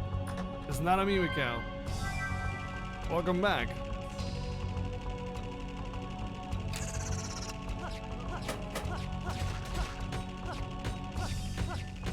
Die!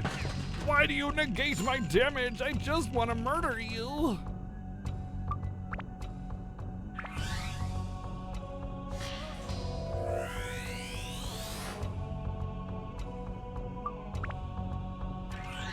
Unlike the meme account Background Guy 02. Wow. I mean, actually, you know what's funny is technically this account did start as a meme account. I never really knew much about Twitch until my ex-girlfriend started streaming herself when we were doing our WoW raids a long time ago. And that's kind of how I got introduced to Twitch for the most part. And I was the raid leader and pretty much the guild leader for most of that point as well. But so because I was the raid leader, I was always talking, and they'd be like, the people in our chat would be like, hey, who's that guy in the background? So since I had just been introduced to Twitch and I didn't really have an identity there, and everybody was calling me the guy in the background, I became Background Guy. And that was a meme account that was meant for that situation specifically.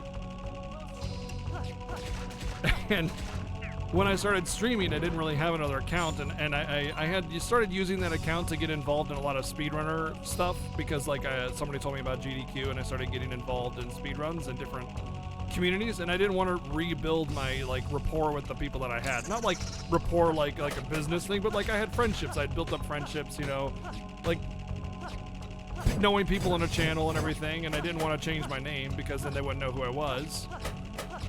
And I didn't really think I was like actually going to stream or anything. I was like, I'm not gonna stream. That seems, you know, not like my kind of thing. So I didn't bother creating a new account when I got into speedrunning and starting to do speedrunning myself. And then people started showing up to my channel, and it just kind of became too late at that point. And it's like, well, guess I should have cared about my name a long time ago before everything started happening, and now I'm stuck with it. So, yay! I honestly am not very fond of it personally, but then again, I hate my real name too, so I think we're all kind of pretty much in that boat. Kind of like hating your own voice, right?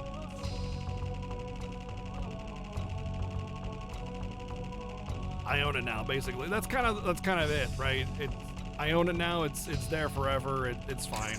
If I do change it, it'll be like to be a shortening of it, or without the number, or something like that.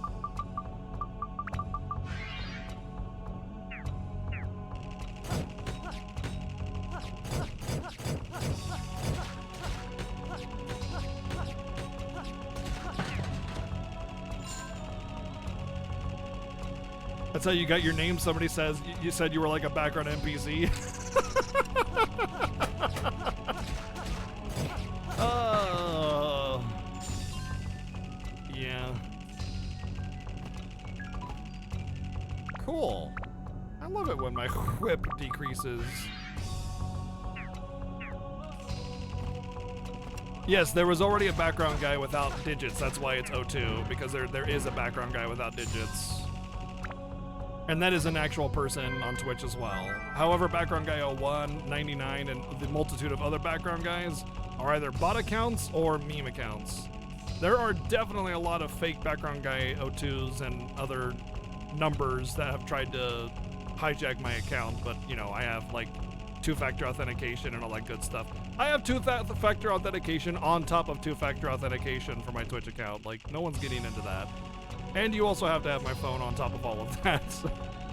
So yeah, but I get like all these warning emails all the time from like all these like fake background guy accounts trying to log in, but they're like background guy and then a series of numbers. But the O2, the 99, and a few others, those are all meme accounts. You'll stop.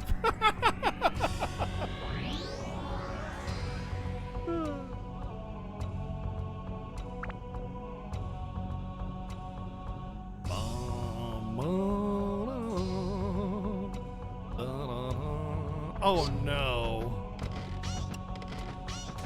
Oh, okay. Her weapon's fine. I was a little worried it's about half as powerful as what's his name, but the good news is that once I get the key, I can stop fighting things.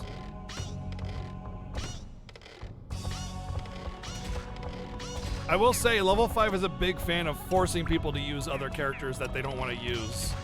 They did this kind of stuff in Rogue Galaxy. They did it in Jeanne d'Arc. They did it in a lot of games. Stop. This is so stupid. They just like instantly react to block. Alright, now we don't need to kill anything else.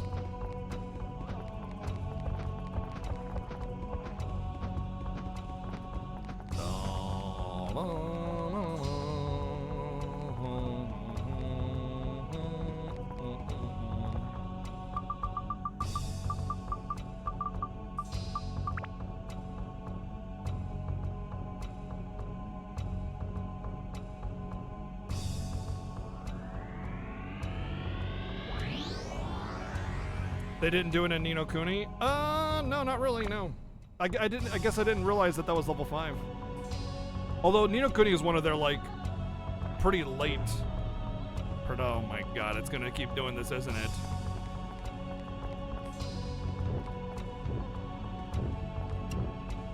It's gonna make me use every character.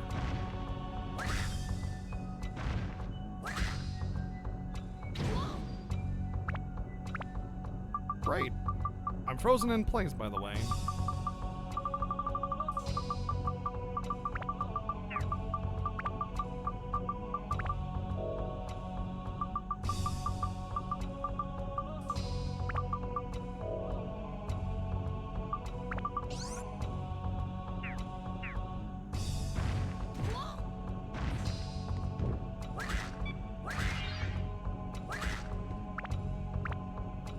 There's 2 auto powders down.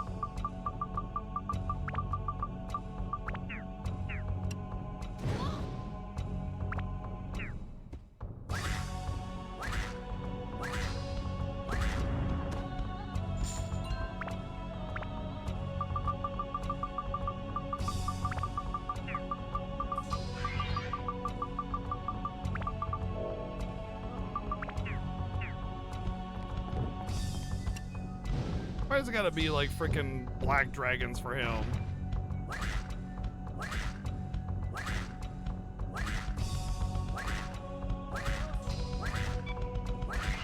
Christ!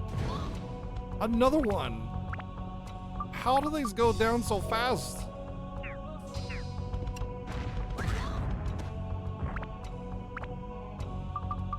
The game is so unfair sometimes. Did I get it? Oh, good, I got it. Right. Get me the hell out of here. Oh. Oh yeah, the camera in this game is the absolute worst camera in any game I've ever played. It's absurdly bad. But it's fine because of like the level of detail and environment like stuff is so limited. It doesn't really like it doesn't get in the way often, but when it does, you have no control over getting it back on track.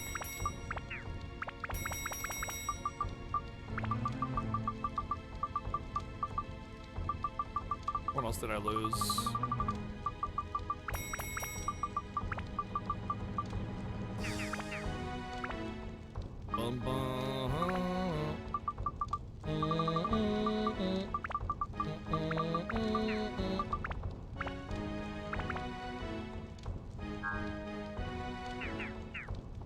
Yeah, the auto repair powder is really expensive. And it's still Monka-esque because you can only have one equipped at a time, so if you use it and then you break the weapon. So like when you break a weapon in this game, it's broken forever.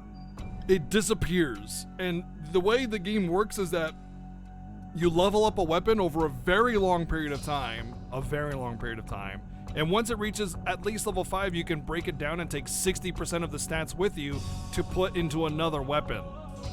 So you do all this thing where you like build up a weapon and break it down and go into the next weapon and go into the next weapon. So your current weapon is usually the product of like 5 or 6 weapons leveled up at the end of the game, you know, all pushed forward to make this ultimate weapon.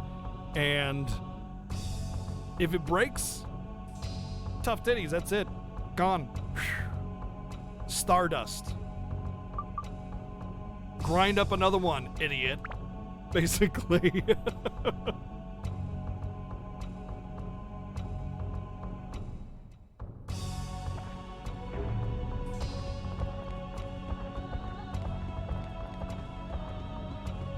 This should be fine. Still gonna be annoying though, isn't it?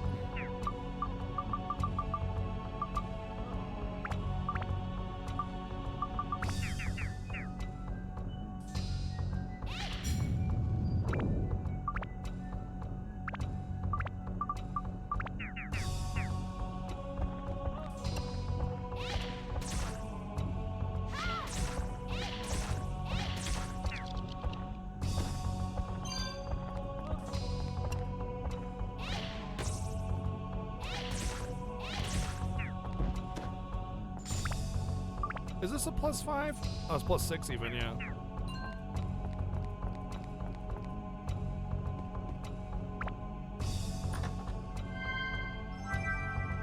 Yep, the plot where opening a chest causes jiggle physics.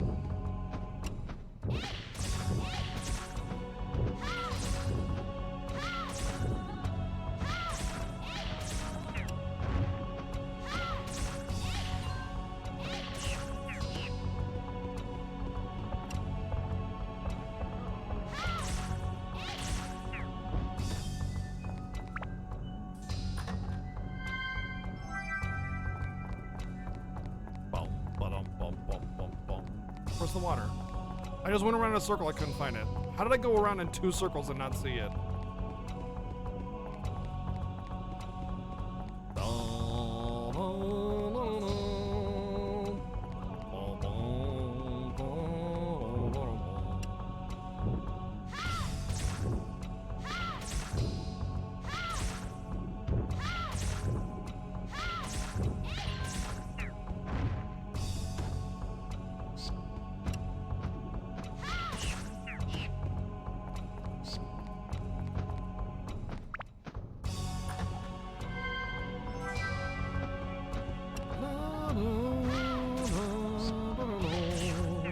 really carefully, I guess.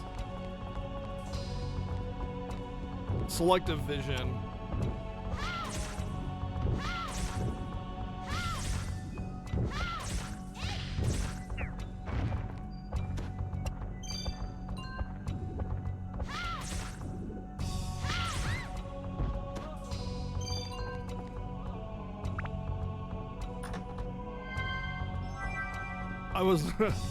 I was looking at other things. Yeah, see, exactly. My vision was obscured by other things, big giant things in my way. Enormous objects.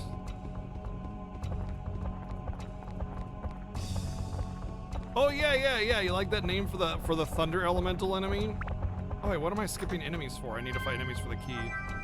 So like the fire elemental was named like Blaze Lord or something, right? And the frost elemental was named like, you know, Frosty thing. But then the thunder elemental is now named Billy.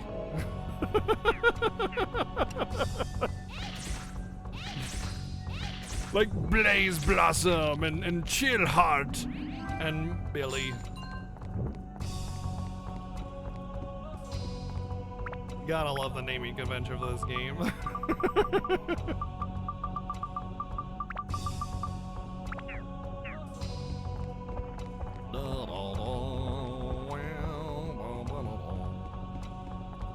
Blaze is a regular name though. Yeah, but it also references fire.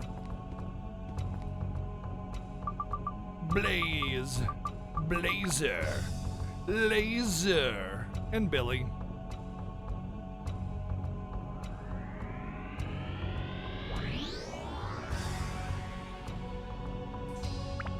Good old gonna make you force to play every single character at least one more floor. So, it's not really much of a story spoiler, but in the game, oh god, his weapon is garbage. Oh, it's not even that bad. I guess, what is this? It's not, okay, let's just do this one. In the game, Rogue Galaxy,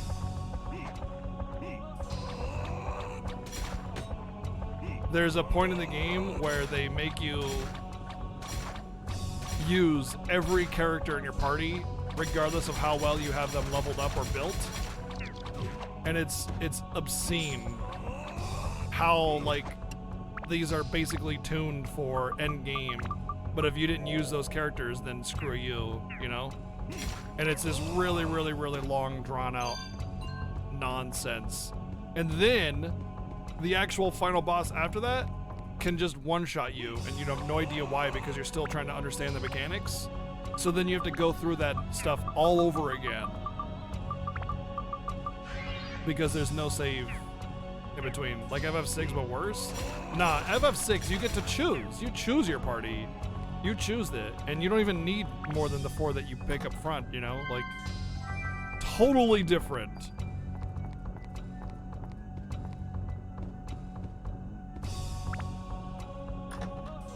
It's a cactus? Well, of course it's a cactus. What else would it be? You're a girl dragon? Of course you're a girl dragon. You're just reeking of feminine beauty.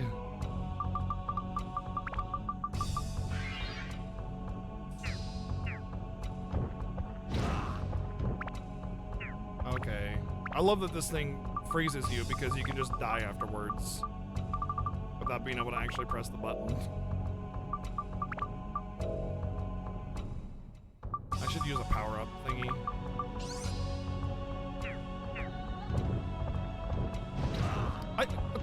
Dude, stun locking me even with an item! Because when I cleanse myself of it, I fall on the ground and then he shoots another one.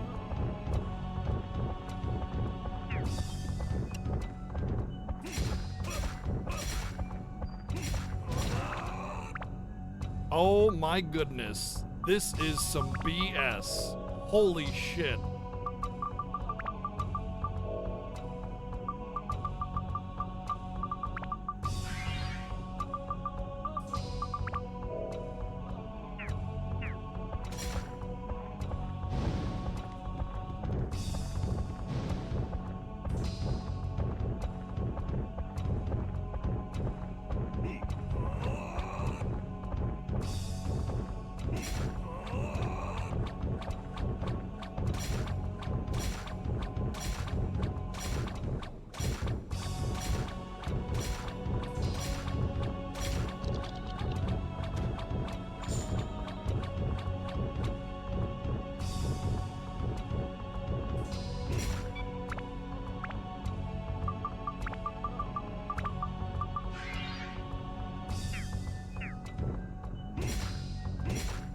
Dude, it takes 7 durability each time I swing, and I'm doing 20 damage. Are you kidding me?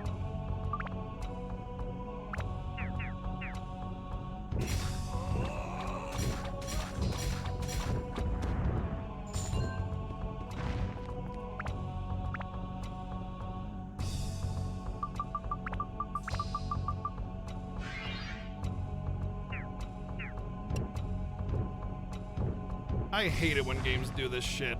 Oh, you didn't use this party member? Well, now you're forced to use it in a place that's geared towards max level, and because you just didn't like this one character, who cares? Screw you, middle finger. Such a terrible design. I hate this shit. Oh, okay, yeah. And then I get hit for freaking half my health bar and get stunned from it. What a garbage part of the game.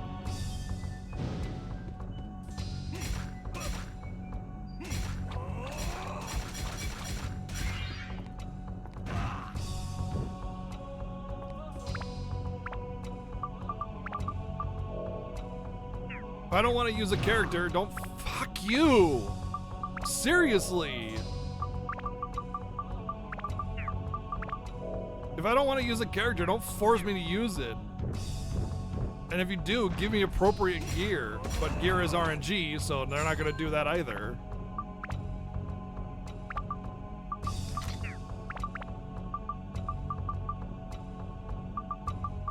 I don't care. I'm just going to upgrade it.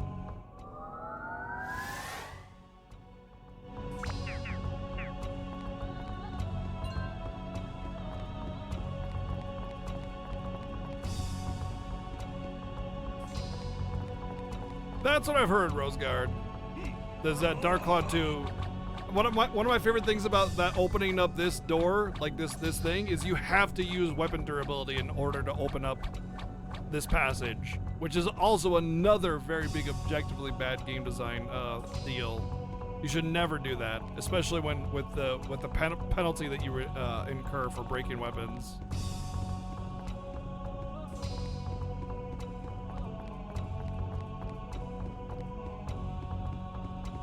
Yeah, exactly. Like, why give you a roster of characters to play with if you're gonna force me to use certain characters at certain points? Especially considering that the game just does not give you enough XP in order to build up more than 2 or 3 characters at most. So on top of it, you know, forcing you to use a character you don't want to use, you wouldn't have enough experience for it anyway because the game just doesn't give you enough.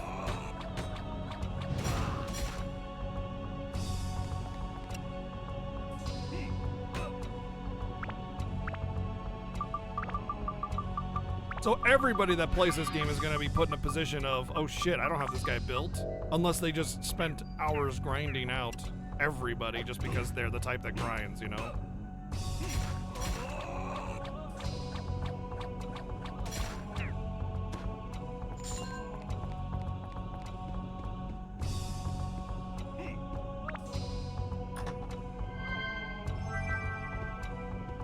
Oh boy, this is a pretty big map too.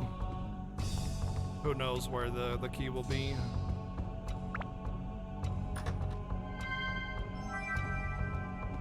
Stand-in powder, which doesn't work in this level. Great. That's another problem, is that stand-in powder doesn't work on these levels where you can only use 1 unit, so if somebody dies, it's actually a game over.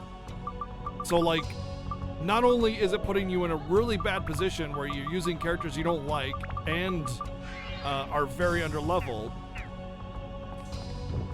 but also you don't have an opportunity to, like, you know, use a different character if one of yours dies. You have to use whatever the game gives you. That's it. And if you don't have enough power to get through it, well, GG, you die and you can't advance. And then you need to grind in order to advance. And holy shit.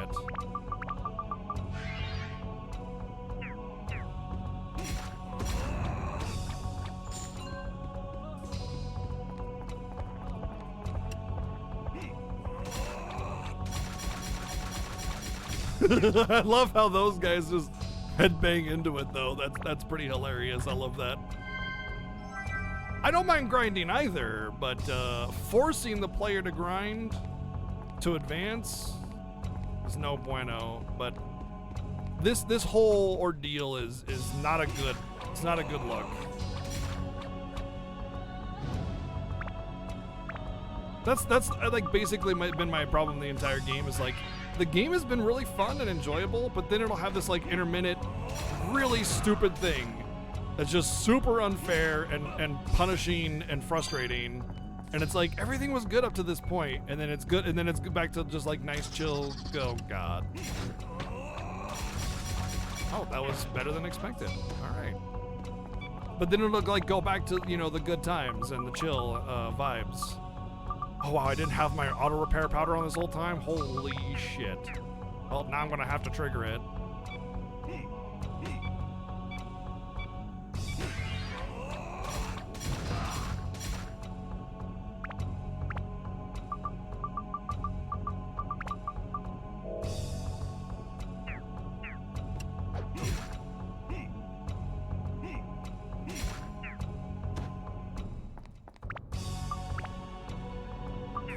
I think your whip should go up when you upgrade too. I think it should restore the durability.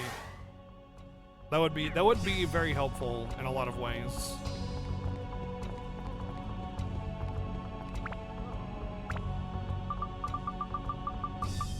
All I have is this.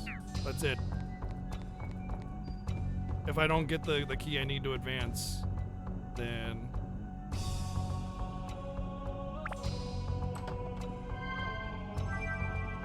Oh, another antique sword. Hey, weren't you guys saying that's a really good weapon and super rare, and I was really lucky for getting it?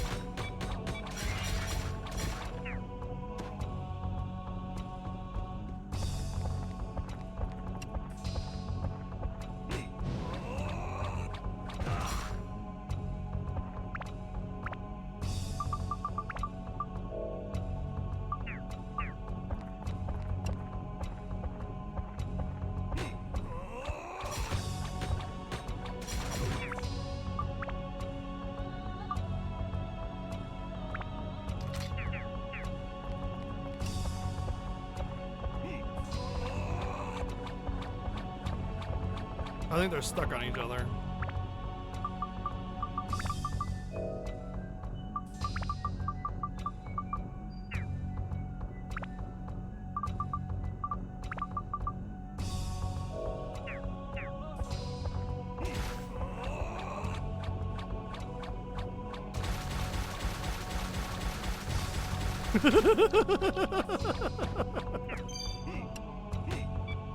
Fucking hell, man. Oh, I got it. I got the item. I got the thing I need. If I could just get your fat ass off my keys, shit!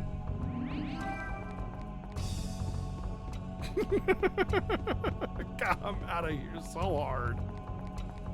F this part of the dungeon, dude. So hard. What a dumpster fire. If it wasn't for weapons breaking and all this other nonsensical mechanics of this game, this part wouldn't be that big of a deal. It'd be like, okay, I'm a little under-leveled, I can manage it, but you know, I still got decent weapons and I can be okay. But the fact that everything takes so long to build up for every character just makes it an absolute nightmare.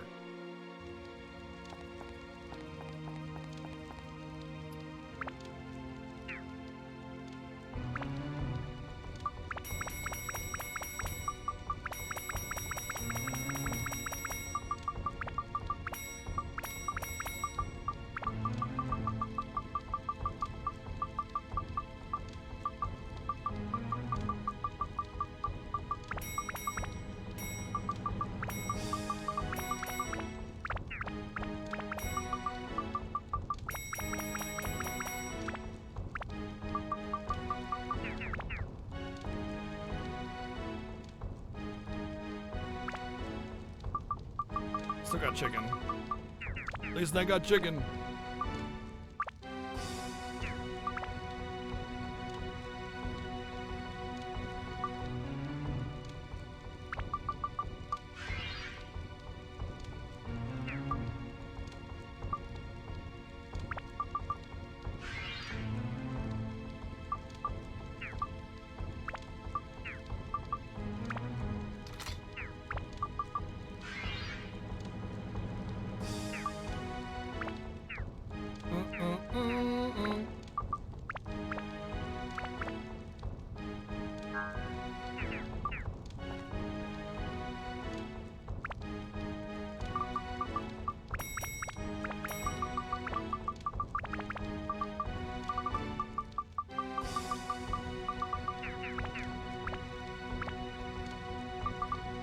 Repair powder back on.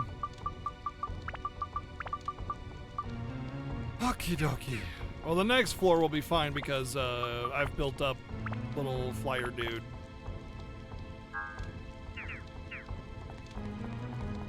I got lucky with 2 of those levels and I got my clock hand very fast.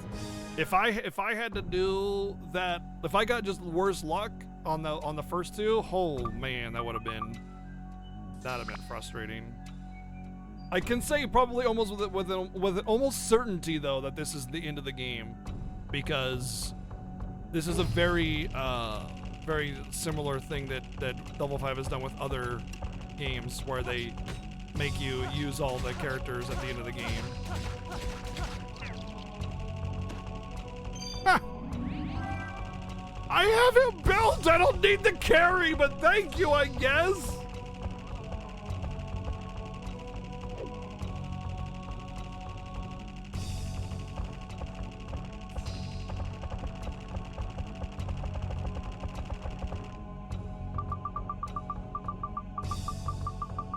There's no like parts on this floor, so it doesn't matter. There's only just like random treasures of garbage and stuff, so there's no reason to find anything other than to get weapon experience, which I don't need on any of my characters.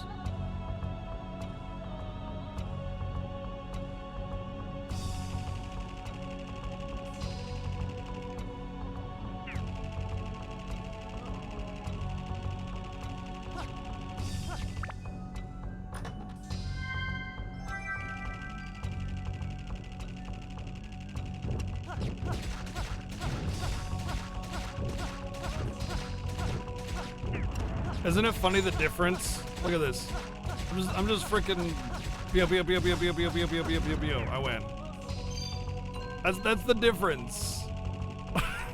With the struggle that I had with what's his name.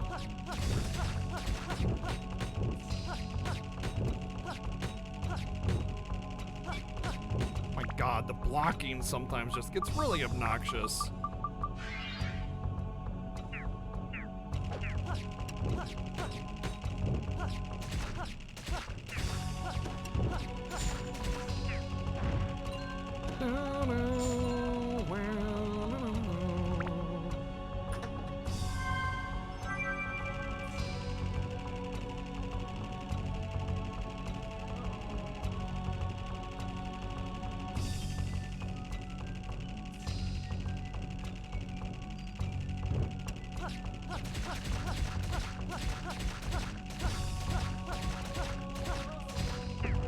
Wow, Dragon, why didn't you try to fight back? Come on, what's the problem?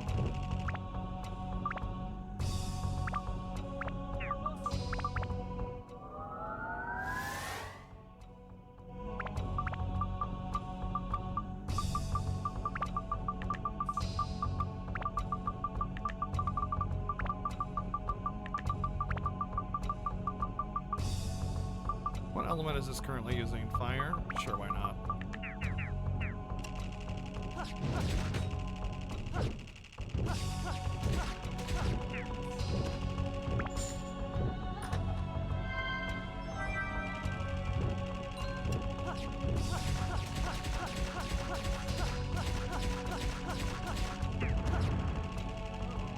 I don't know what that means.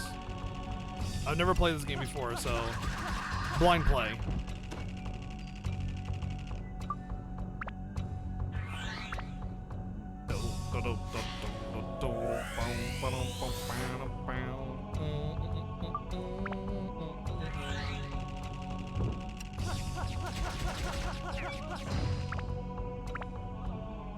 It's not a true first play of Dark Cloud unless I break a weapon permanently. I've broken a couple permanently, actually. Oh, break my best weapon permanently. Yeah, let's hope not. let's hope not. I don't want to do that.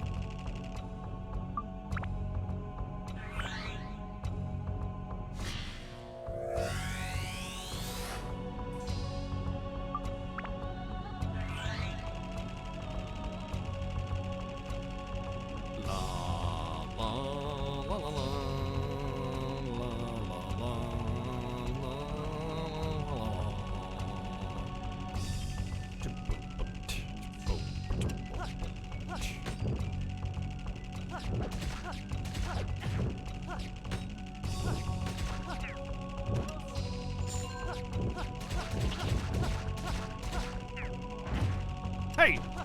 Stop shooting me in the back.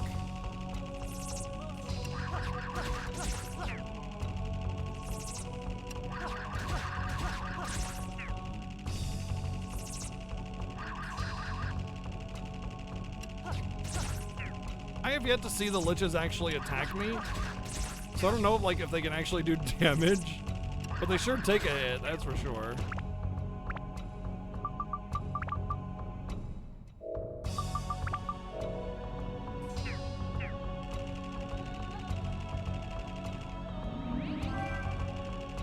Seriously, it's blind, yeah. I'm blindfolded right now.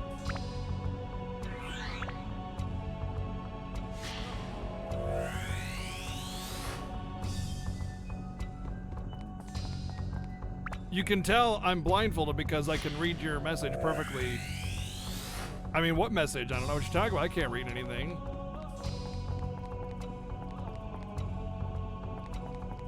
In case you're curious, I've 100% every town so far, so I've cleared out everything, gotten every treasure and everything, and beaten every town and polished it to where every townsperson was satisfied. So I'm for sure definitely not rushing through the game if that was a concern.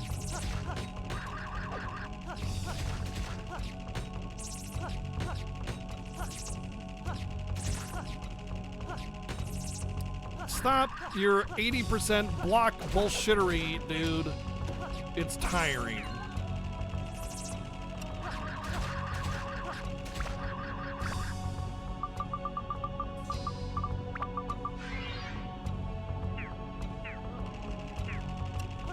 Boop.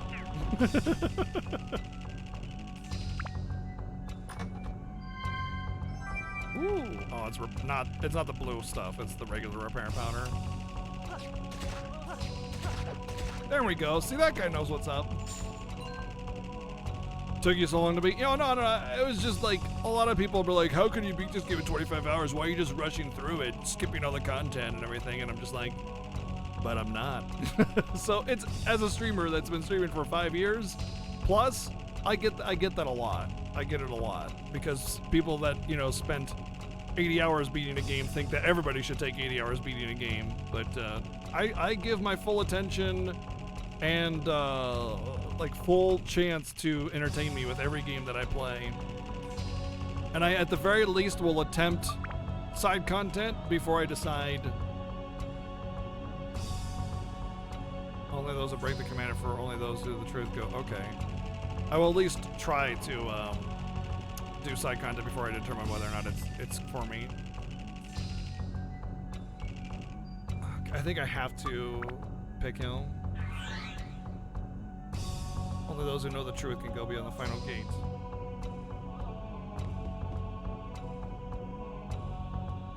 What?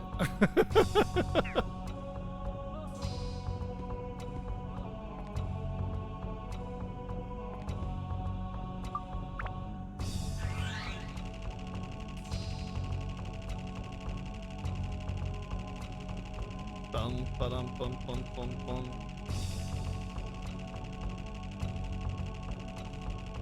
Is it like some kind of plaque or something I missed?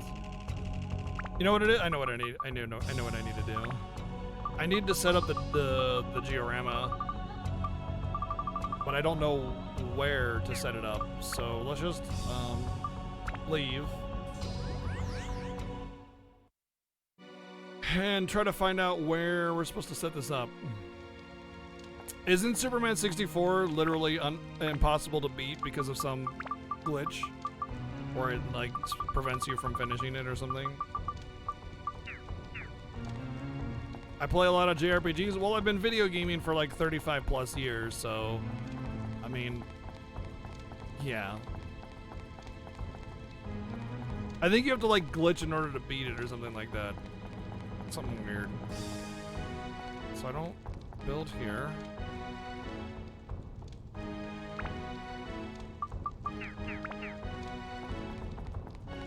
That's, you don't? Okay, maybe I misheard that.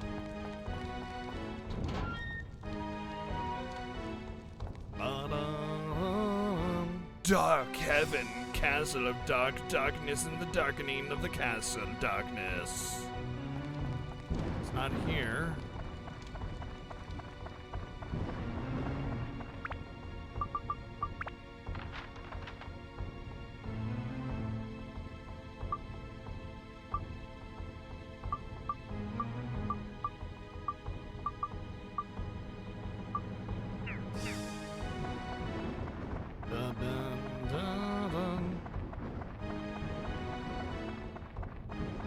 I take my time with RPGs too. I usually will, I mean, like, you know, do most or all the side content as long as it's engaging anyway.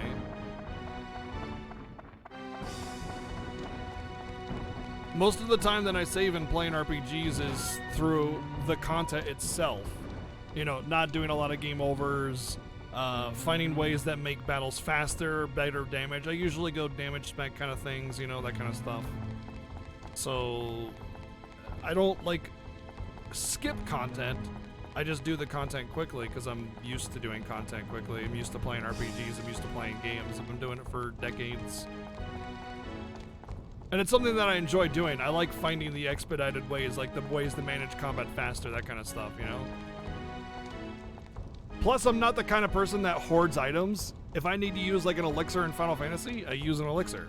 Yeah, I'll save it for a rough time, but if I'm in a rough spot, I'm not going to skimp on it, you know?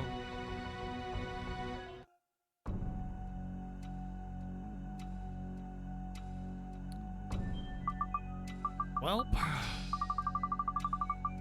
how many floors with this? 1, 2, 3, 4, 5, 6, 7, 8, 9, 10, 20.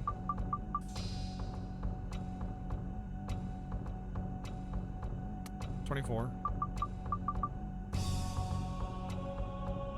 So 25 in total. I can't back out of this, by the way. Isn't that cool? If you decide to go in here, you can't back out by pressing back. Oh, I decided I don't want to go into the dungeon. Too late, you gotta go in. And you can't just leave the dungeon right away without an escape powder, which is expensive. Whoa! I am video game.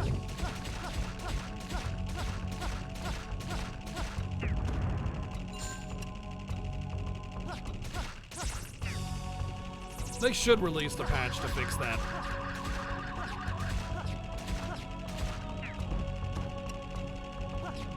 You know what? I'm just gonna leave and buy an escape powder.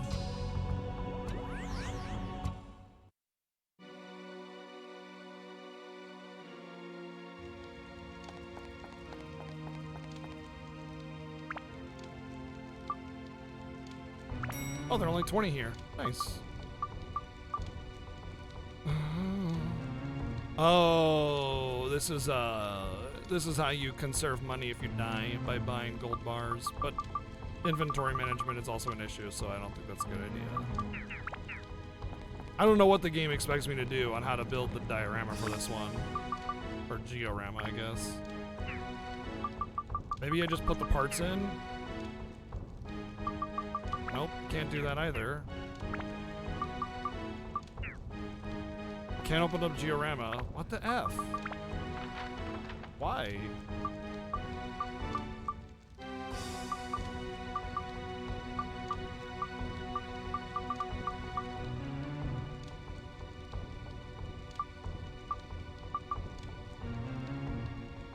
I'm assuming I need to get an item that I would get from the georama completing this stuff. Well, of course the georama is required. It's always required. Every time. There's an item you get from some kind of event. But I don't know where to set it up. That's the problem. I can't set it up in here. I'm pressing select to go into it. It won't let me set it up in here. There's no other rooms or doorways that I can go into. I go out here, and I can't set it up over here either. So what the heck does it want me to do?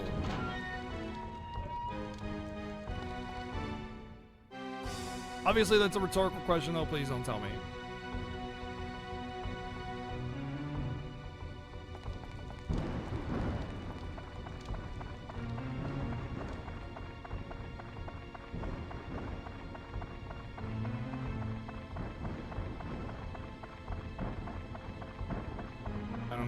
Doesn't make sense. It was already like mildly unintuitive with the desert, where it was like it didn't put you in that area and you had to like try to leave and hopefully you figured it out. But this is next levels. It doesn't even offer a place to go to set it up.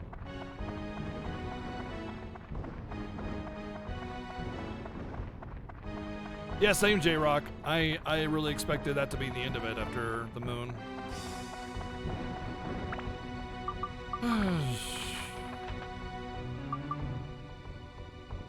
I mean, it's not gonna let me do Georama parts. If I go to another area, it's just gonna try to make me do that Georama stuff.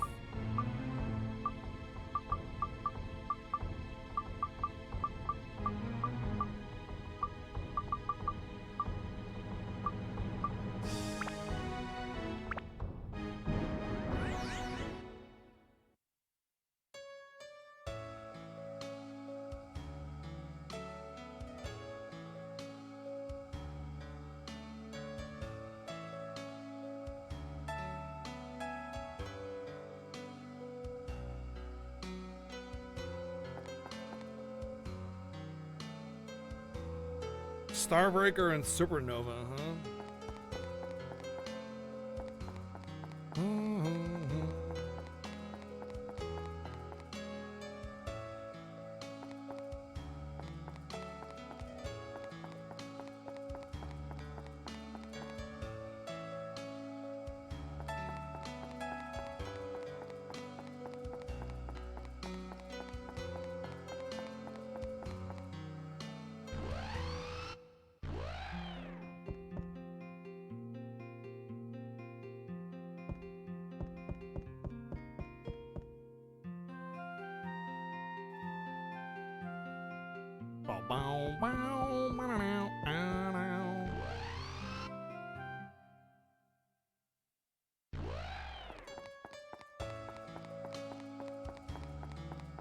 Well, this is where we're gonna get the vast majority of our game time out now, is figuring out where to go. I can't imagine the game would break the mold that heavily by all of a sudden making me go into some random different part of the world to build this Georama. Like that would be such an awkward departure, especially considering that when Bargain Bin Sephiroth tried to talk to me about like what I should do, all he said was, "You know what to do," and then I was like, "No, I don't." But he's like, "Yeah, you do. It's cool, Dan. You know, man. You know what to do, bro." And then that was it. It just nothing. So no, I don't know what to do. Bargain Bin Sephiroth, yeah, the guy with silver hair that like looks like he wants to be Sephiroth.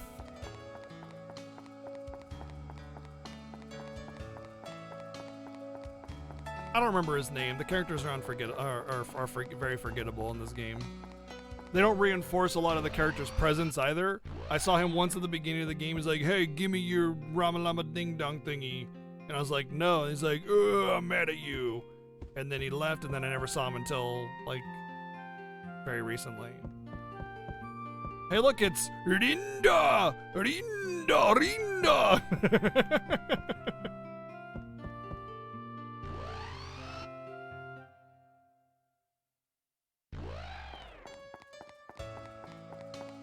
Is that his name, Seda? Maybe if he wanted to be more, less forgotten, well, he wouldn't be so forgettable and bland, stupid. His big stupid doo-doo head, and I hate him. Moon Factory! Watch the Georama be buildable here. Well, it is empty. Nope.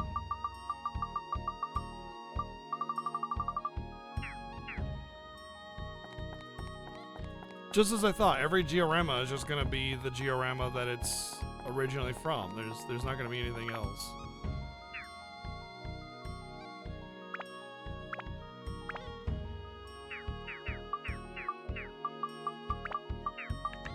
Oh, at least I can put things in here now. I can do that. Ooh, I can do that. I can put things into it. I don't know if I can actually... Seriously. So stupid. My god. Frickin' flip my shit. They call it C instead of place or event or whatever. So I literally had to go to a different Georama place. I'm traveling through time. That's the most illogical thing ever. I'm just gonna untravel through time really quick and you know, check out this thing in this other part of the world. That's like the most. Oh God, I'm so bothered by how illogical and stupid this is. I'm just gonna untime travel to go here. Any diorama spot, and I have to press L and R to get to the different tabs. It's so unintuitive. I'm so frustrated at how badly this was designed. They could have just given you a diorama spot on the new map, but didn't. Instead, made you have to like guess basically. Very, very frustrating.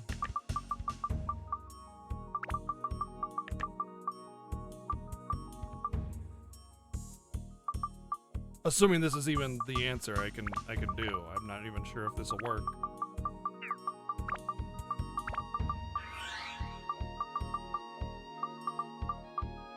At least I'm able to take this step though.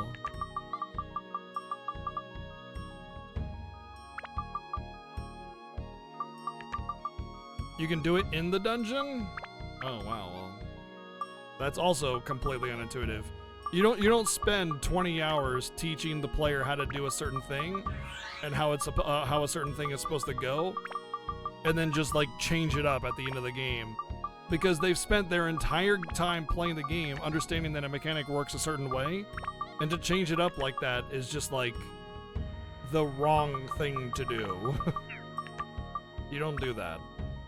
You don't spend hours and hours and hours teaching a player how to play the game and then just going, whoop, we're doing it different now.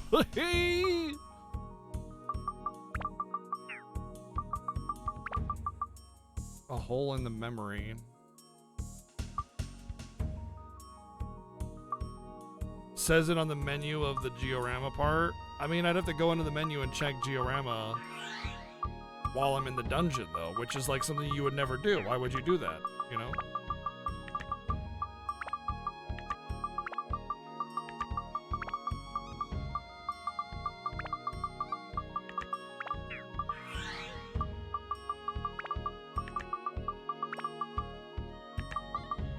Everyone does it? I never checked my diorama parts in the dungeon, not a single time.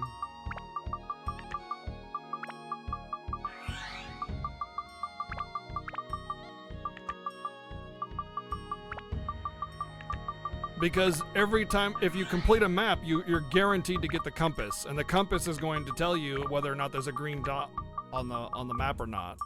So if there's a green dot, then you know you didn't get everything. But I mean, if I don't know, I completed every single map that actually had no requirement for characters, so there were, because only the main character can open the parts up, right? So if there was a requirement for a different character, then I may not clear it, but every other map I just cleared completely to get all the parts, because like I thought it was A, required, and B, I just like doing it. But you would get a dark crystal, or not, magic crystal, and a green dot meant that there was still a part left on the map. So I never checked the diorama part in the dungeon.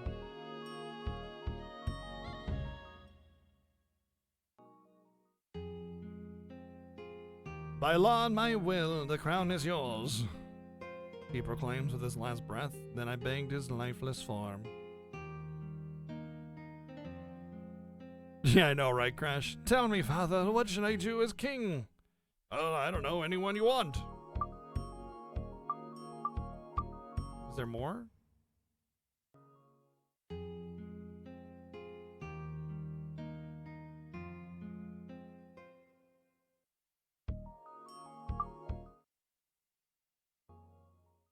It was the day of the crowning that I met you. Your blue eyes.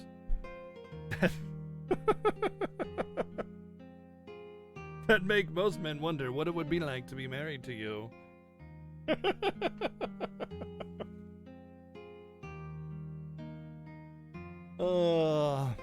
Catch mine once and then you vanish.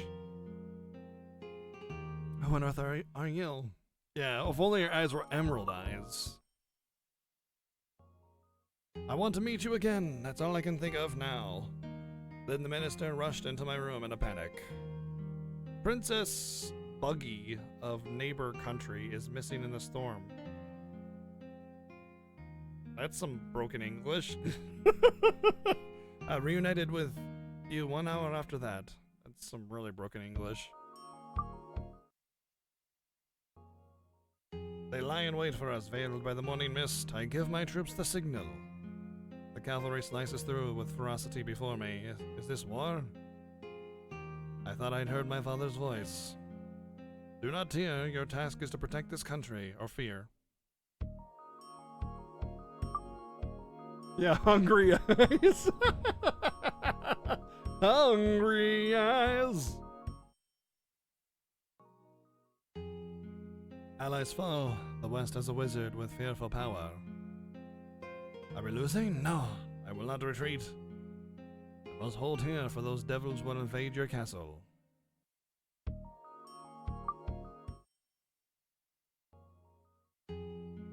A long time has passed since the war began. We are nearly defeated.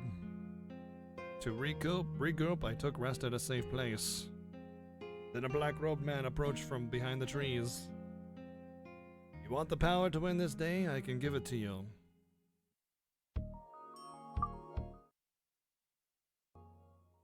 Light from my hands destroys my enemies. Is this black power? I borrowed the power of devils, but now I can save my comrades. Sardines! I can save the sardines! Finally! Finally, the sardines will be saved! Thank you, Plain Isaac, for 100 bits. With this force, I will never let them touch you.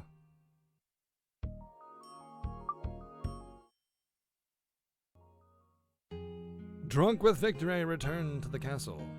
We will meet again.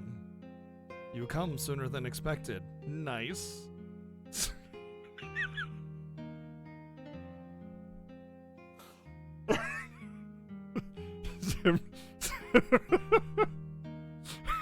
That's always my problem.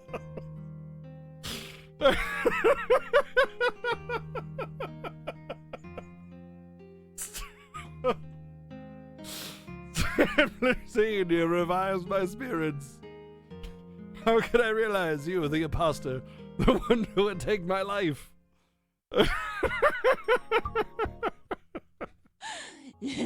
Come here, tiger. Meow.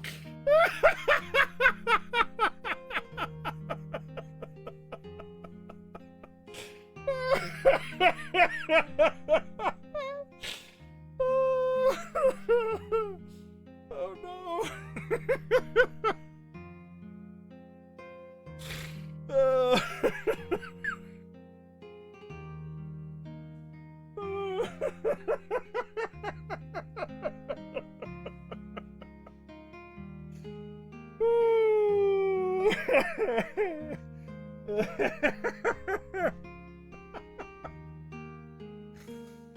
Oh, too much. Thank you, Black Isaac, for the 369 bits. Oh.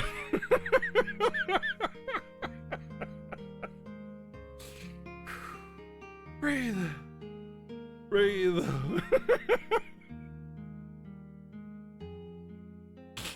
Oh, literally 14-year-old. Yep.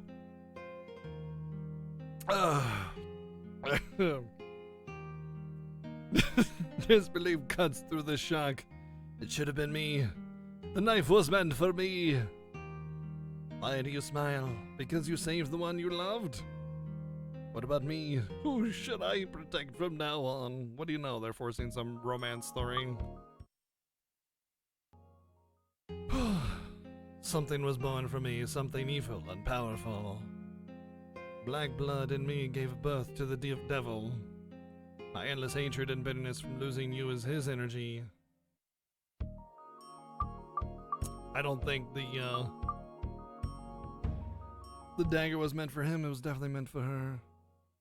First my kingdom fell, then you. I lost both you and my country. I lost everything. Everything. I lost what? No. No. That's not it. What I really lost was myself.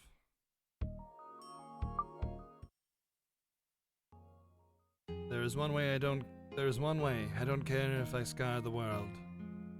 I will stop him and get everything back. Everything.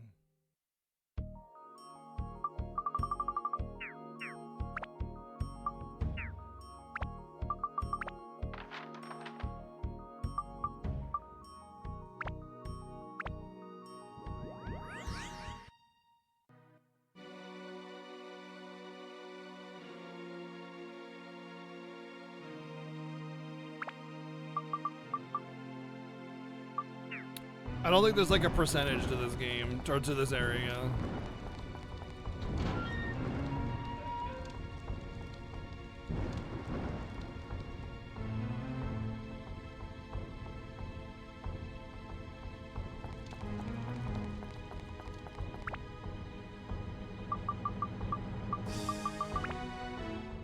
Bum bum bum bum. Touch my bum. Bum bum bum bum.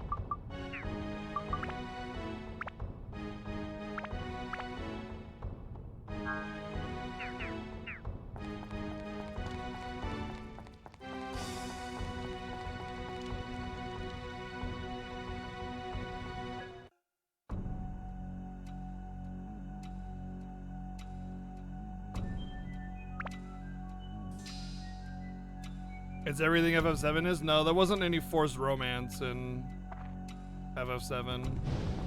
Especially from characters you don't care about.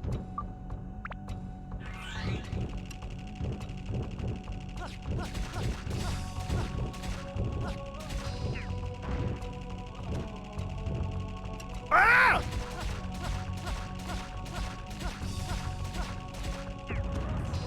I'm not scared, you're scared, shut up.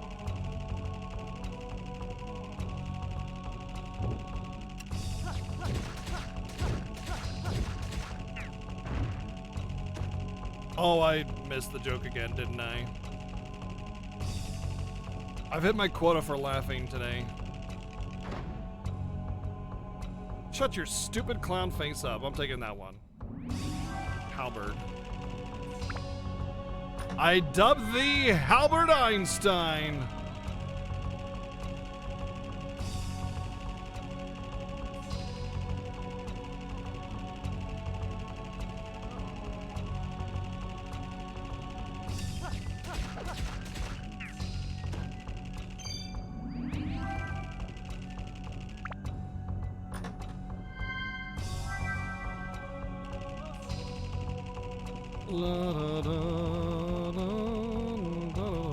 Pretty sure I can just peace out, like there's nothing left on this map.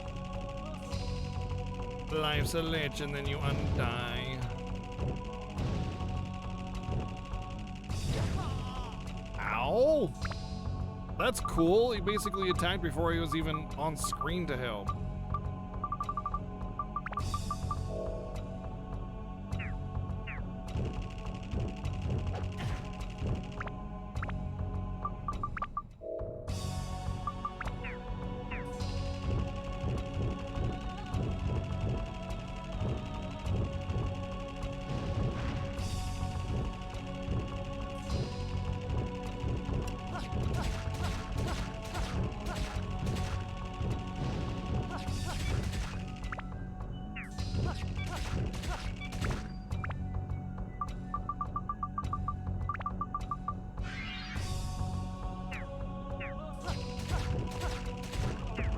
I want to max out this weapon one more time.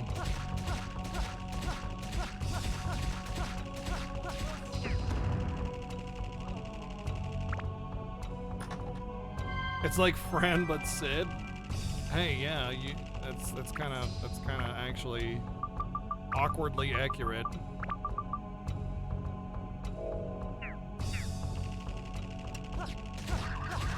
I'm not fighting the lich.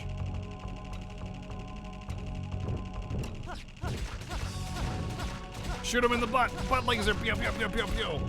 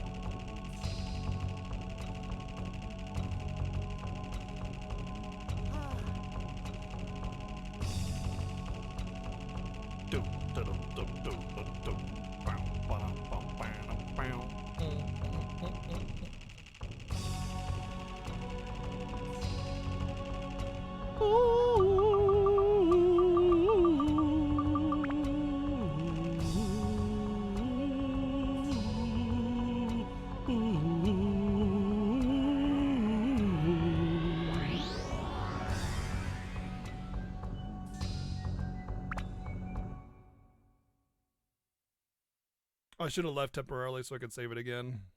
Oh well. Oh, we get to watch it all over again. Oh, it's all. Oh, okay. I see.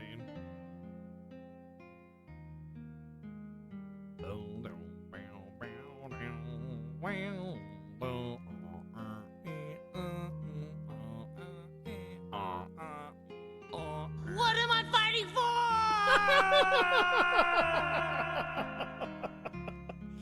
It was actually really good. I should have left it on that one. That was awesome. Thank you, Planet Isaac, for the 450 bits, because he was like all shouting to the sun or whatever.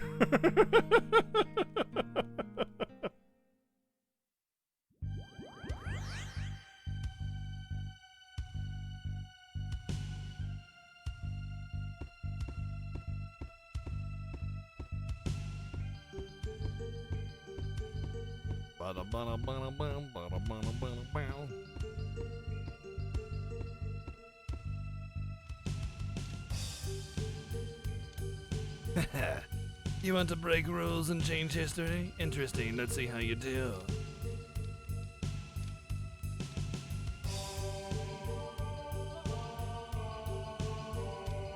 Open the door to the past and realize how powerless you are.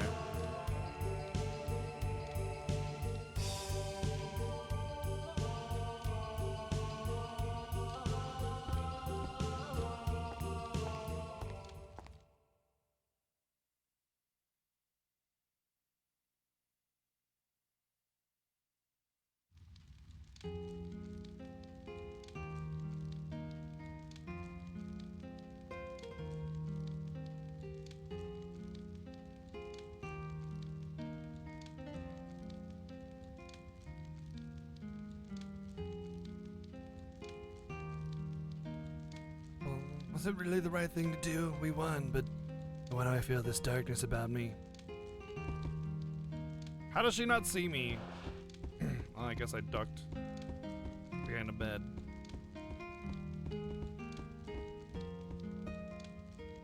Sina, you're alive! Sophia, I'm so relieved. The war is over, the killing is over. That's wonderful. I guess there's still one more that needs to die. Shing! No, and together now we'll rebuild our kingdom. Sure, I guess, whatever. What? Sophia, what's going on? Surprise, bitch! Oh man, we got him good. See, look at his eyes. Oh, thank you, Planet Isaac, for the 777 bits. Surprise, 2 Sophias. Sina, be careful. It's probably an assassin from the west. Disguised as me to sneak into the castle and destroy you. Who are you? Reveal yourself. Sina, no, you're mistaken. I'm Sophia. I don't believe you. Sophia's right here. He's like, nice drama. I love this.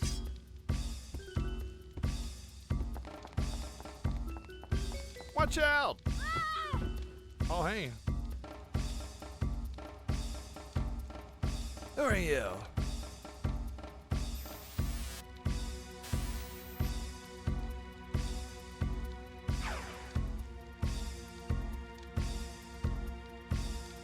Bastard from the west, despicable coward. Prepare to die. Ah!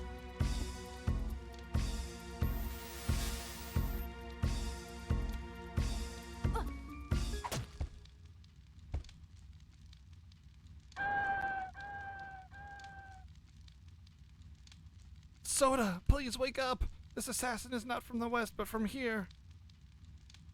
You won the war, but you lost something important.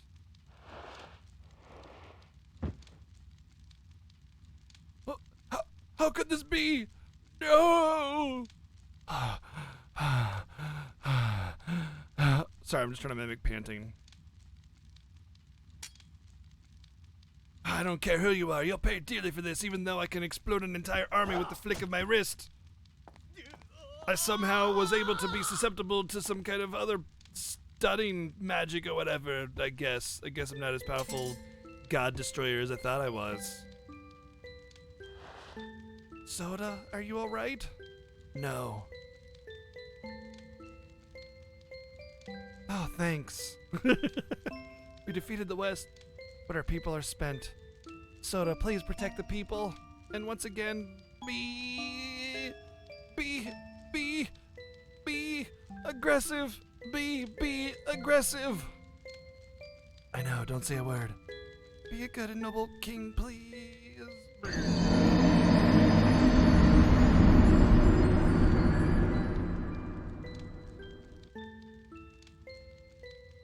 Sophia!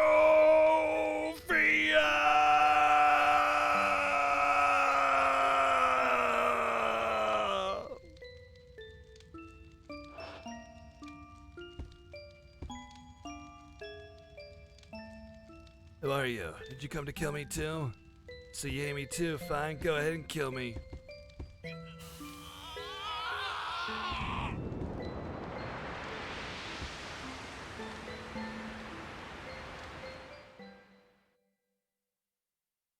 Okay, I'll kill you then.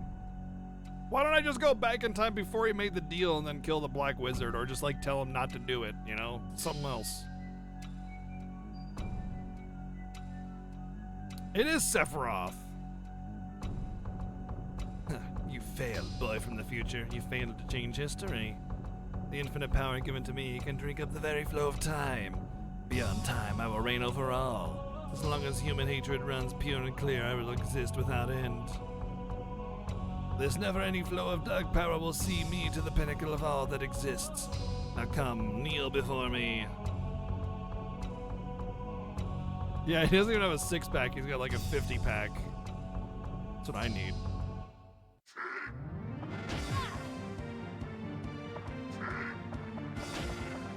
Can I target on something or no?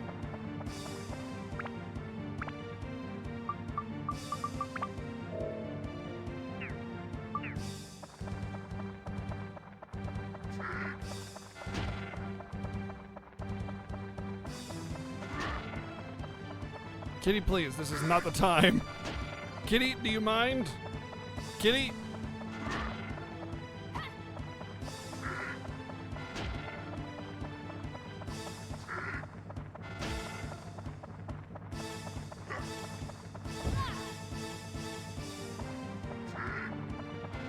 I don't understand. What am I supposed to do?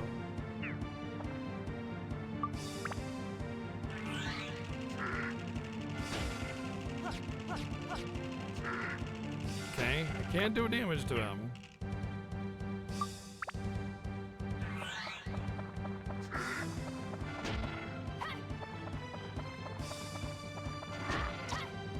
Oh, well, okay, I can hit the hand.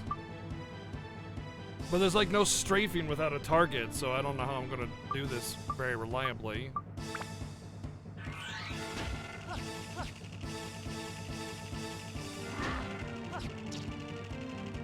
Nice, no effect, awesome.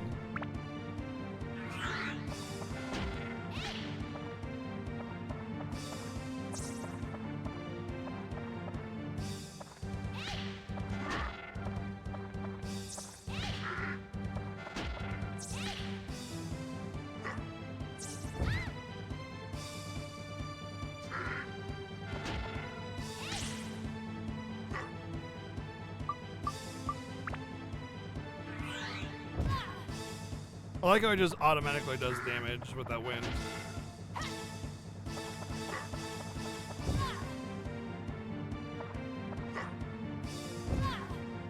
And he just randomly does it. Randomly, you take damage.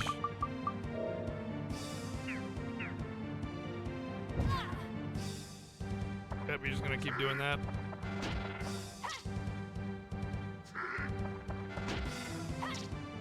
I don't get it. This doesn't make any sense at all. What the F?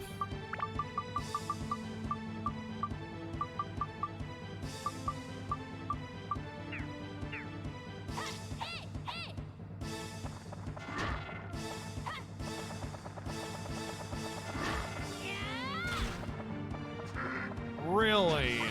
I have to use a charge attack. That's the dumbest thing ever. I'm sorry, but that's really freaking dumb. There's like literally nothing in the game ever that makes you that like would suggest that you need to use a charge attack for anything, and it's just gonna like throw that mechanic on you without ever explaining that to the player. Oh boy.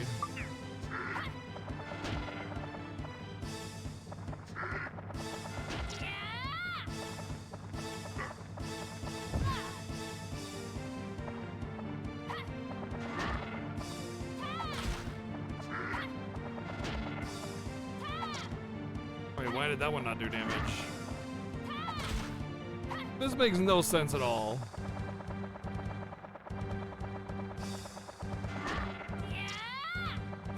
This makes no sense at all.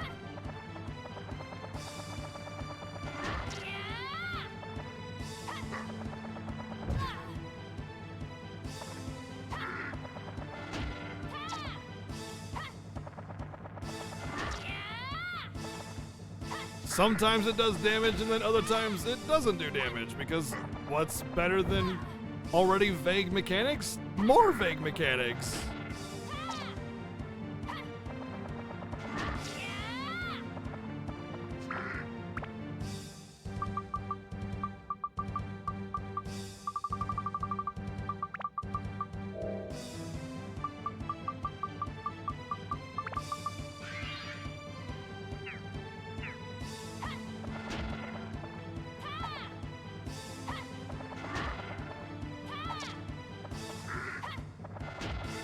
Or at least I sometimes do damage, I guess, and I'll just keep doing that until I actually win.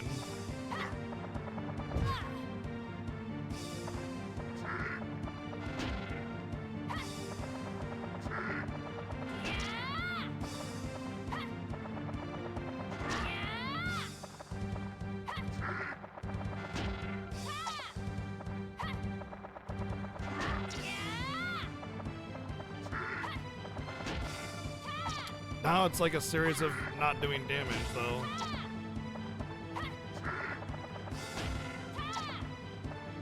I don't understand this. This makes literally no sense whatsoever.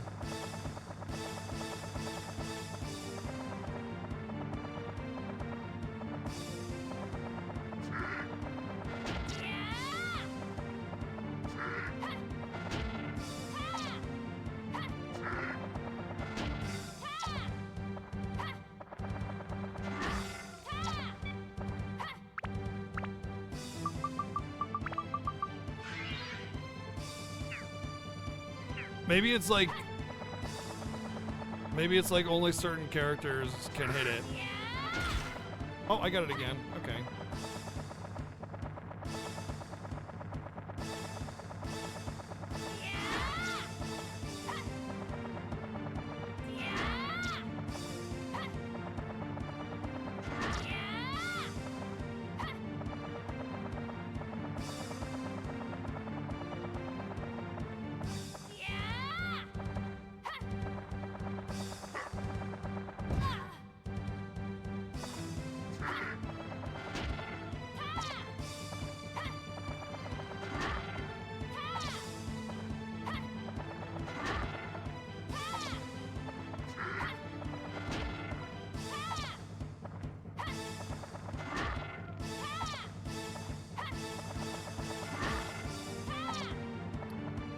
Okie dokie. It's back to not doing damage again.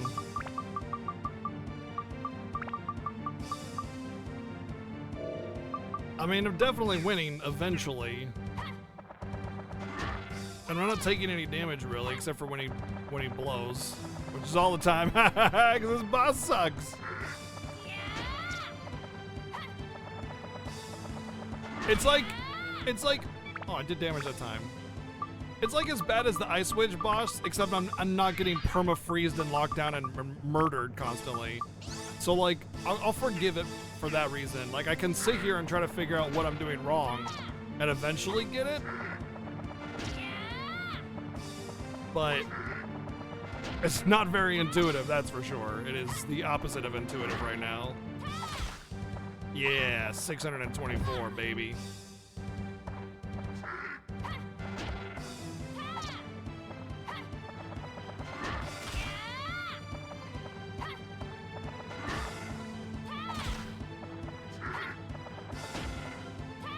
Wait, I think that one died. Wait, I saw it die. I saw it fade out. Like it faded out. It faded out like it died. Why is he still hitting me with the hand when it faded out and died?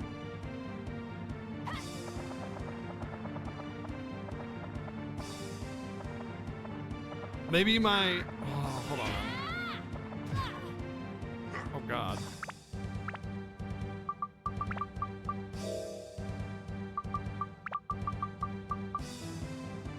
Maybe it has to do with the character. Maybe, like, I killed the one that...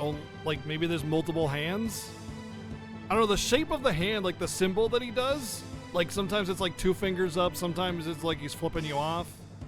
Maybe that has to do with, like, certain characters. And only certain ones can hit certain hands. That would be very much in line with the way this game has been designed already, which is basically like you have to use all the dumb characters that you don't care about, whether you like it or not. No effect.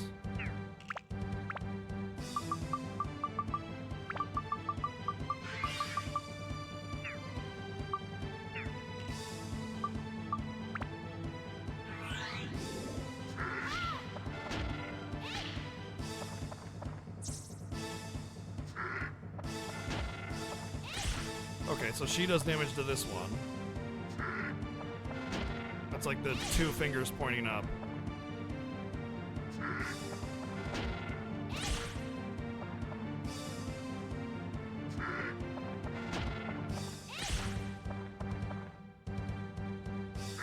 Just so you guys know, I'm not reading chat at all, so mods, just be on the extra lookout, obviously, because you know how people get when you start to struggle with something.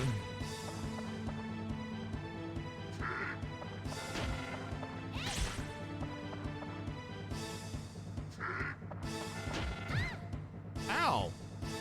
You shoved your fingers right in between my, I mean, you, hurt me with your magic power attack.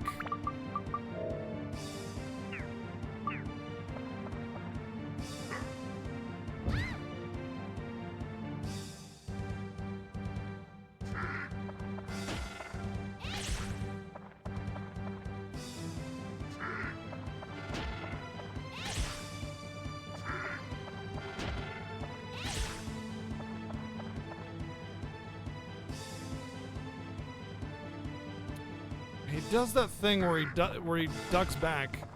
It's the same. Hold on, that's the same form of hand, but it's not doing damage now.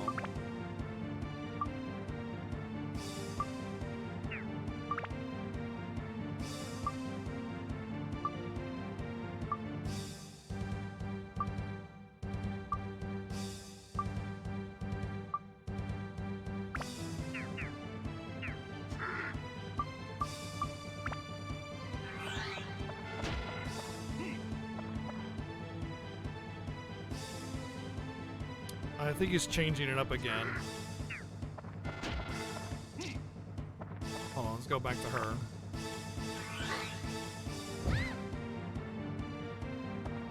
I think when he puts his wings up, he's like, okay, so that hits him again. There's gotta be another tell. Or maybe it's just random. Maybe there's no tell at all. Maybe it's just like randomly a certain character can do damage to him every time he like switches phases, I guess. Cause like, he definitely puts his wings over his body and then doesn't do anything, and then comes back and starts doing the same attacks. Okay, he's changed it up again, so it's definitely going to be a different character. Oh, he's changing it again. Let's go back to her and start from there. Just changing it again. Alright, without that many changes, I think we could just start with her and see what happens. I do not have enough healing for this.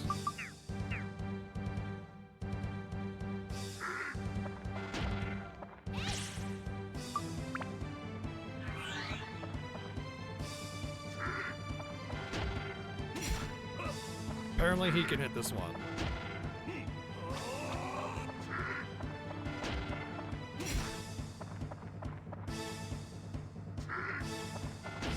At least the mechanics are really easy. Oh, that one died.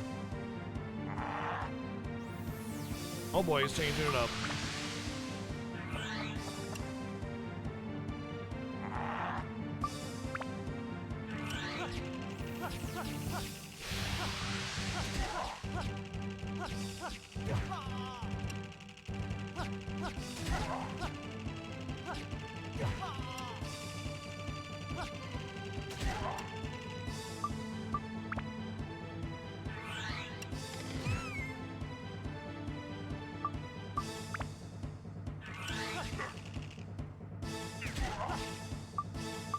I'm letting her take the hits, because it seems like what he does is blows every time I hit him.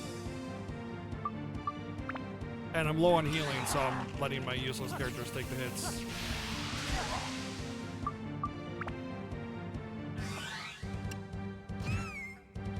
Unavoidable damage.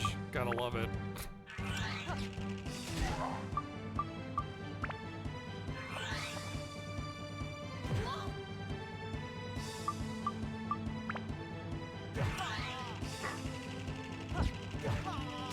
Okay. He's just spamming it now.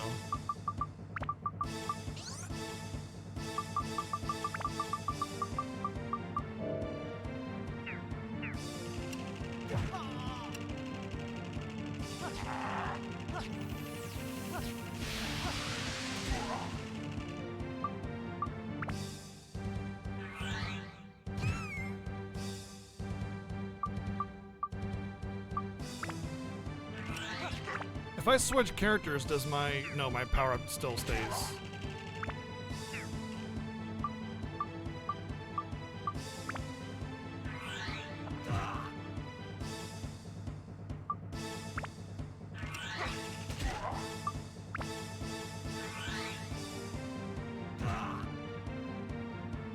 I appreciate the game trying to integrate the use of all the characters in the game and everything, but really they should just not do that. Like, give you the freedom. Like, you give us the freedom of using all these different characters and then punish us for not using the ones we don't like. And I just... It's a little annoying. He's gonna die next time. I do have stand-in powder, but I don't know if the game will let me use it here.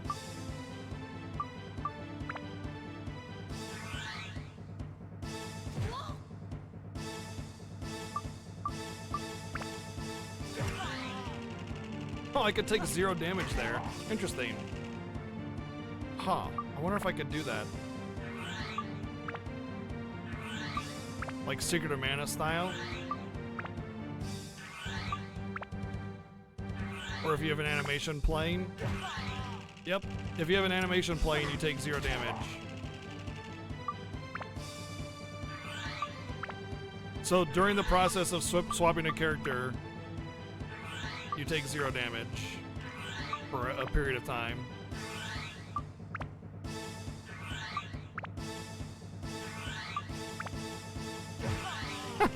Oh, I didn't. I took 26 that time. All right. So it's not very reliable. All right, fair enough.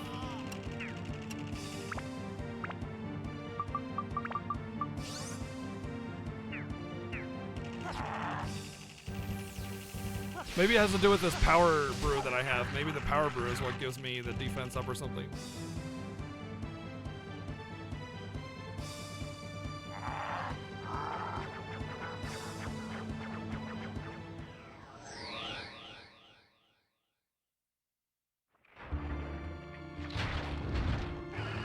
Ah! It's an interdimensional cosmic dimension beast. Cool.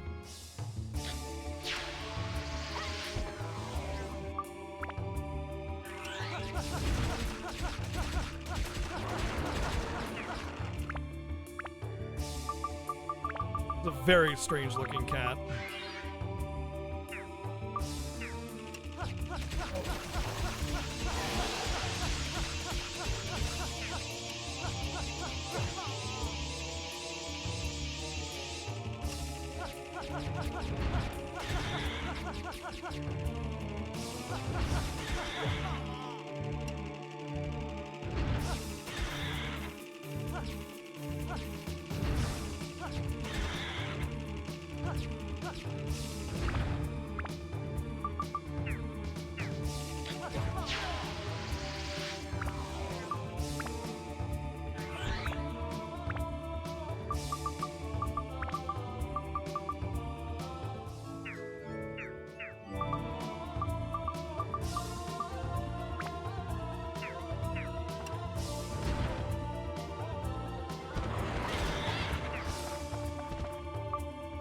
I should really save him for killing these things right here.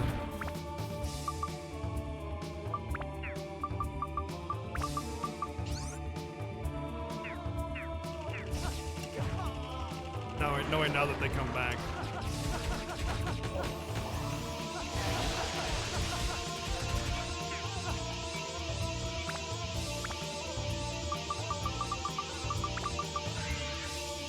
Quite possibly the strangest thing about this game is the inability to open your menu while moving.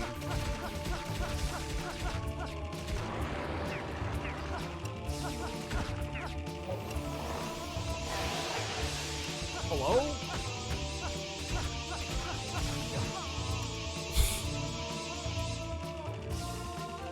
Weird.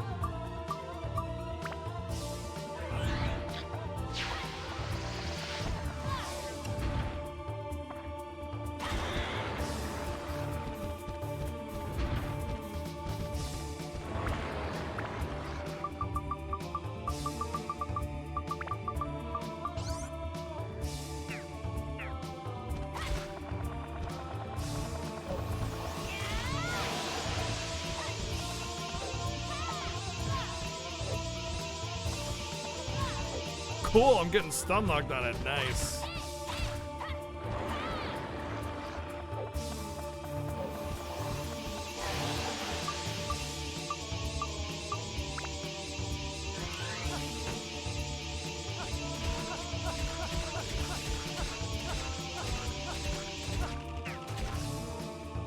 Trying to do a charge up attack. There we go.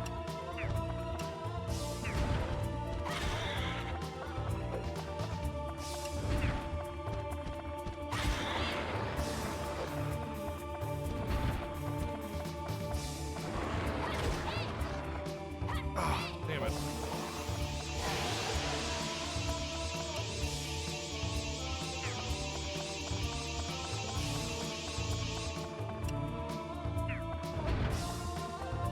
These things, like, getting in your way as while dead is really annoying. Oh, I'm gonna use it once I can attack to save time on it. So don't pop the powder now, pop the potion so I get a longer duration on it.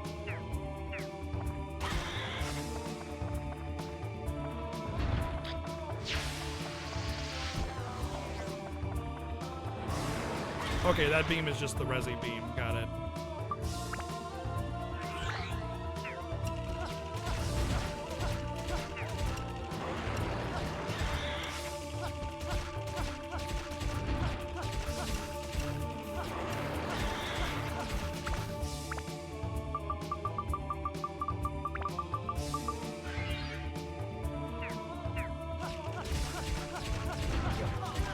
Aww.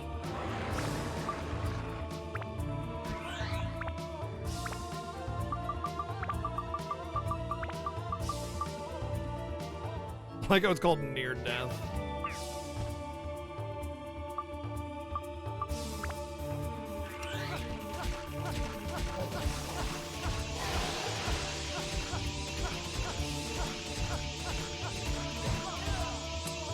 Seriously?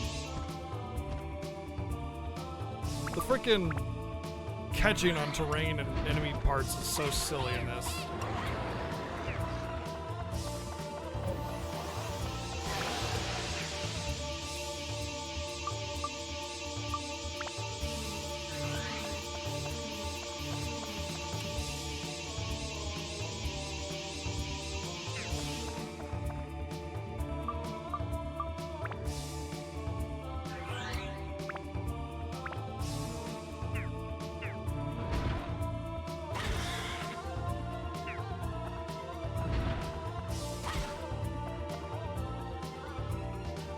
Oh, I won.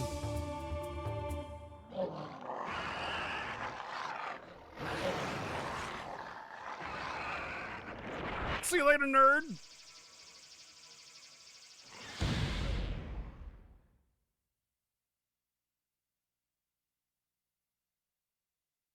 Indeed, you possess great power. You can swing a sword like super well and stuff. Like that side slash you did was probably like the greatest side slash I've ever seen. I mean, you did it like 20 times and I still couldn't like predict that, you know, my weak spot was being open to you repeatedly, but somehow I always fell for it. That side swing was just ridiculously strong. But I'm immortal. Every time I fall, I will be reborn again. Don't you see the futility of it? Killing me is wasted energy, a hopeless exercise. I am infinite. Ha! Ha! Ha! Ha! Ha!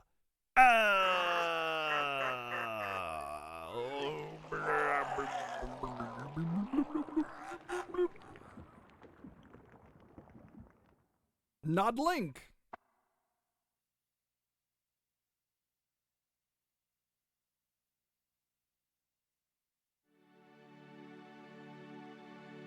The genie will return if you don't get rid of Zeta's hate energy. Look around you carefully.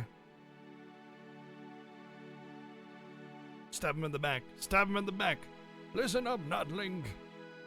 We must add one more time paradox to this game's plot, or else let's only have 15 paradoxes. We need 20. Atlama has the power to seal almost anything in Atla, but its power extends beyond that. Now is the time to use that hidden power, the power to bring a lost soul back. The Atlama will be consumed, but with its final power, it can do one thing. It can do the do.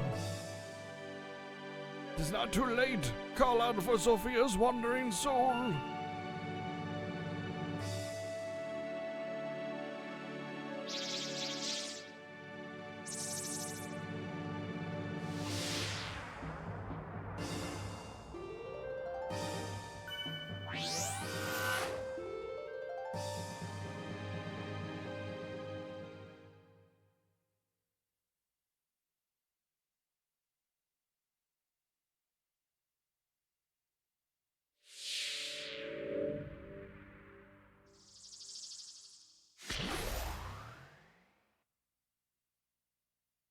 Hello, kitty. Yeah, you can bother me now. 1 second. Sheesh. Oh, come on. Wait a minute. So, there. Is your fat cat butt happy now? Soda. Sophia. I'm alive? Holy shit, that thing went all the way through my back. I felt my heart explode as the dagger pierced it from behind. And I'm not even bleeding? Wow, that's crazy. Yeah. I guess. Not Link. It's over now. That evil will never come back to life, at least not for some time. But then everything will happen all over again, and everything will be for naught because it's some kind of weird time loop, and so we did literally nothing here. Let's go home. Haha, drinks are on me. Can you get up? Yeah, I'm fine. Cena, where did the boy go? Or Soda. Sorry, his name is Soda.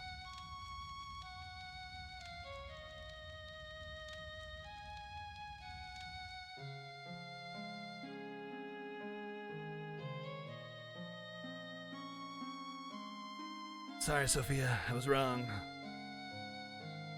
What an empty victory selling my soul. Oh, What an empty victory, selling my soul to darkness. dankness, more like 360 blaze it. You know what I'm saying? War-torn, desolate, and barren like a drought-stricken field. Yes, it was me. It was all my doing. That's what Sophia said. Lying unconscious, lying naked on the floor. Cold and I'm a... But it's cold and I'm a something lying naked on the floor. I forgot how it goes, damn it. He told me of the journey he had taken. It's a fantastic adventure to create a new world. Soda, we still have time to do it a whole bunch and make like 80 babies. Perhaps as king you can create a new world. The boy must come to tell you that. But now that history has changed, he'll probably never be born, which creates yet another paradox. I guess.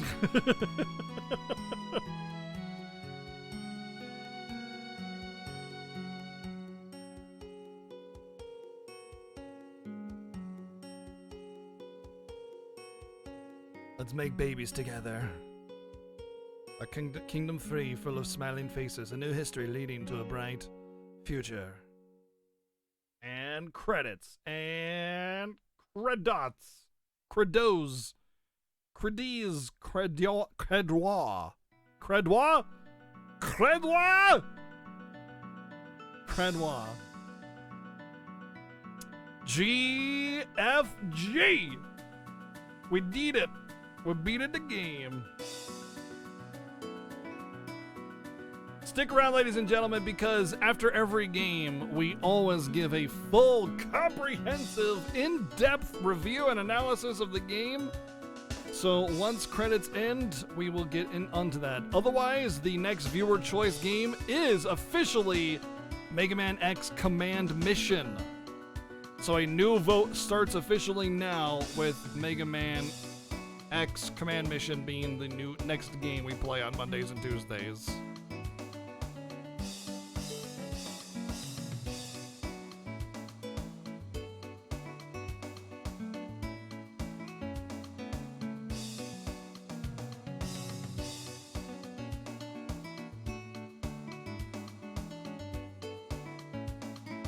That was a rough last fight. I did not have enough chicken.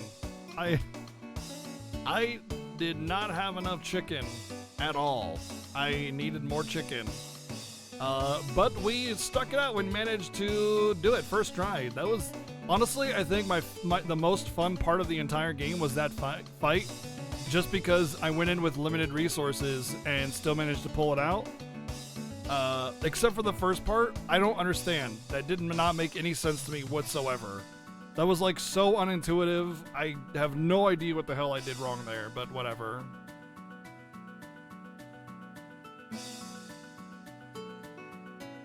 Someone put it in chat? Yeah, that's no surprise. There's always one or two. There's always one at least, though. There's always one.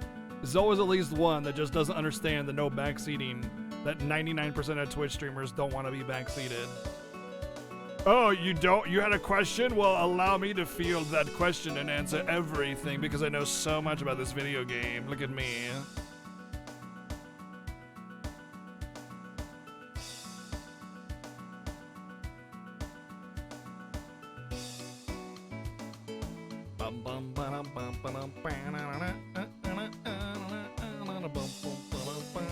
But I get it. I get it in some cases where it's like they're trying to help, but like when it comes to boss battles and strategies and stuff, man, frickin', whew, that bugs me. Like, trivialize my entire gameplay, please. I brute forced it. Hey, whatever. You platted this on the PS4? Nice. I could see this being a fun plat. Honestly, I could see this being a really fun platinum trophy to get.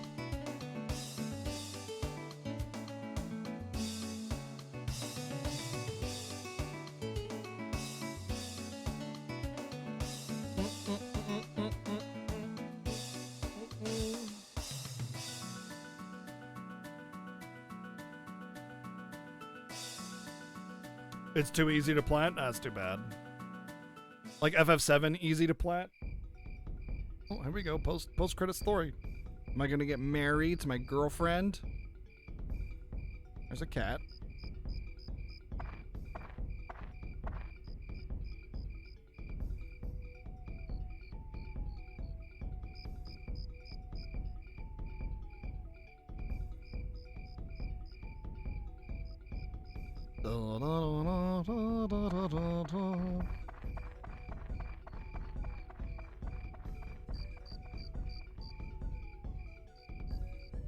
The Ende.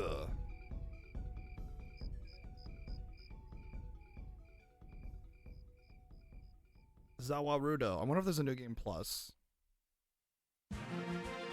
A new land is added to the world map.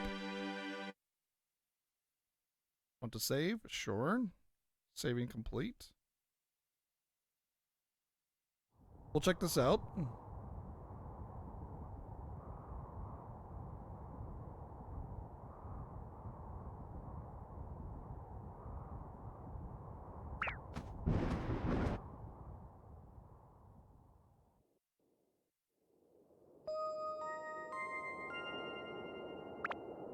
By the way, did I get anything special for 100%ing every map other than just getting the item of each village? Or is there actually, like, something cool at the ending or anything?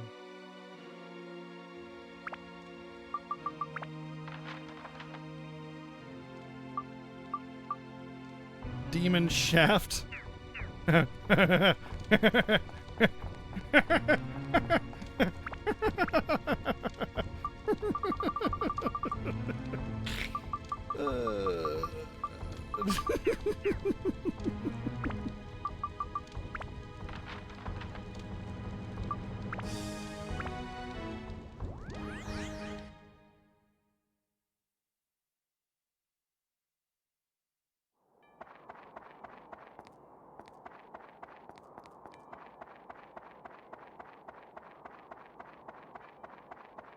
Let it inside your soul. Oh, one of these days we'll grow up, chat. One of these days. Nah, just kidding.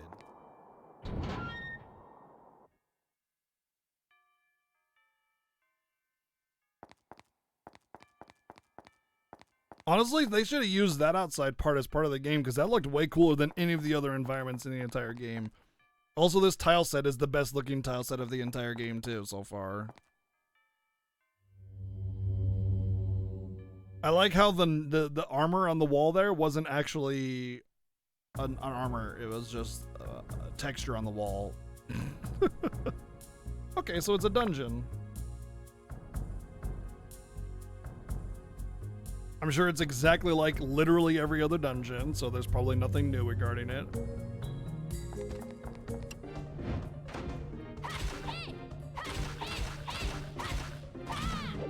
Wow.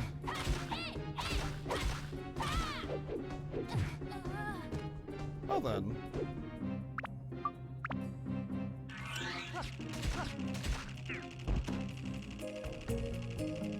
Well, it's definitely harder.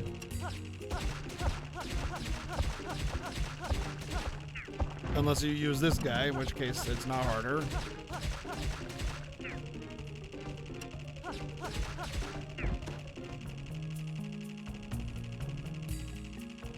What kind of things in the treasures do you get? Silver key. Same stuff. So it's just another dungeon. Just another dungeon, which is kind of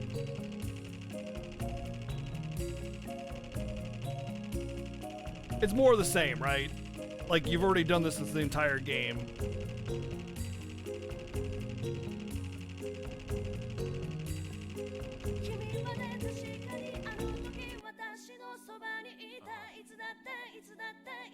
All right, let's get into the review, ladies and gentlemen. Sure it is. It's exactly the same thing as every other dungeon. It even had the same tile sets. Not tile set, but tile, like, design. Like the... It had that partition room and everything. It's the same math that's used to determine how the layout is randomly. Exactly the same thing.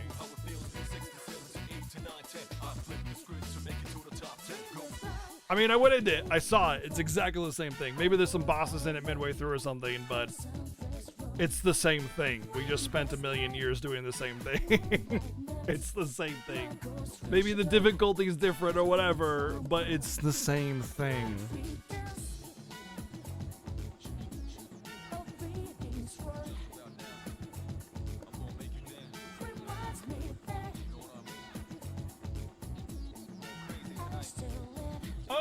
Okay, here we go.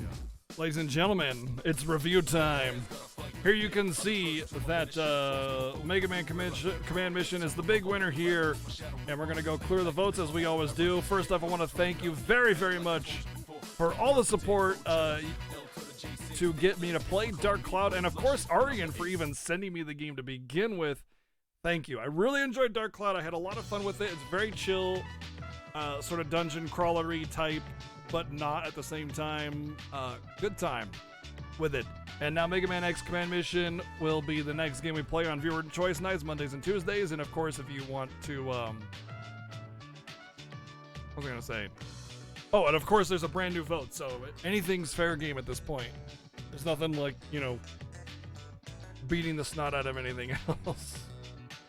Here is the games that we have played for our Viewer Choice nights in the past. And there's a lot of them. There we go. Game 72, Dark Cloud. Surprise, bitch. You thought you had a run away. What up, damn? What up, damn? Boo! Surprise, bitch. You thought you had a run away. Well, I'm down. Well, I'm down.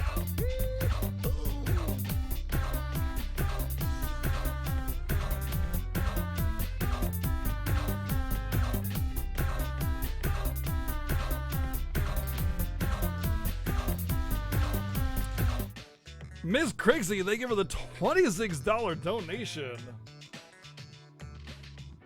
for Wild Arms is the next game. Keeping in mind, there's going to be a couple games added to the list. Donkey Kong Country 2 will be votable. Well, actually, I need to talk to Arian to make sure he's okay with it being viewer choice. But possibly Donkey Kong Country, possibly Tropical Freeze will be added to this list. I might just play Tropical Freeze on my own. I'm not sure. I haven't thought about that. But I want to ask Arian on all accounts just to make sure that he's okay with me doing viewer choice with the games that he sent me. But also, Arian, thank you for Dark Cloud. We just finished it. Dark Cloud 2 also on the list. Thank you, Crixie, for the $26 donation. A vote for Wild Arms. As you can see, Wild Arms.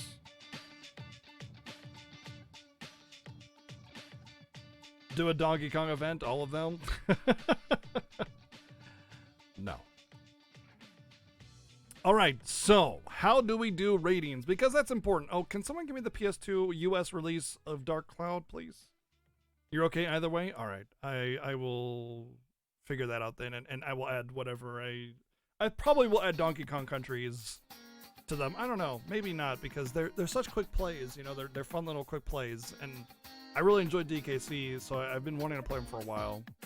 We'll see. It really depends, because I already have whatever I'm doing this year planned, and the Fiesta's coming up too, so I really don't want to change too much or you know, go outside the boundaries too much on what I've already got planned.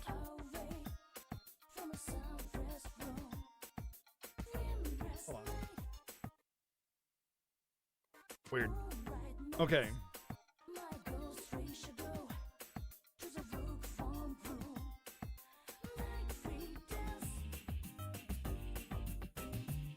$2003, that seems wrong. I was told Dark Cloud came out in 2001 for the US. See, I'm getting May 29th, 2000. Yeah, I'm pretty sure May 29th is the right one.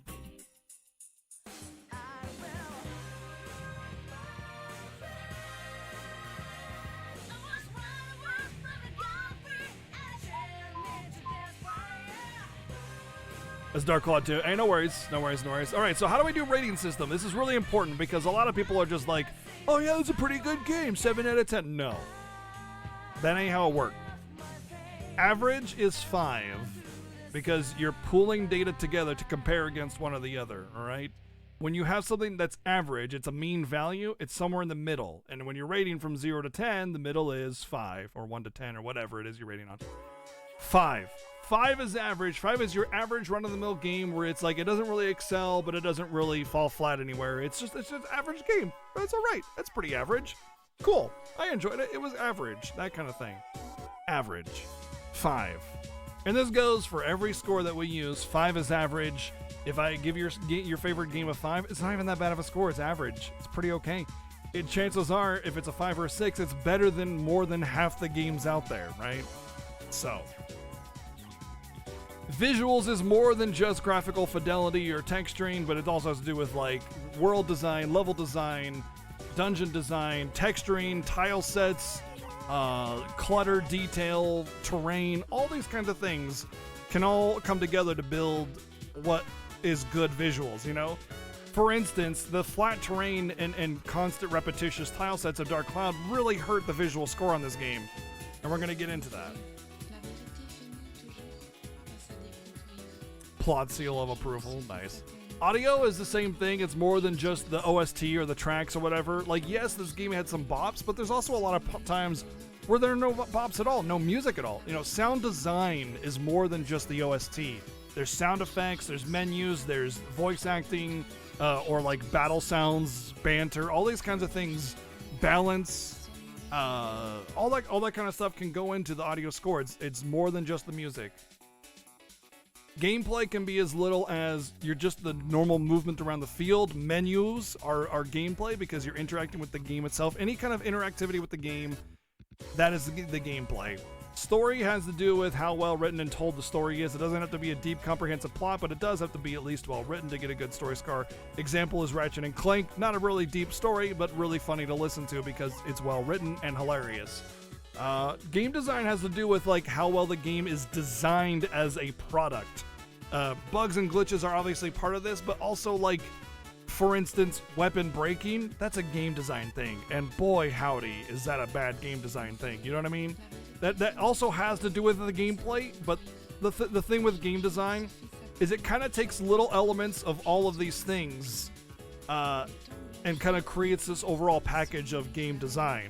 And while some of these scores might affect game design, it is its own score because it's kind of like sometimes a game can have a lot of bad game design, but the gameplay is still solid because you can get around it with other gameplay elements. So it's its own score because it takes different parts of different things to create its own score, whereas these take different parts of other things of the game in order to get that score. First, yeah. And this is my personal non-objective score. It's completely subjective. It's the enjoyment score. It's how much I enjoyed the score or the game as a game for me. I try to be as objective as possible with these scores, but this is subjective. The total is just generic scores, like if I go, oh yeah, 6 out of 10 game or whatever, you know, that kind of thing. Okay, we already showed all the games we're doing. Game 72, Dark Cloud. And these are just our viewer choice games. Games that viewers have voted in. 72. We're almost at 100, y'all. Almost 100 viewer voted games. Cat, I'm gonna bop you. Cat. Butthead. Yep, he was about to chew on some paper too. I got him just in time. As I go through this, by all means, please add your own personal take on each score as I'm going through it. So while we're talking about visuals, by all means, let me know how you feel about the visuals and what you would give it out of 10. First off, visuals, as we just discussed. So this is a really big issue with me with this game specifically because at the start of the game, the visuals actually seem pretty okay, pretty decent. Character models are about par for your standard PS2 game. There's nothing really special or bad about them. The animations are very, very, very stiff and kind of robotic in a lot of ways. But again, that's kind of sort of par for PS2. I'd put it just under par. The biggest issue that I have with the visuals of this game is the freaking complete lack of any kind of design or texturing or like detail in any dungeon ever. It's every single dungeon is let's create one tile and then just plaster the entire wall and floor and everything with this one tile set, and then we'll make like 5 tile sets and then bada bing bada boom, we're done. Everything is flat, everything is perfectly rectangular tubed, you know, everything is just cubes lined up next to each other, and that's your dungeon. It's really, really, really bland. Some of the enemy designs are pretty okay, some of them are pretty cool, but again, those lack of animations really hurt it. There's like a lot of really wonky, like the way the enemies jump back is like this weird, like, I don't even know what it is. It's weird though. And I understand this is a PS2 game, it's very old, but there are plenty of PS2 games out there that were released in 2001 that are very sound when it comes to visual quality, fidelity, and design. This just completely lacks everywhere except for in some of the houses. And a lot of the houses and buildings are actually pretty nice looking and have some decent texturing. There's a lot of different like types of architecture, and a lot of the interior will have a lot of details, shelves, books, and little knickknacks and things all around the area. There's also a lot of, what's really interesting is a lot of the inside of buildings has a lot of flair and design to them. Like the mushroom house with like the ladders that go all the way up with mushrooms stacked on top and stuff, and like little lofts and dens and hearths and things. There's a lot of really interesting designs in the houses, but not so much in the world itself. And considering that you spend like the vast majority of your time out in those dungeons, it would stand to reason that putting a little bit extra more detail in those dungeons other than just like the bare minimum would be nice. It's one of your favorite. If you don't give it at least a 420 out of 69, then I will not watch your stream tomorrow. Good thing for me, I don't stream. Whew!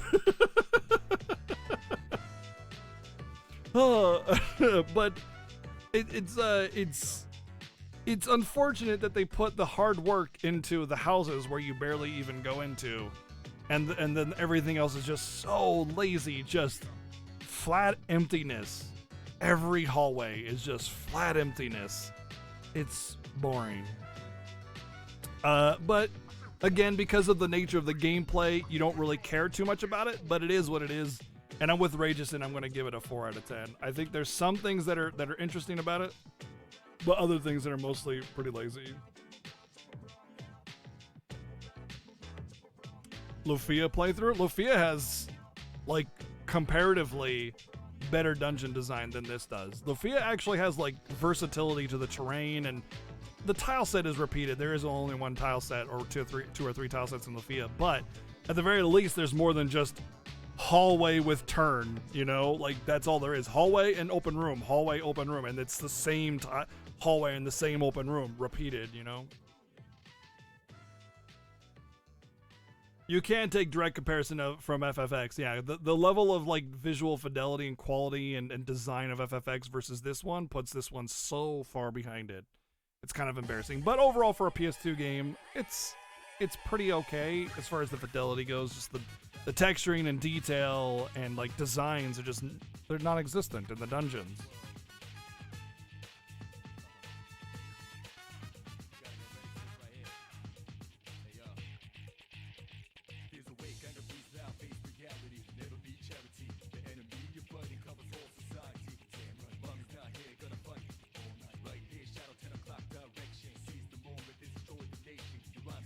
Audio, you like the visuals?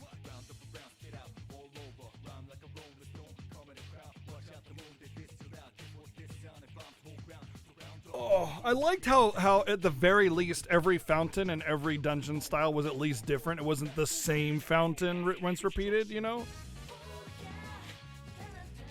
The rooms, they really open things up. Wow, okay, I get it.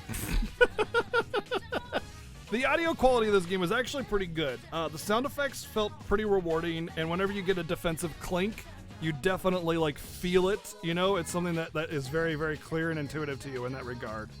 And you know that like a block happened and you don't want to get that block or whatever. The beeping is obviously annoying, but it's necessary in order to let you know that your weapon is about to break.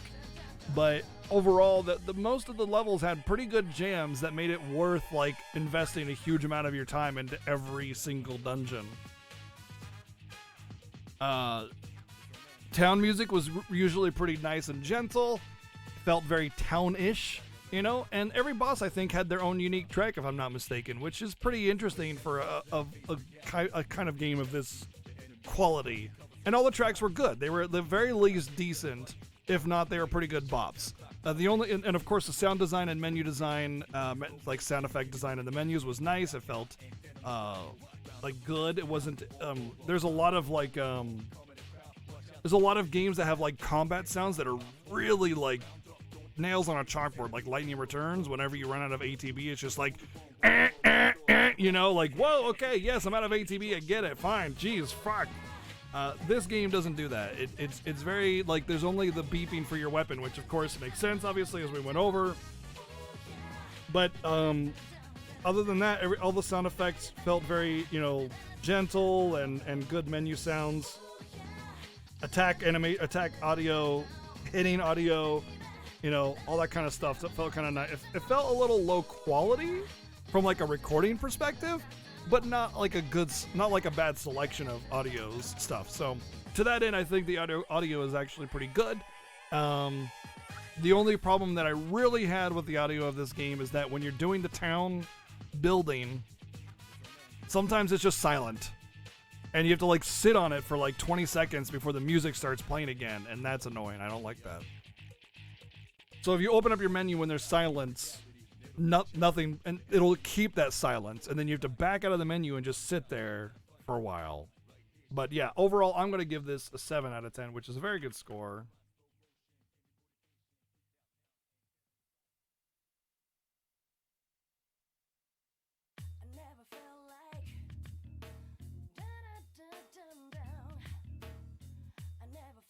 Depends on the time of day. No, there was night and day musics, and they would play regardless. But either way, you shouldn't have that silence anyway, you know, if you can help it. Gameplay, oh boy. This is a weird one, and I know every game I say that this is a weird one with at least one of the scores. But this one is particularly weird because I think there's a lot of good things with this game, and I think there's a lot of horrible, terrible, awful, crazily bad things with the game. It's probably where a lot of us are going to diverge. The thing is that I have to take all the good, and I have to take all the bad, and I have to find the medium wherever that is. You know what I mean? Like, there's a lot of bad things in the game design that are just objectively bad game design features that should not be part of a game in 2001. And then there's a lot of great things that this game did that a lot of other games couldn't do by 2001. So somewhere it's going to be a score that's less than the best part of this game. Do you understand what I'm saying? Like if I were to say the best part about this game was an 8 out of 10 gameplay experience, but the worst part of this game was a 2 out of 10 experience, where does that leave it, you know? Well, it depends on the impact that each of those features have.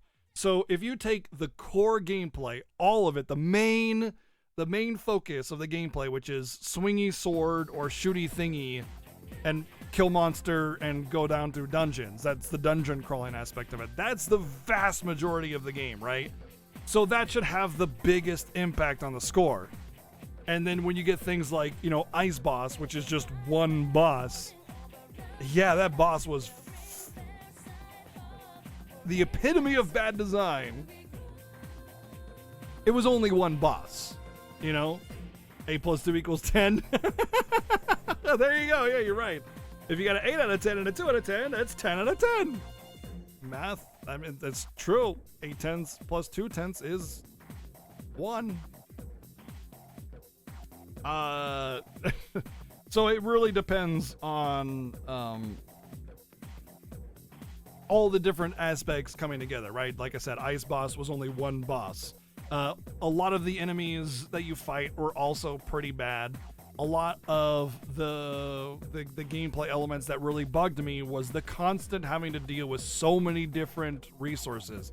You had water resource, you had weapon durability resource, you had weapon experience resource, you had your HP resource, you had the Dram's feather resource, because technically there's a resource too if you run out of it, you know. You had all the different status effects, and you had to have different items for that. You had the inventory management resource, you had all of the different things for each character. You had to manage all the little bits of weapon upgrades for every single thing.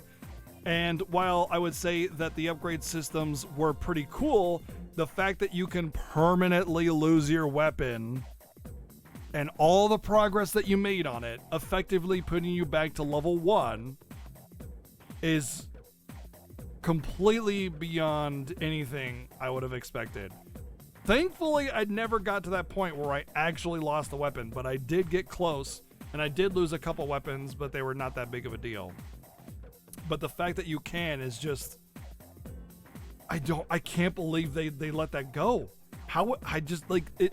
If I was on the development team, I would just be quitting my job over something like that. Like, how do you let that kind of feature go? How do you not like just let them repair it later or something like that? That kind of thing where you can lose all of your progress. It's the equivalent of like your memory card getting erased, because you have to go back to the first dungeon or second dungeon maybe and regrind and find new weapons that are rare and hopefully get a good one and just redo all of that leveling all over again if you were to break it. Thankfully that didn't happen, but holy crap, can you imagine getting to the final dungeon having this weapon that you spent the entire game building up, and then it just like you goof and it breaks, and that's it, gone. Whew. Stardust. And now you have your regular wimpy little dagger to try and like rebuild everything. You gotta go hopefully find a sword, or maybe buy one if you have enough money, but chances are you probably just game over after that point. It's whew, man. I would pretty much just turn off the game at that point. Either reset and reload my last save point or just be done. Because damn, that is that's really bad. I would say that this is definitely much more of a game design issue than it is a gameplay issue, but there were definitely a lot of really frustrating enemies that made that core gameplay of going into a dungeon hack and slash stuff very, very frustrating. And there's definitely a lot of enemies in a lot of these kinds of games that are frustrating, like in, and even Diablo 2 and 3 have, those enemies that you hate fighting, because they really annoy you or something. Yeah, Nightbreak. What's funny is, like, even as a kid, I never cared about it. I was always, like, bummed out when a piece of equipment broke and everything, but it never bothered me. You know what I mean? But there's also a difference between a piece of gear breaking that you can rebuy, and it's like, whatever, as opposed to this like, object, this work of art that you've worked on and mastered throughout the entirety of the gameplay being just shattered and taken from you. You break your platinum armor or whatever, you go buy a new one. It costs you a few gold, like that's the difference. No big deal versus fuck. I think that's what's important, the important difference between the two. Either way, there was only like intermittent periods of time where I think the gameplay really was frustrating versus just enjoyable. It was just enjoyable. It's just, you go in, you hack some monsters up. If you're really into the multiple character thing, you don't mind swapping characters too much, but I personally found it to be a nuisance to swap characters. What they should have done is made it on the fly, like L2, R2 switches characters and you can just pop between characters real fast. That would have created such a better gameplay style than what this was. That would have been so cool to be able to just like boom, boom, boom, swap between who you want to bring in, and instead you had this like bubble menu which was really slow, like bloop, bloop, bloop, ding, load out. Okay, now I got the other person. It like steals your attention away from the gameplay and the action, only to just like, cheese whatever you're cheesing or switching a character to make sure you can kill an enemy more easily.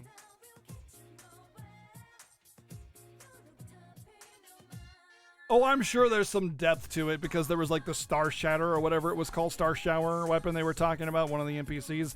I'm sure there's like some aspects of weapon creation and stuff that I just totally lost. But anyway, that being said, the constant attention to the millions of different resources, which is just absolutely unnecessary. They didn't need to have the water mechanic. They could have just taken that right out. Just remove the water mechanic, the thirst mechanic. That's gone. Get rid of that. Remove permanent weapon destruction completely. You can still have the durability, but durability needs to be increased by like triple, probably, maybe even more. And repair powder needs to be max every time, no matter what. Remove Goro. He was terrible. And then they need to balance out enemies to not have super cheesy animations that make certain characters completely unable to defeat certain enemies without luck. But I think this being Level 5's first game, it wasn't the developers' first time making a game, but it was this team making a first game for the first time. So there is some forgiveness there. Overall, though, I think fans of dungeon crawling type games are going to find joy in Dark Cloud.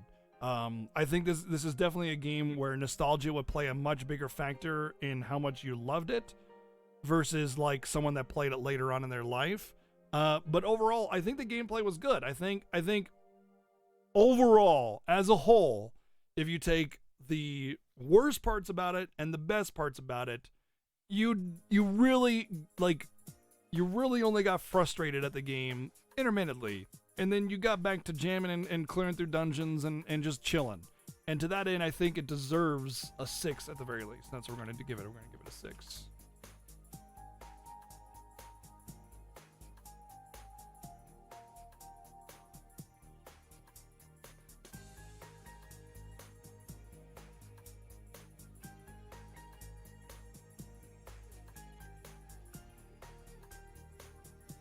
Can't type.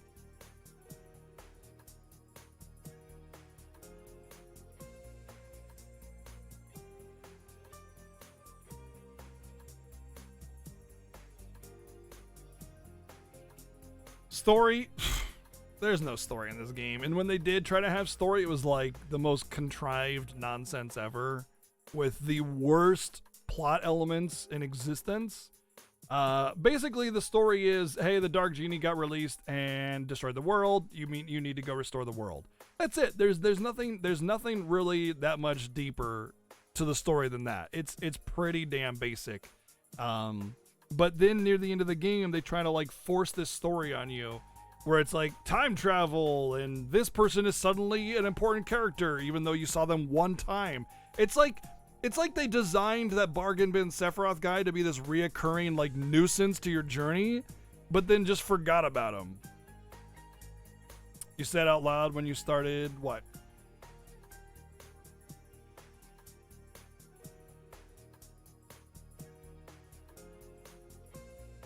Russell from Up. Dark Cloud has a story? Oh, yeah. I mean, it does. Like, I mean, to me, if you want the long story to be short, the story rating is you tried out of 10, right? But let's get into it at the very least, you know, to at least give it credit where credit is due. They tried, right? Like, that's exactly it. They tried out of 10, except did they really? Because like I said, they introduced this, you know, this like young Sephiroth wannabe character very early on in the game. They create this plot point, and then there's literally nothing in the story until the end of the game. You have the individual town stories, but there's no story. There's just a little bit of dialogue of this character likes that character, this character doesn't like that character, so put them farther apart. There's no story.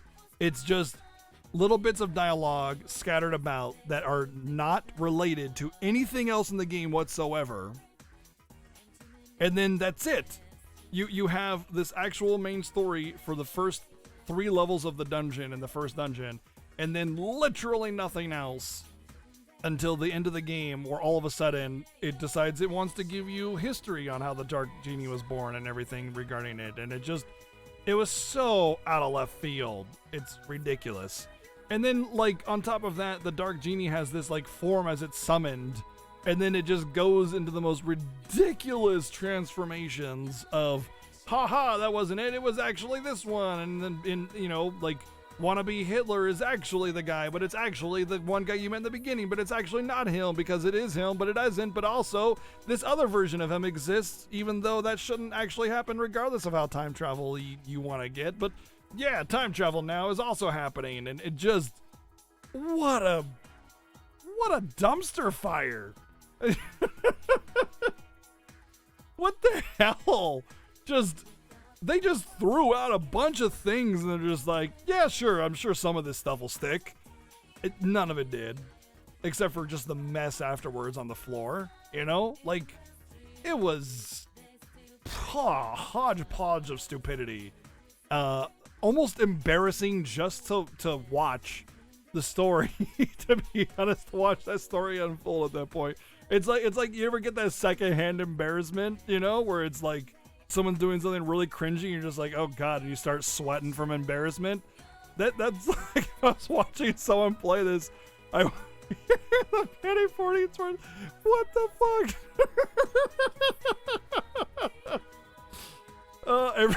Every stream, wow.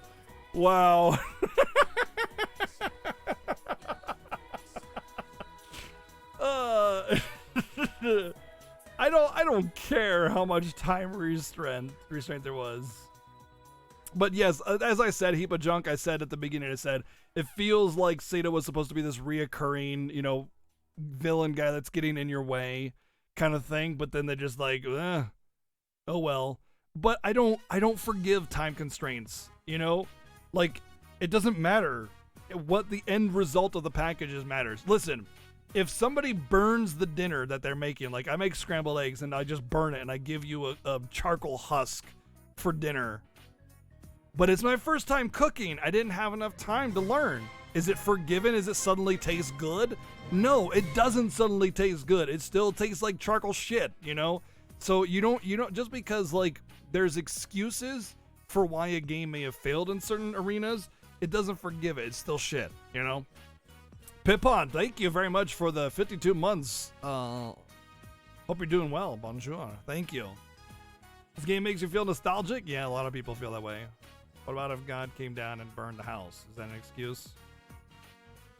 That wasn't the person cooking that did that, but it would still end up in a result of burnt eggs. So it'd probably still taste the same.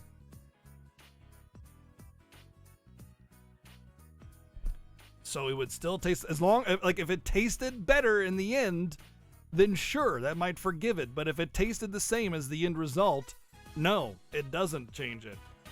Whatever the end result taste is what matters. Yeah. Also, if God came down and burned my house and my eggs, right? We would go on a JRPG quest to kill God, obviously. Duh. Everybody knows that. Did I play JP version? No. I don't know why I would play the JP version. I don't speak or read Japanese. Azurin coming in with 34 months of Twitch Prime. Thank you. Almost 3 years. Dang. Thank you. So, I'm torn between a 2 and a 3 on the story score, and I think that I'm probably kind of gonna go with the 2, just because like even when they tried to do the story, it just fell super duper flat. And I understand what they were trying to do, and I understand time restraints are a thing, but damn man, there's no story. It's not even if it's your niche. There's no niche to be had for the story. It's just super basic, forgotten, and then all of a sudden crazy fan fiction stuff. I'm surprised Captain Picard didn't come out of nowhere and start making out with the Dark Genie, you know? Because that's about as much integrity as the rest of the story had.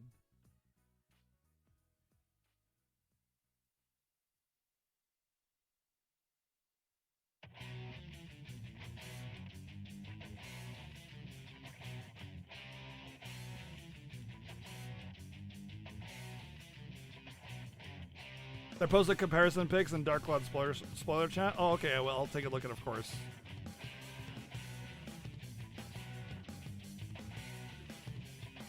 What other games did we give it 2 for on story? Mario's Missing got a 1. Kingdom Hearts 3 58 Days got a 3. Steambot Chronicles got a 3. Legend of Mana got a 2 on story. Kingdom Hearts Bird by Sleep also got a 2. Yeah. Ratchet Deadlock got a 3. Jeanne d'Arc got a 2. Wow, Jeanne d'Arc got a 2 on story, man. Dang. Which is also another level 5 game. Kingdom Hearts 2 got a 3 on story. Dirge of Cerberus got a 3. Battletoads got a 3, obviously. That's fine. Tales of Berseria got a 3. Breath of Fire Dragon Quarter got a 2. Ephemeral Fantasia actually got a 3 on a story. And actually, I agree with this. I think Ephemeral Fantasia has a better story. Why? Because at least the story is comprehensive. Like, it's at least it builds itself up into a finale. You know, there is nothing with this one. So I think, you know what? I stand by that too. I stand by that too.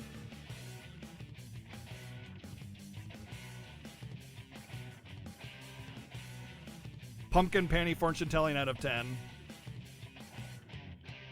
If out of nowhere Captain Picard came out and started making out with people, that's an easy +1 for story.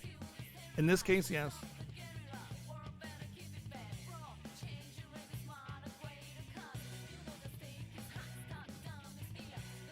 You don't remember anything of the story? Pumpkin Panties wasn't an important part of the story. It was just an adventure. Yeah.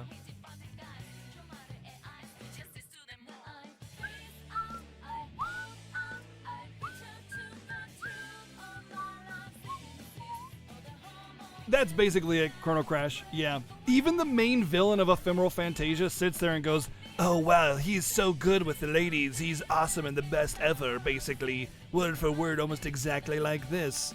Like, the main villain praises the main character, and the main character's a silent protag, and every girl falls for you, and it's basically the sad collection of a sad projection of a very, very lonely man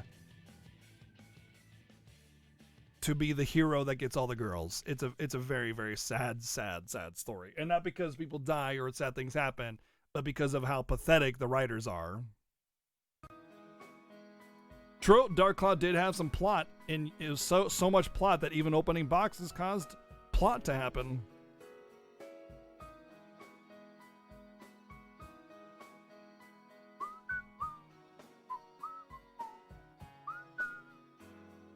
Game design. This is another issue with the game that I have that I think is going to bother a lot of people. There are way too many issues with this game's game design for me to, like, praise it, but there are definitely parts of this game that I really think are really well done. First off, I'd like to say that the town building mechanic of this game is hugely well done. It's really, really good. It's intuitive, it's well designed, it's visually appealing, it's got good controls, you can easily move things around, and you can pop right in and out of the town as you're building it without load time. It's really good. Like, this is beyond anything that any game has ever seen ever before, ever. It is absolutely a what do you call it? Like a on the frontier of game design here with remember Break a Wagon? No. It's absolutely like a pioneer in game design with this town building mechanic. Now, a lot of games have had building towns in the past. For instance, Breath of Fire 2 had a town building mechanic, but it's very like, what do you call it when parts are interchangeable? Like you have like parts and you just take out one part and put another part in. Shoot. There's a word for that. Interchangeable parts, yeah. No, no, not mass production, not cookie cutter. Modular. Thank you, Azrin. Yeah, the Breath of Fire 2 town building is very modular. Like, you remove one part and then put another equal part in the same spot, and that's all you get. It's just like interchangeable parts. But the town building on Dark Cloud, while it does have a similar sort of style, it's more dynamic. And yes, you're stuck to putting one townsperson or one type of part in another thing. You kind of get to choose sort of what you build up first and how you build your own town. And yes, there are rules that you need to follow to get the perfect town, but in the end, you can really build it however you want to. Heck, once you 100% the town, you can just leave it and change it up however you want, you know? So I think, like, Breath of Fire 2 town is very, very, like, hard locked into a certain build. And this is much more free. And not to mention the building of the Breath of Fire 2 town is not like some, like, builder setup. You have to talk to people and, like, kick people out, and it's very, very static and hard to manage. And there's no other PlayStation game that I can think of that has a town building mechanic that even comes close to this, or base builder or anything. But what I'm trying to get at is that this is way, way, way leagues ahead of anything that has come before in terms of the building setup. So I just want to point that out, that this is an exceptionally well done aspect of the game, okay? Now we're going to get to the exceptionally not well done aspects of the game. Weapon durability, permanently losing your weapon is the most absurd, obscene, asinine, stupid bullshittery I've ever seen in a game released since 1990.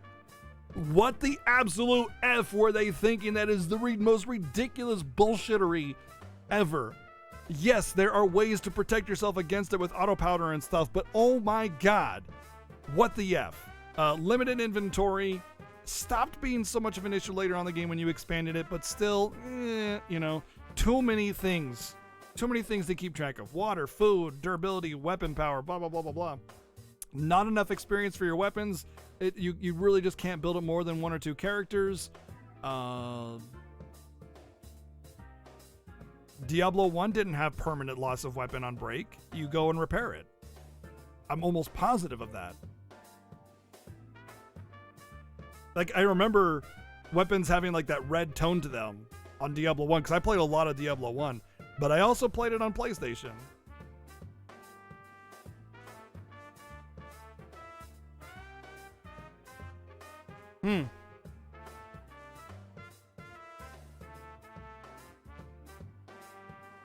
Diablo 1 weapons were repairable.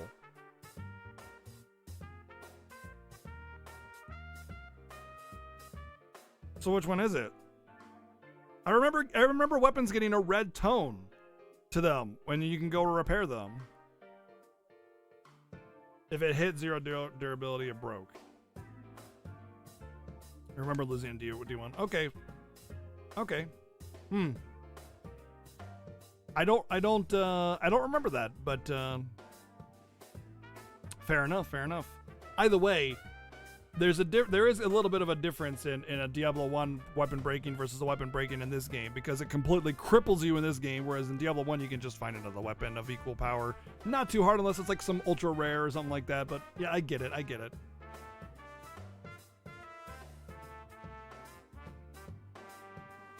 Could be different on PS1. That's where I played Diablo, was PS1. I didn't have a computer back in that days. But anyway,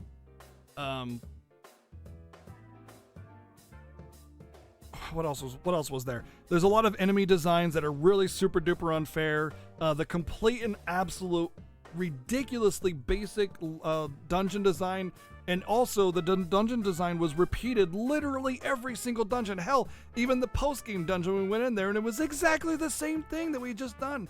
And I understand that, new monsters and new things, whatever, fine, but like they could have at least changed the math of it and how the worlds are randomly generated in order to give something unique feeling to each, map. They could have had the ship level have like a ship like shape to it. Instead, it's just another series of random hallways and rooms. And I don't get, like, they just didn't even try. Create a new tile set, send in the same math, rinse, repeat for the entire game. And I will say, like I said before, that the chill nature of the game makes it so you don't really care about that kind of thing, and you kind of know what to expect and you get used to how to play the game, and that's great and all, but they can give you repeated features of a game but still change the design up a little bit visually to make it feel at least a little unique for each map, but no.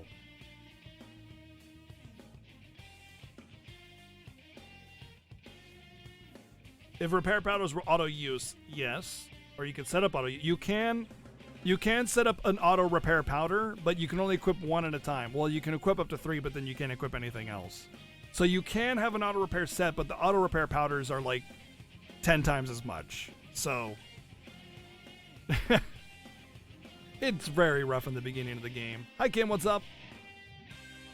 So I really like the town building aspect of the game, and in fact we 100% the entire game. That was great.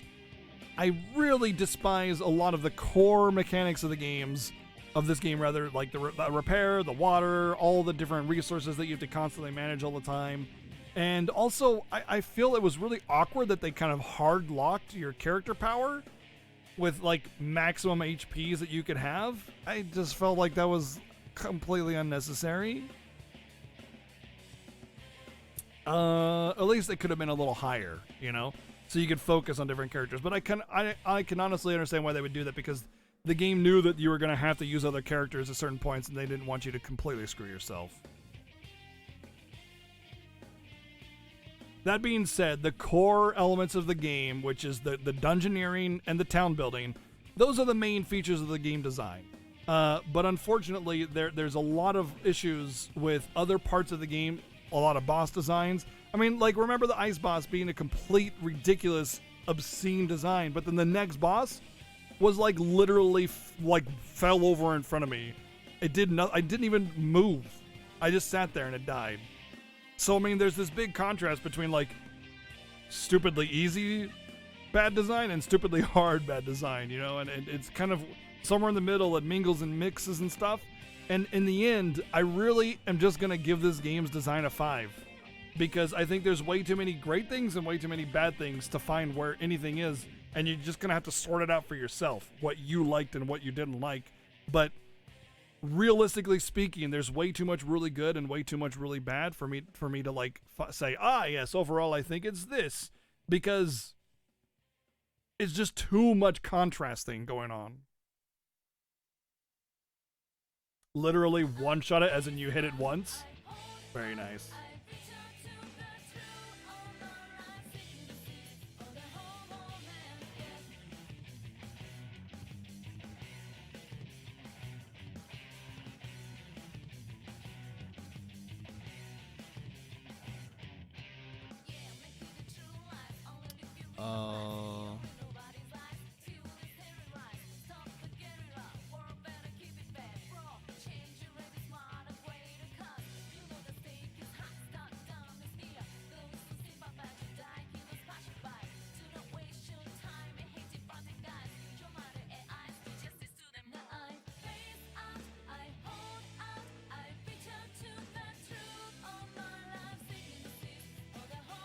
Yeah, we got that mostly in the visuals though, Spilled Milk. But it is part of the game's design, and I agree, it's not a good thing. I will say that after playing Dark Cloud 1, I really want to play Dark Cloud 2. Like, I'm looking forward to it because I think I personally really enjoyed Dark Cloud. I had a really good time with it. There was like some absurdly silly things which really tickled my funny bone, and I really had a good enjoyment with it. I liked chilling with the game, and I think I would recommend it to anybody that was someone into this kind of genre. Chef Tig, thank you for the 11 months of Twitch Prime. Able to keep it going with Prime. Oh baby. So I'm gonna give it a 7. I think I enjoyed it. I really did.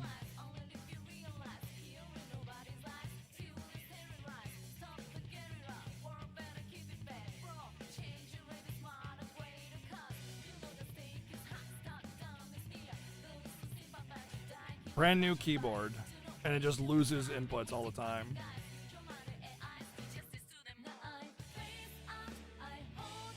So, as a total of 12, 14, 18, 25, 29? Really? That can't be right. There's a lot of decent scores here. I think the story really drags it down. 31? Oh, okay, 11, 18, 20, 32. Wait. 11, 17, 19, 24, 31. You're right. The unfortunate reality is that two of the most somewhat irrelevant scores actually drag this game down. I would say visuals are the least important thing for any game ever, especially when it comes to fidelity, but design and aesthetic and texturing and detail, they matter. They do a lot.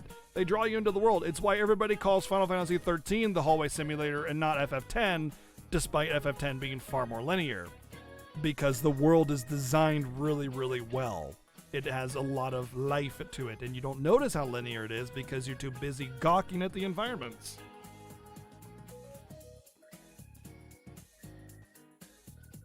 Oh, yeah. Whoops. November 12th, 2013. November. Fixed it. If I were to give this game like a generic, like, oh, what out of 10 would it be? I would say this is a good solid 6 out of 10 game. It's a very above average game, but like it doesn't really super excel at any point. I can definitely understand why this game would be well loved in 2001, with it being very new to the PlayStation 2 because people needed to have some kind of like RPG-esque sword slashy game when there was none before it. The PS2 didn't launch with any kind of RPGs or anything like this, so to be the first one on it probably drew a lot of attention to this game. And then nostalgia kicks in because it's the first one on the PS2. It feels so grandiose and new. And then, you know, you have a lot of like childhood love for it. So I definitely understand where the love for this game comes from. But I think in the grand scheme of things, this game does a lot of things really well. And then it does a lot of things pretty okay. And then it does a lot of things really badly. But overall, I think if you're a fan of dungeon crawling style games, especially 3D hack and slashes, this is definitely a game you at least want to try out. I'm pretty sure you can get it on PS4 for like $10 or something. I don't know, but it's not super expensive, and there's definitely a lot of love for it. So, $15. Hi, kitty. That being said, thank you for being here and watching and enjoying our Dark Cloud playthrough. Let me know how you feel in the comments below.